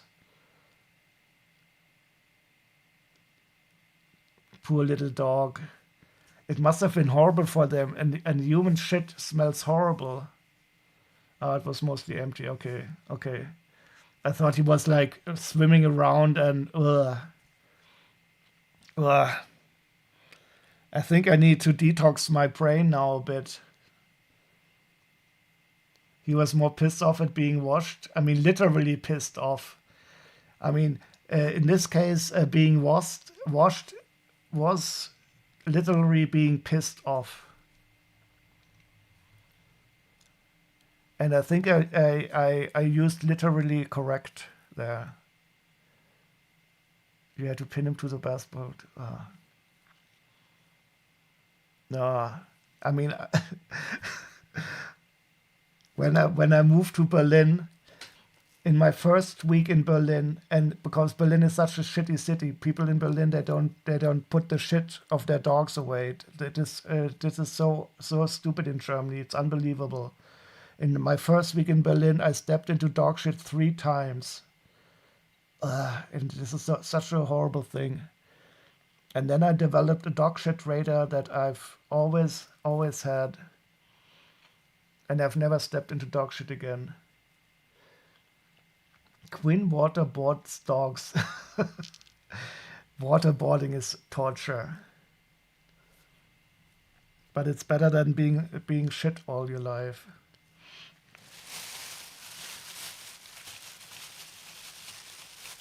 Oh, this one is quite nice. A unicorn knight. And she has this beautiful shield. The shield is really, really wonderful. Wait, okay, now. Show it. Focus, please. Yeah, this Lego shield, this one is a really beautiful part.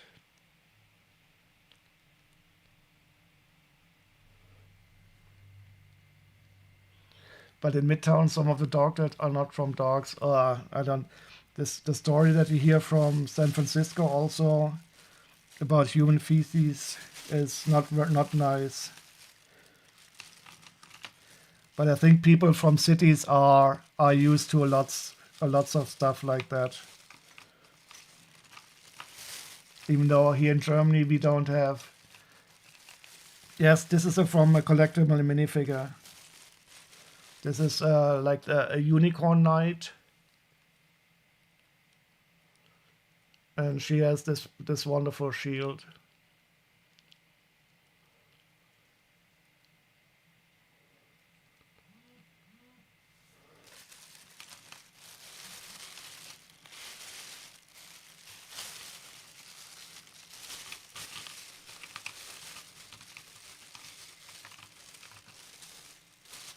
Very nice. There's some nice ones in here.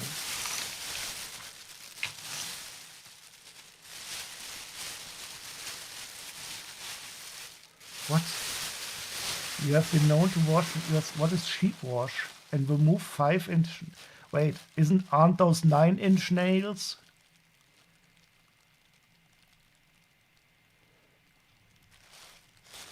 But not the popular. I hope you are you're vaccinated against the tetanus.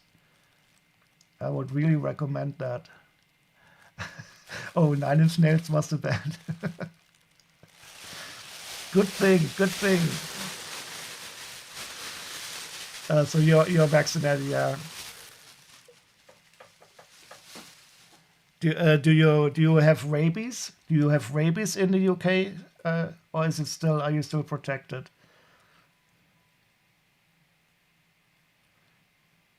You're more sensible now. Or just the idea of jumping into a nail. You only have rabies on weekends. Yeah, well, you know what happens to humans who have rabies. You only really ever have rabies once.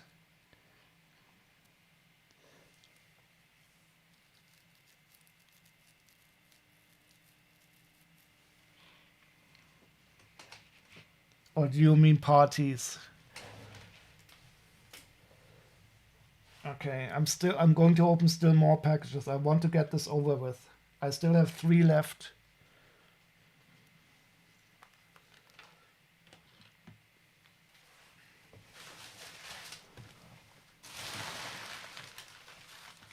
Oh no! 4.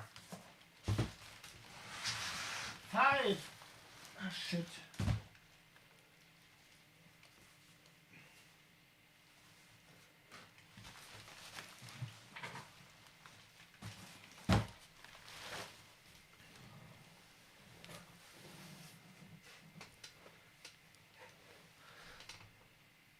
Sheep wash is a chemical wash to kill fleas, ticks, and mites for sheep. Ugh.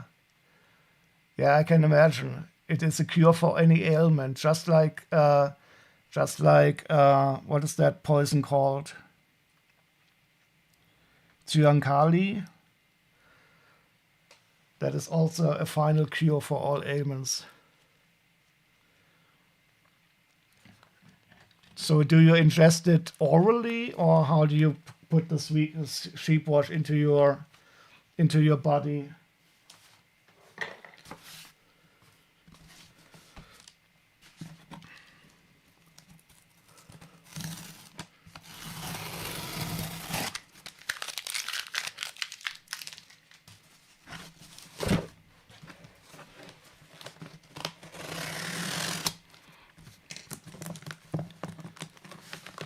It's in a big trench and you push the sheep through. You just get naked and walk through myself. Okay. And do you do that before or after you shave off your wool?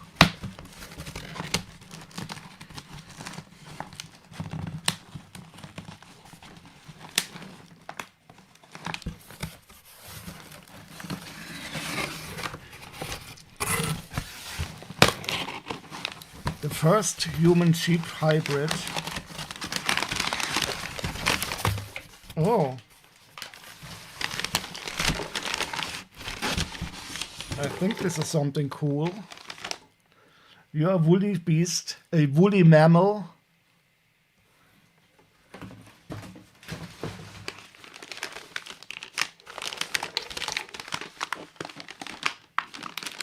Didn't they create woolly mice as a pre-study for reviving the woolly mammoth?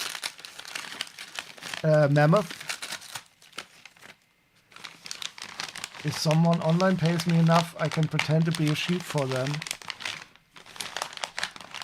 Do you know what happens when sheep learn to fly?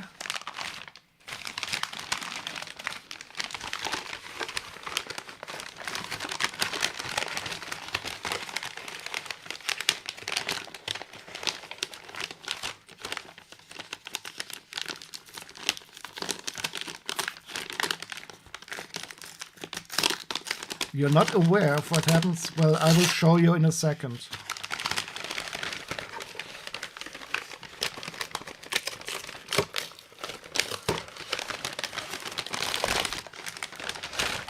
Oh, what do we have here? Oh, this is cool. It's a bit broken. They are the Tron minifigures. But I will harvest this for the minifigures.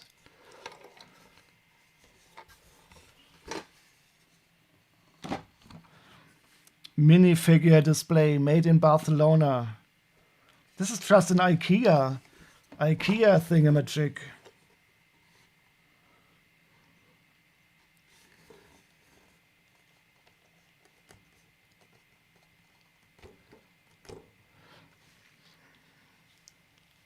Do not traumatize. I will show you now what happens when sheep learn to fly. But first I have to do this like this.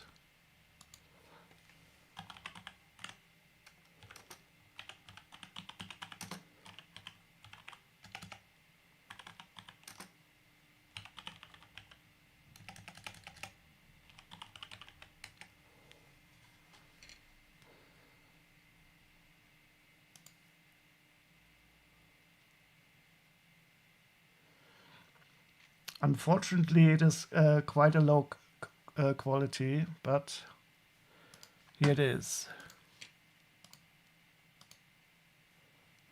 Ta-da! And we are back to Jean-Paul Sartre and René Descartes.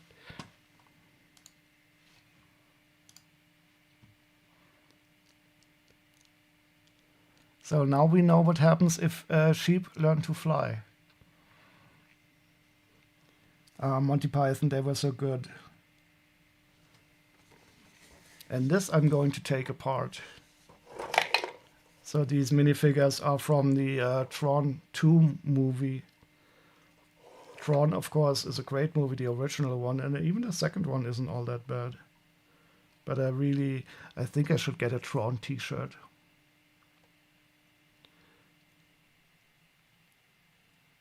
Ares movie coming? What do you mean Ares movie? Is that like a sequel, another sequel to Tron? No, this is a box that somebody made. So this is one of those IKEA things. But I think here in the back it says minifigures display made in Barcelona. So I think they bought these at IKEA. And they simply put the image here. But I will harvest this because it is broken anyway.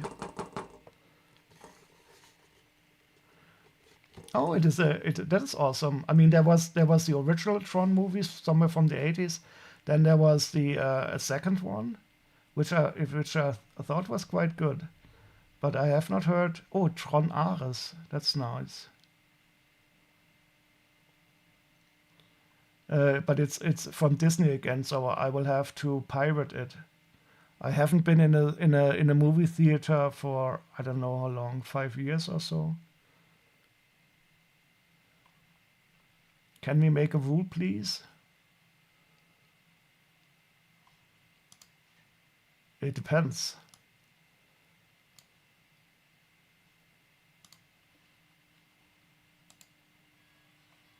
Oops. Sorry about that. I turned up the volume for the Monty Python sketch.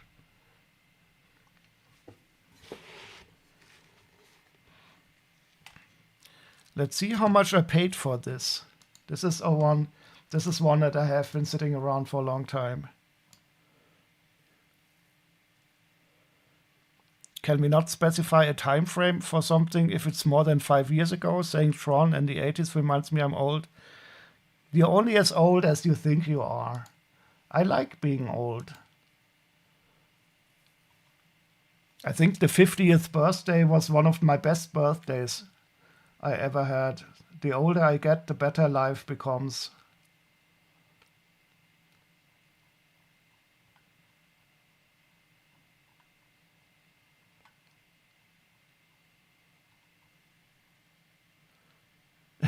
Wait, so you're not even 50.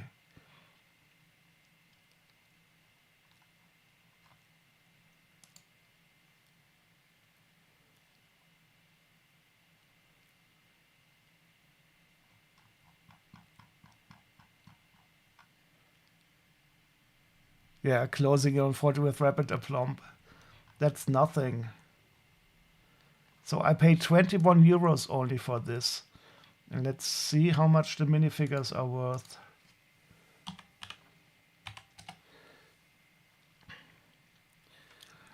You spend my evenings watching a Lego streamer, and I do not even like Lego. Well, I'm not a Lego streamer anymore. I'm not a complete Lego streamer. And you could definitely use your time. I've done more stupid things with my life when I was 40. What did I do when I was 40? I don't even remember.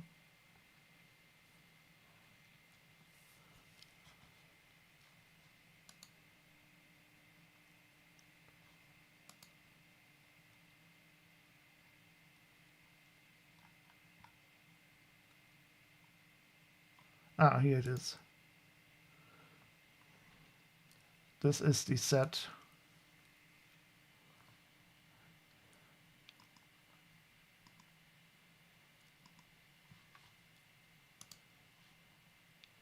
So this one is worth 11 euros.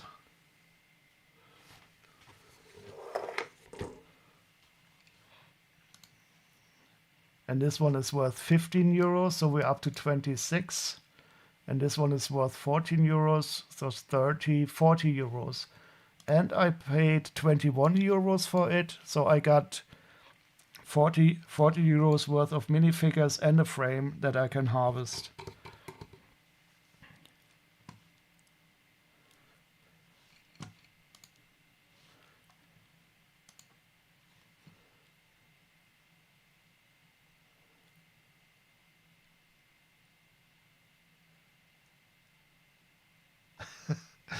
To think 30 years ago, internet was barely in people's homes. You played outside and thought summers lasted half a year. Maybe they are fake Lego. Ah, DSB.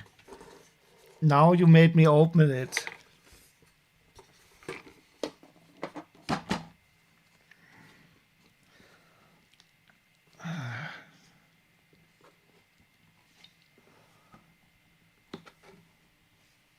I hate opening these, what are they called? These frames. I'm always afraid that I will, if you open them too often and close them too often. Oh, this is even separate. Okay, who thinks that they are fake? I don't think they are fake.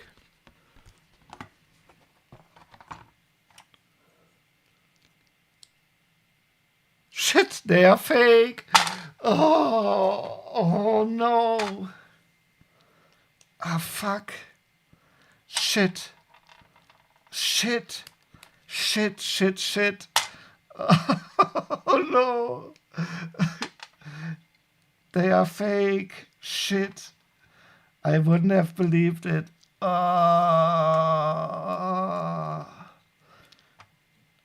Shit. All of them are fake. Okay, I have to delete this. I have to delete this stream now. Shit. I was so happy. I was so sure. Fuck. And I cannot even tell the asshole that he sold me fake Lego. Well, at least these are not fake. Should I be happy about this?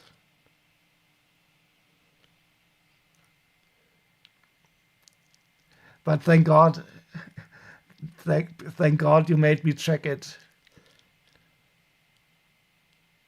So here, this is not fake, but the figures are fake. Such a shitty shit. I hate this. I wouldn't have believed it. I'm just too naive for this world. Even the sword is fake. That sucks. That sucks.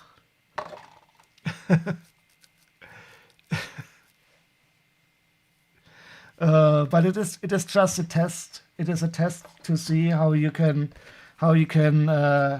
survive in it. So I paid the money for the frame. But I have the original set DSP. Let me see if I can. I think it is even opened. No, it is just a test to see how you can handle disappointment.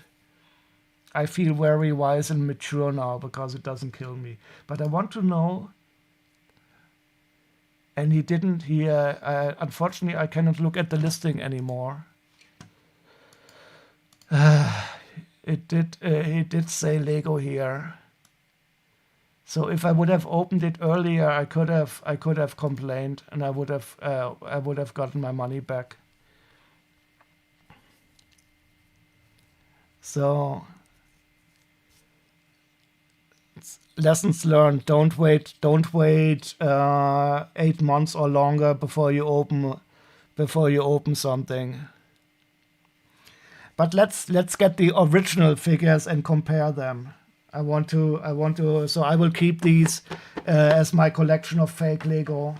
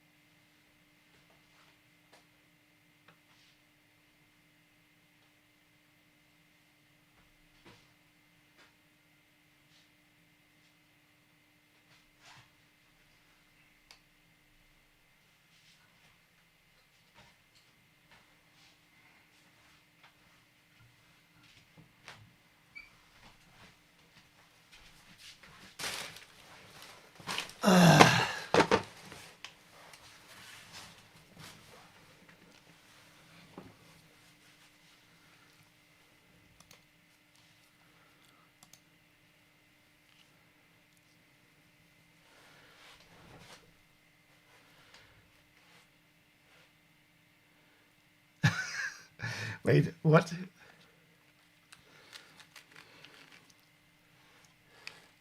When you turn 38, you aged out of being a weird in-between gay to hot older gay? What are the age brackets for being the gay age brackets?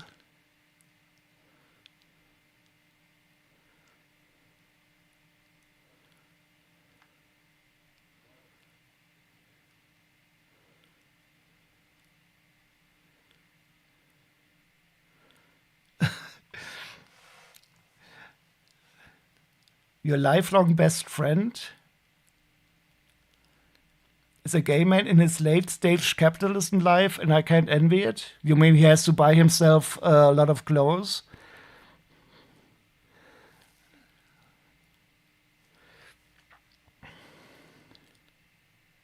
Matching socks? What do you mean by matching socks? You mean the same sock on legs?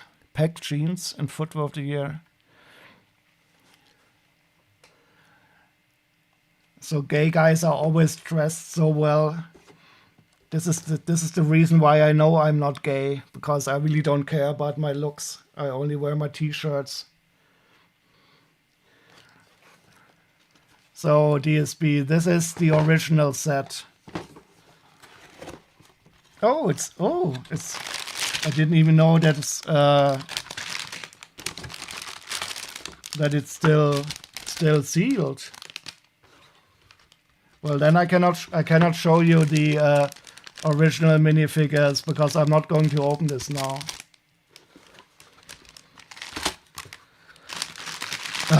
But I am a bit disappointed that they are fake. Maybe I'm not that wise at all. No, I didn't buy this seal because the box is already open. So I didn't even know. I thought it was already opened. I don't know how much I paid for it. I can check. Oh, they weren't say. Oh, I didn't know that. I didn't know that there was. Well, here's a seal on it.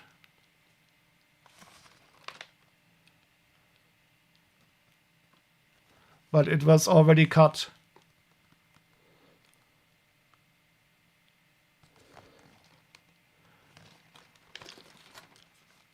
Well, anyway, this is definitely complete, and there are the minifigures in here. How did you know that they were fake? Did you just?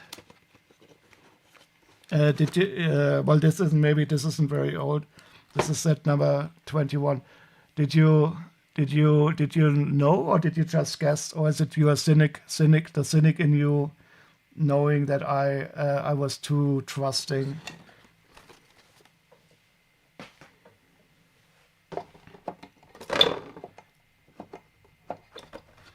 You knew it, no way you get that kind of deal. Well, I'm too trusting, but I will not change for this.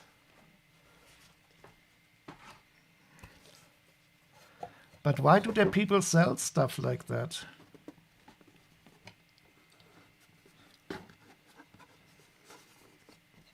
How can you look in your mirror by selling people fake Lego and calling it Legos? This is something where I think a bit more virtuousness would be important.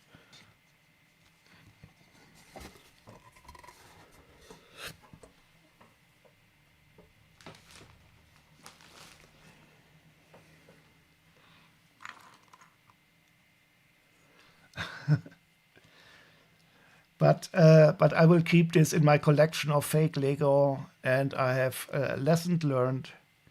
So I only paid 20 euros for 3 fake Lego figures. They are not that bad, actually, but you do know it right away. This is also a fake Ninjago. And I have the picture frame, and I have another story to tell. So that is also very important. I think you should have stories as a currency in life.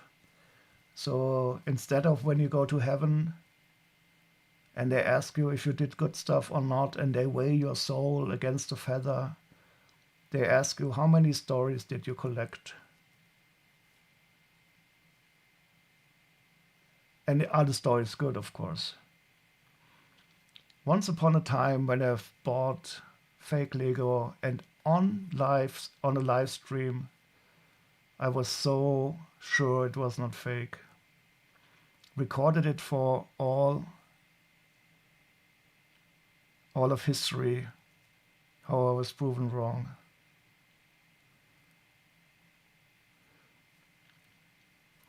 You had a fake Grand Admiral Thrawn, which you bought intentionally. You later bought a real one. You mean an old one or one of the newer releases? Yeah, I mean by the amount of Lego that I buy on the internet, I do have a sizable collection, but quite often the people who sold it to me didn't do it on purpose. Yeah, I think the OG version of Thrawn, didn't he have the wrong insignia on his chest? And the newer one has the correct insignia, but some other error.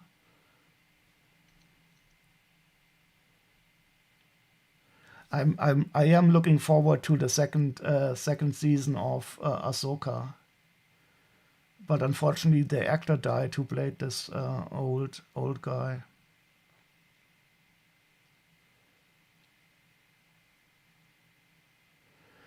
Yeah, I think on the new one there's a mistake. That he has like some pens or something in his pocket, or some metal or so. I don't know.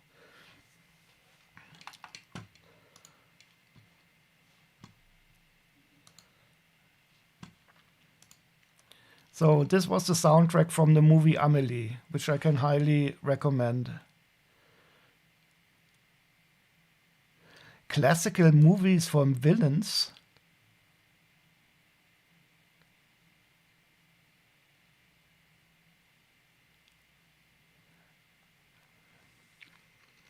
I think this is perfect for the end of the stream.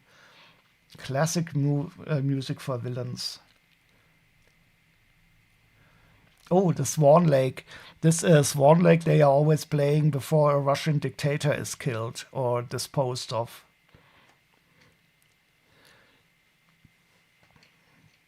Balon Skull, yeah. I love that actor. He was really good.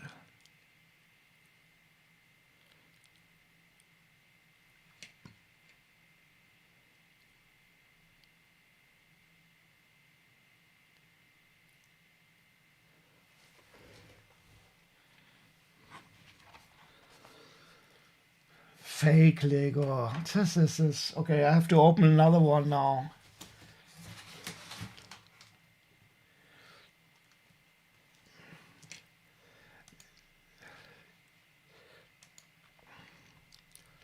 Brexenco, I need to go to crawl into bed and do my daily save point. Have a good night. Portrayed by Ray Stevenson. Sleep well. And thanks for joining us in this theater of madness.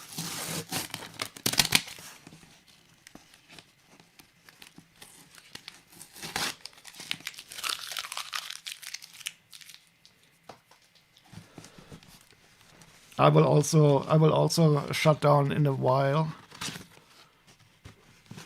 But I want to open something that is not disappointing before I go to sleep.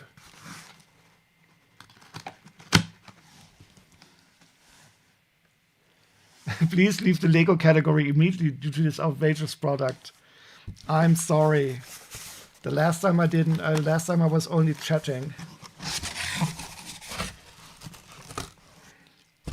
But we will fix the horrible mistake. This should be real Lego now. But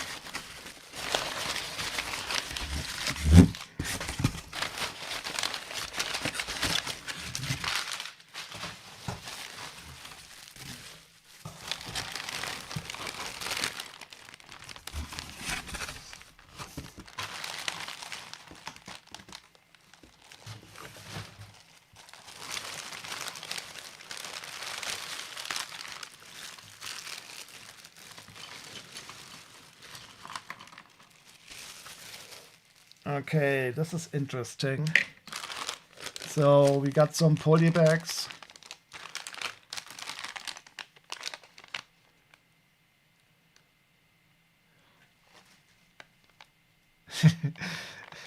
Don't worry, Pix. You've made many good buys that are worth way more than So it is okay, and it is also a bit of my own fault for not opening it sooner. Because if I would have opened it in the time frame to complain, I would have gotten my money back from PayPal. So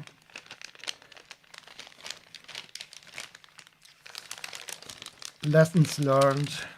In Germany, we have a saying. We have a word for money you pay when you do something stupid.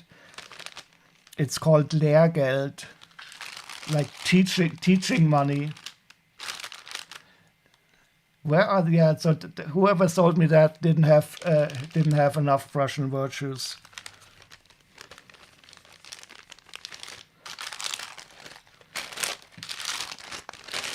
Okay, what do we have? We have a Black Widow from Avengers. We have there's 3 minifigures in here. That's interesting. This is a nice poly bag with the portal. We have a Finn. He will be worth a lot of money in 20 years when people are going to start to like the sequel movies. Another Black Widow, Jurassic Park, I don't care. Oh, but a clone trooper. And more Black Widow. Is there a chance it was a mistake? I'm not quite sure. In this case, I would say no. So I did buy some fake Lego from people who didn't know that it was fake. But I think it depends upon how the person acquired it.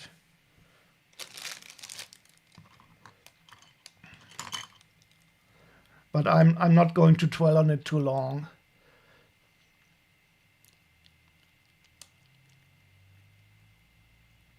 Oh yeah, this is also nice villain music.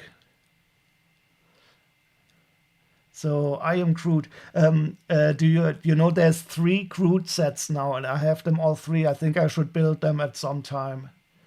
There is the dancing Groot, there's the original Groot, and the coolest set is the Venomized Groot.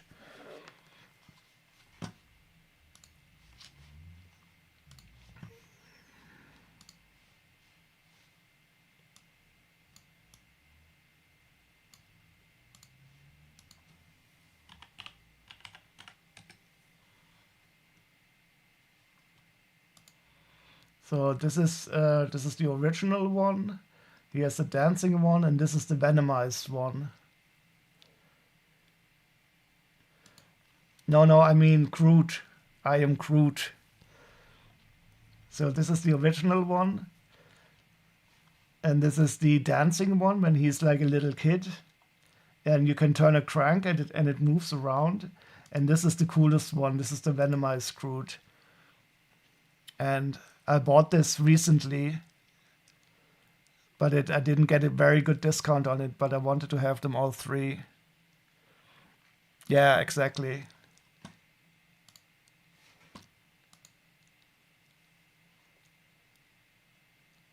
I am Groot. Oh, you got which one did you get on clearance? The Venomized one? No, I got it a bit discounted, but not as much as I would have liked it to be. Yeah, that is a cool set. But I can understand that maybe it's not as popular. But I really like the idea of this cool little Groot being Venomized. I think I would like to have them all beside each other, but I'm currently in the process of trying to make room so that I can build again. I am Groot.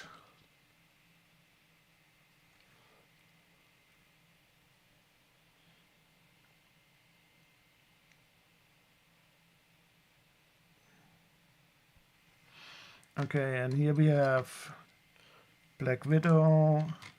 Oh, I think this is like a Disney princess. Is that Pocahontas? I don't know. No, but there are some really cool printed parts here.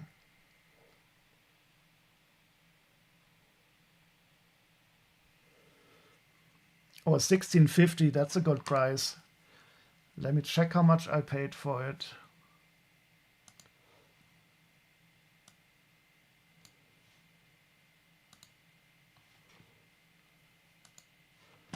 So what's the set number again?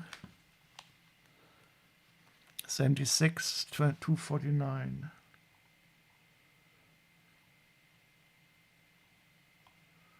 Oh, I have two of them, and I paid 36 euros for it. But it's 52 euros retail here in Germany. So so I got a bit of a discount, but not as much as I would like to have.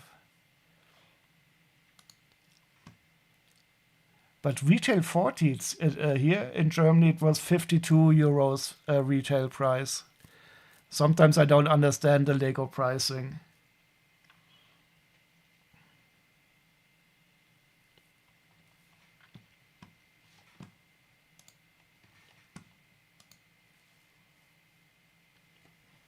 Why is the focus broken again? Okay, I think this is Pocahontas, and here we have CMF figure. I don't know, is this also some kind of super... Oh, what does he have on his body? This doesn't look healthy, the way he's wired, but I have no idea who that is. We have a, what's his name, King Richard, the bad guy from Robin Hood.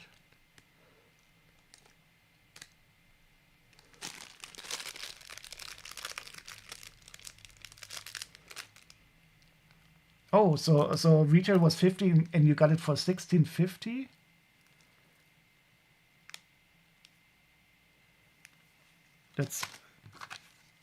Is that Finn? But why does he have...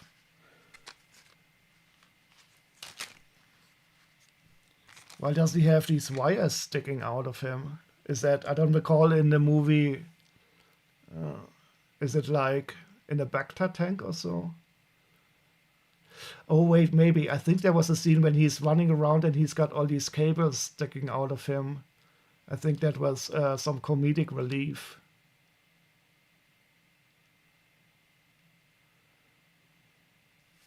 Yeah, I think I remember, and he's got all these cables sticking out of him. Okay.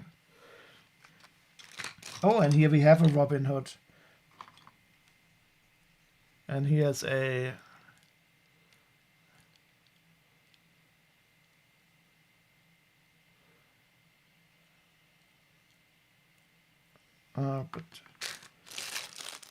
but he's missing his cape. That's a shame.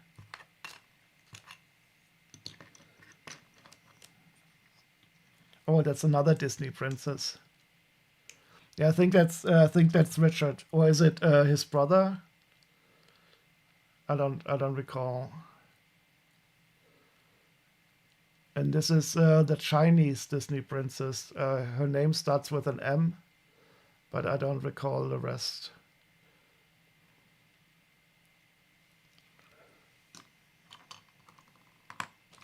Oh, and Pinocchio.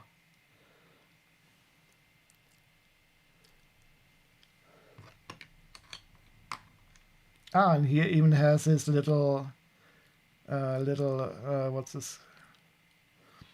Is that the cricket?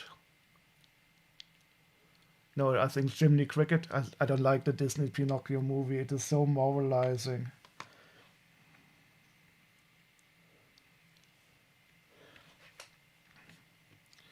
Okay, that's it.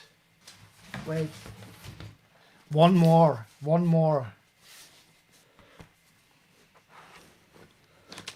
more, and then I will stop for the night.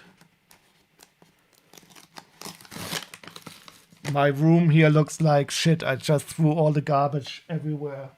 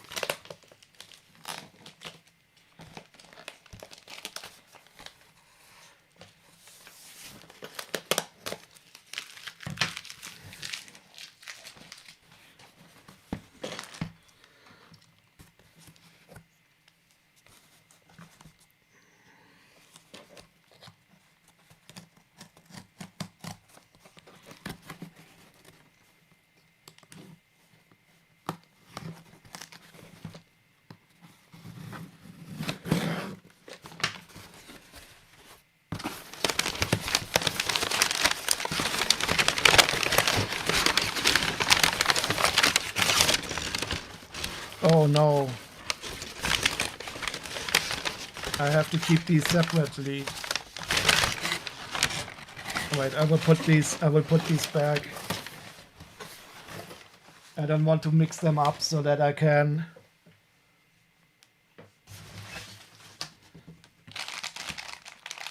that when I can add them to the store, that I still know which one was which.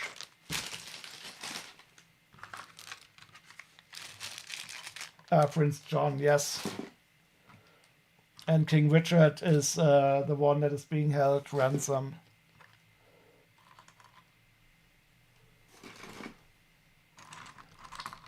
And Little John is the big guy.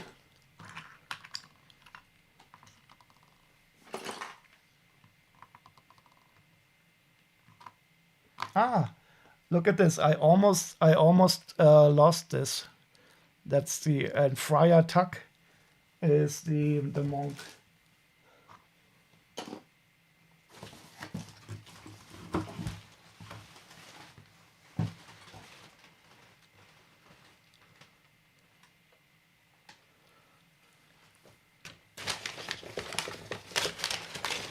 Okay, last box of the evening.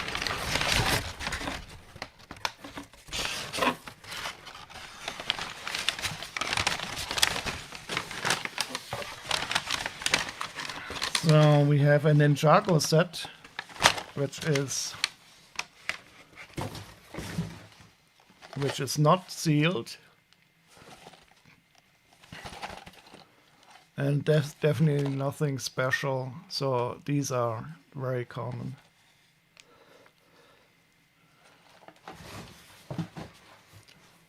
We have some more poly bags.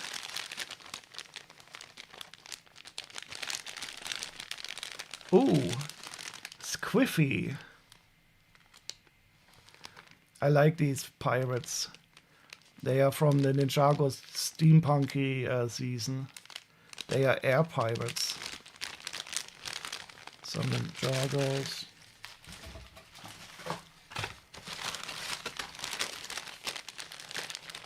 Some more polybags. He has a green cat chief.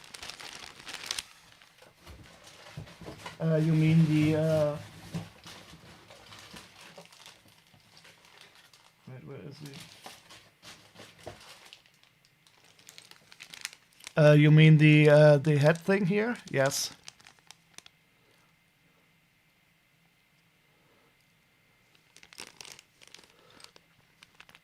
But this is I think it's not very rare. I've had this in white the other day. Well, not exactly that one. So that was quite uncommon.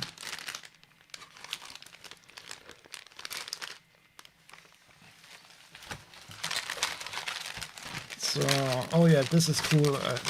I love these. I love these golden dragons. Still some of my favorite minifigures of all time. Some more Ninjagos.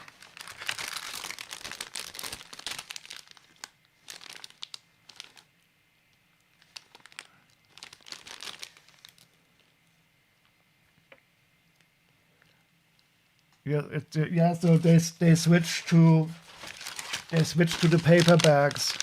But the thing is, this paper here is not real paper. There's also some plastic in it. So I think this is a bit of greenwashing. They also switch to paper bags inside of the Lego sets, but at least in some. But I don't really know if you can really call this pure paper. It is still laced with some plastic, which I think is a shame. I don't really know why they did it. Paper base bags, yeah, that's right. So I think this is really greenwashing.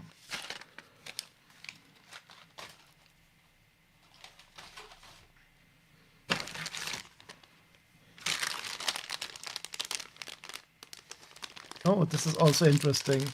They have this spinning mechanism, which I think is quite cool. So you can use it to spin the figure by rolling it here. But it is more, I mean, this is for playing. So, but the important things is there are the minifigures, of course.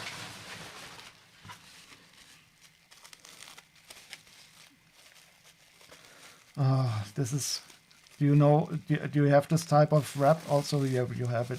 How do you call it in English? Like saran wrap?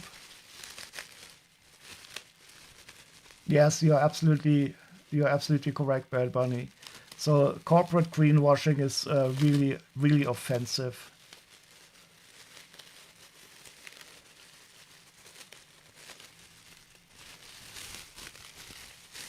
So,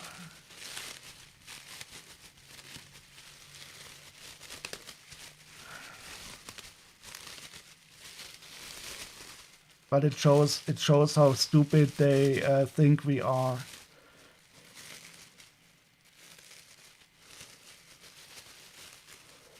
Oh, this is oh, I like these. I like the this is from the Lego Ninjago movie, and they have these shark army, and they always have these little fish-based, water-based baddies.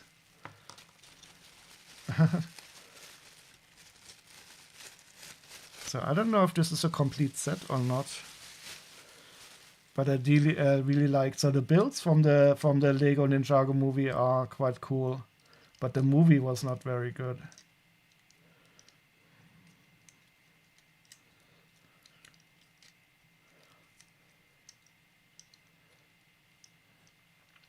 Apparently, most of our collective, yeah. So this is the plastic recycling is one big lie. I mean, if you burn it, at least you can use it for electricity generation.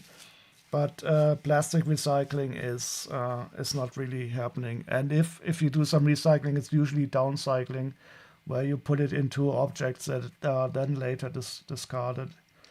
So I'm beginning to think that we should. I mean, for toys, I think it's okay, and a lot of plastic has a lot of good uses, but we should really try to reduce the amount.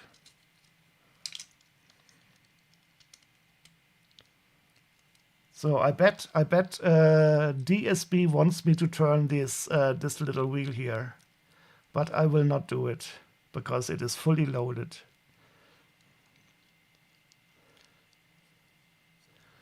You wrap your Kleenex in saffron wrap? Okay.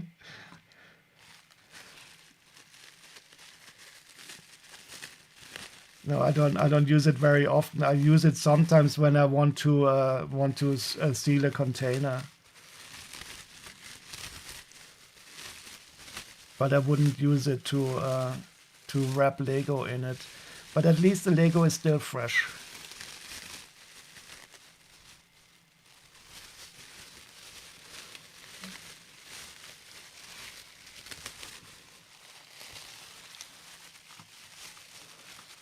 Yeah, I think we should whenever possible start using glass again, because glass, I mean, it is energy intensive to produce, but once we have infinite free electricity, it is okay, and it is really recyclable.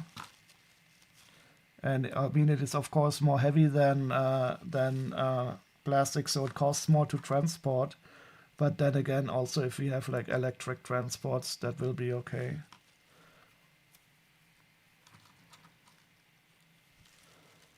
Okay, so here we have simply some Lego minifigures, but they are real. I can tell by the feeling.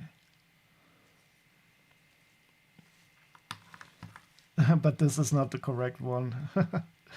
So he is interestingly mixed up. So this is a quite old face from an old ninja set.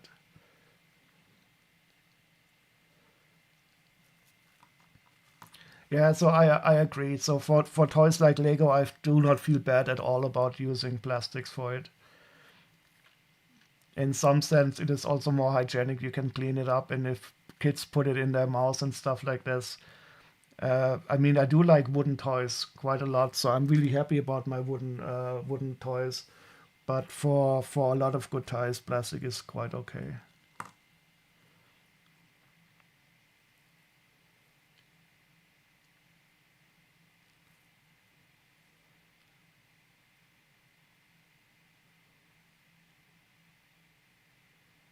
Yeah, wood is a wonderful material. It is so. Recently, well, I didn't talk about the Green Party, but one of the members that I met, she's an architect for a firm that builds wooden schools in Germany. In Germany, we usually build our houses from bricks and mortar and stuff like that.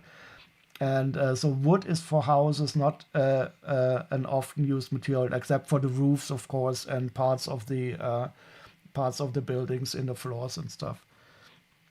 But they are building like really modern schools out of wood, and it is totally fascinating what she told me. And I'm really happy that stuff like this is possible.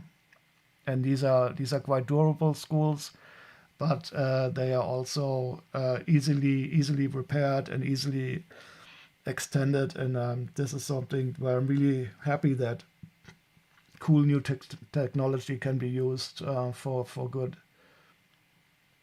Yeah, she was quite cool, and it is very interesting. I have to interview a bit more about it. You only need paper for houses, yeah. And then you know what happens when the wolf comes? He will huff and he will puff and he will blow your house away.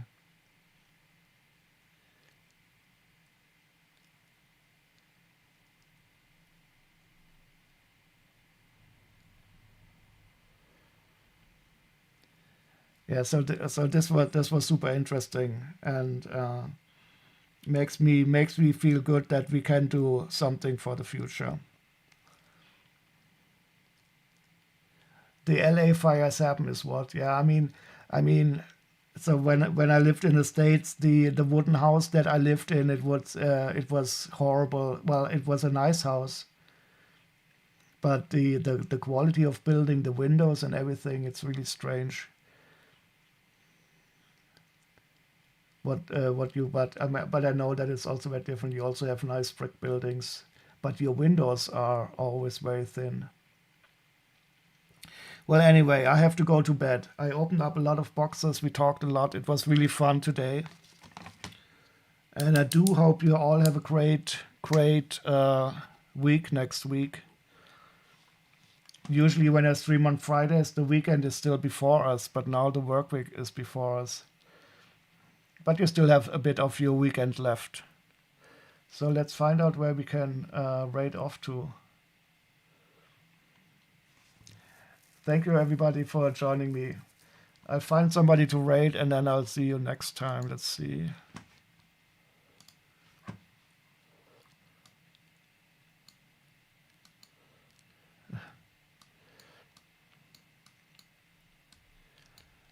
Have a great week, Bear Bunny, and I do hope you feel well. So where is my Twitch?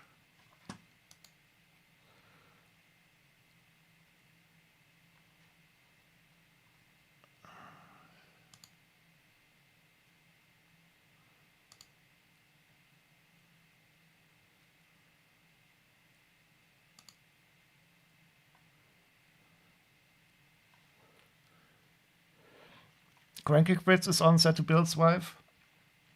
Okay, she has 20 viewers. Let's see. Fountain Garden. Why not?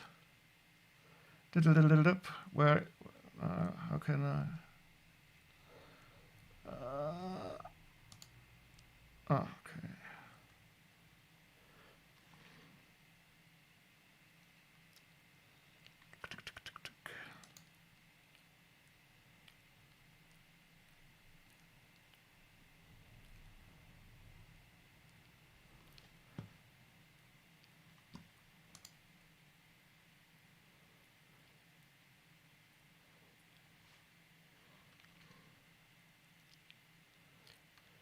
Okay, let's raid over there. I will go to bed quite quickly, but I do hope that you have a great weekend, a great rest of your weekend.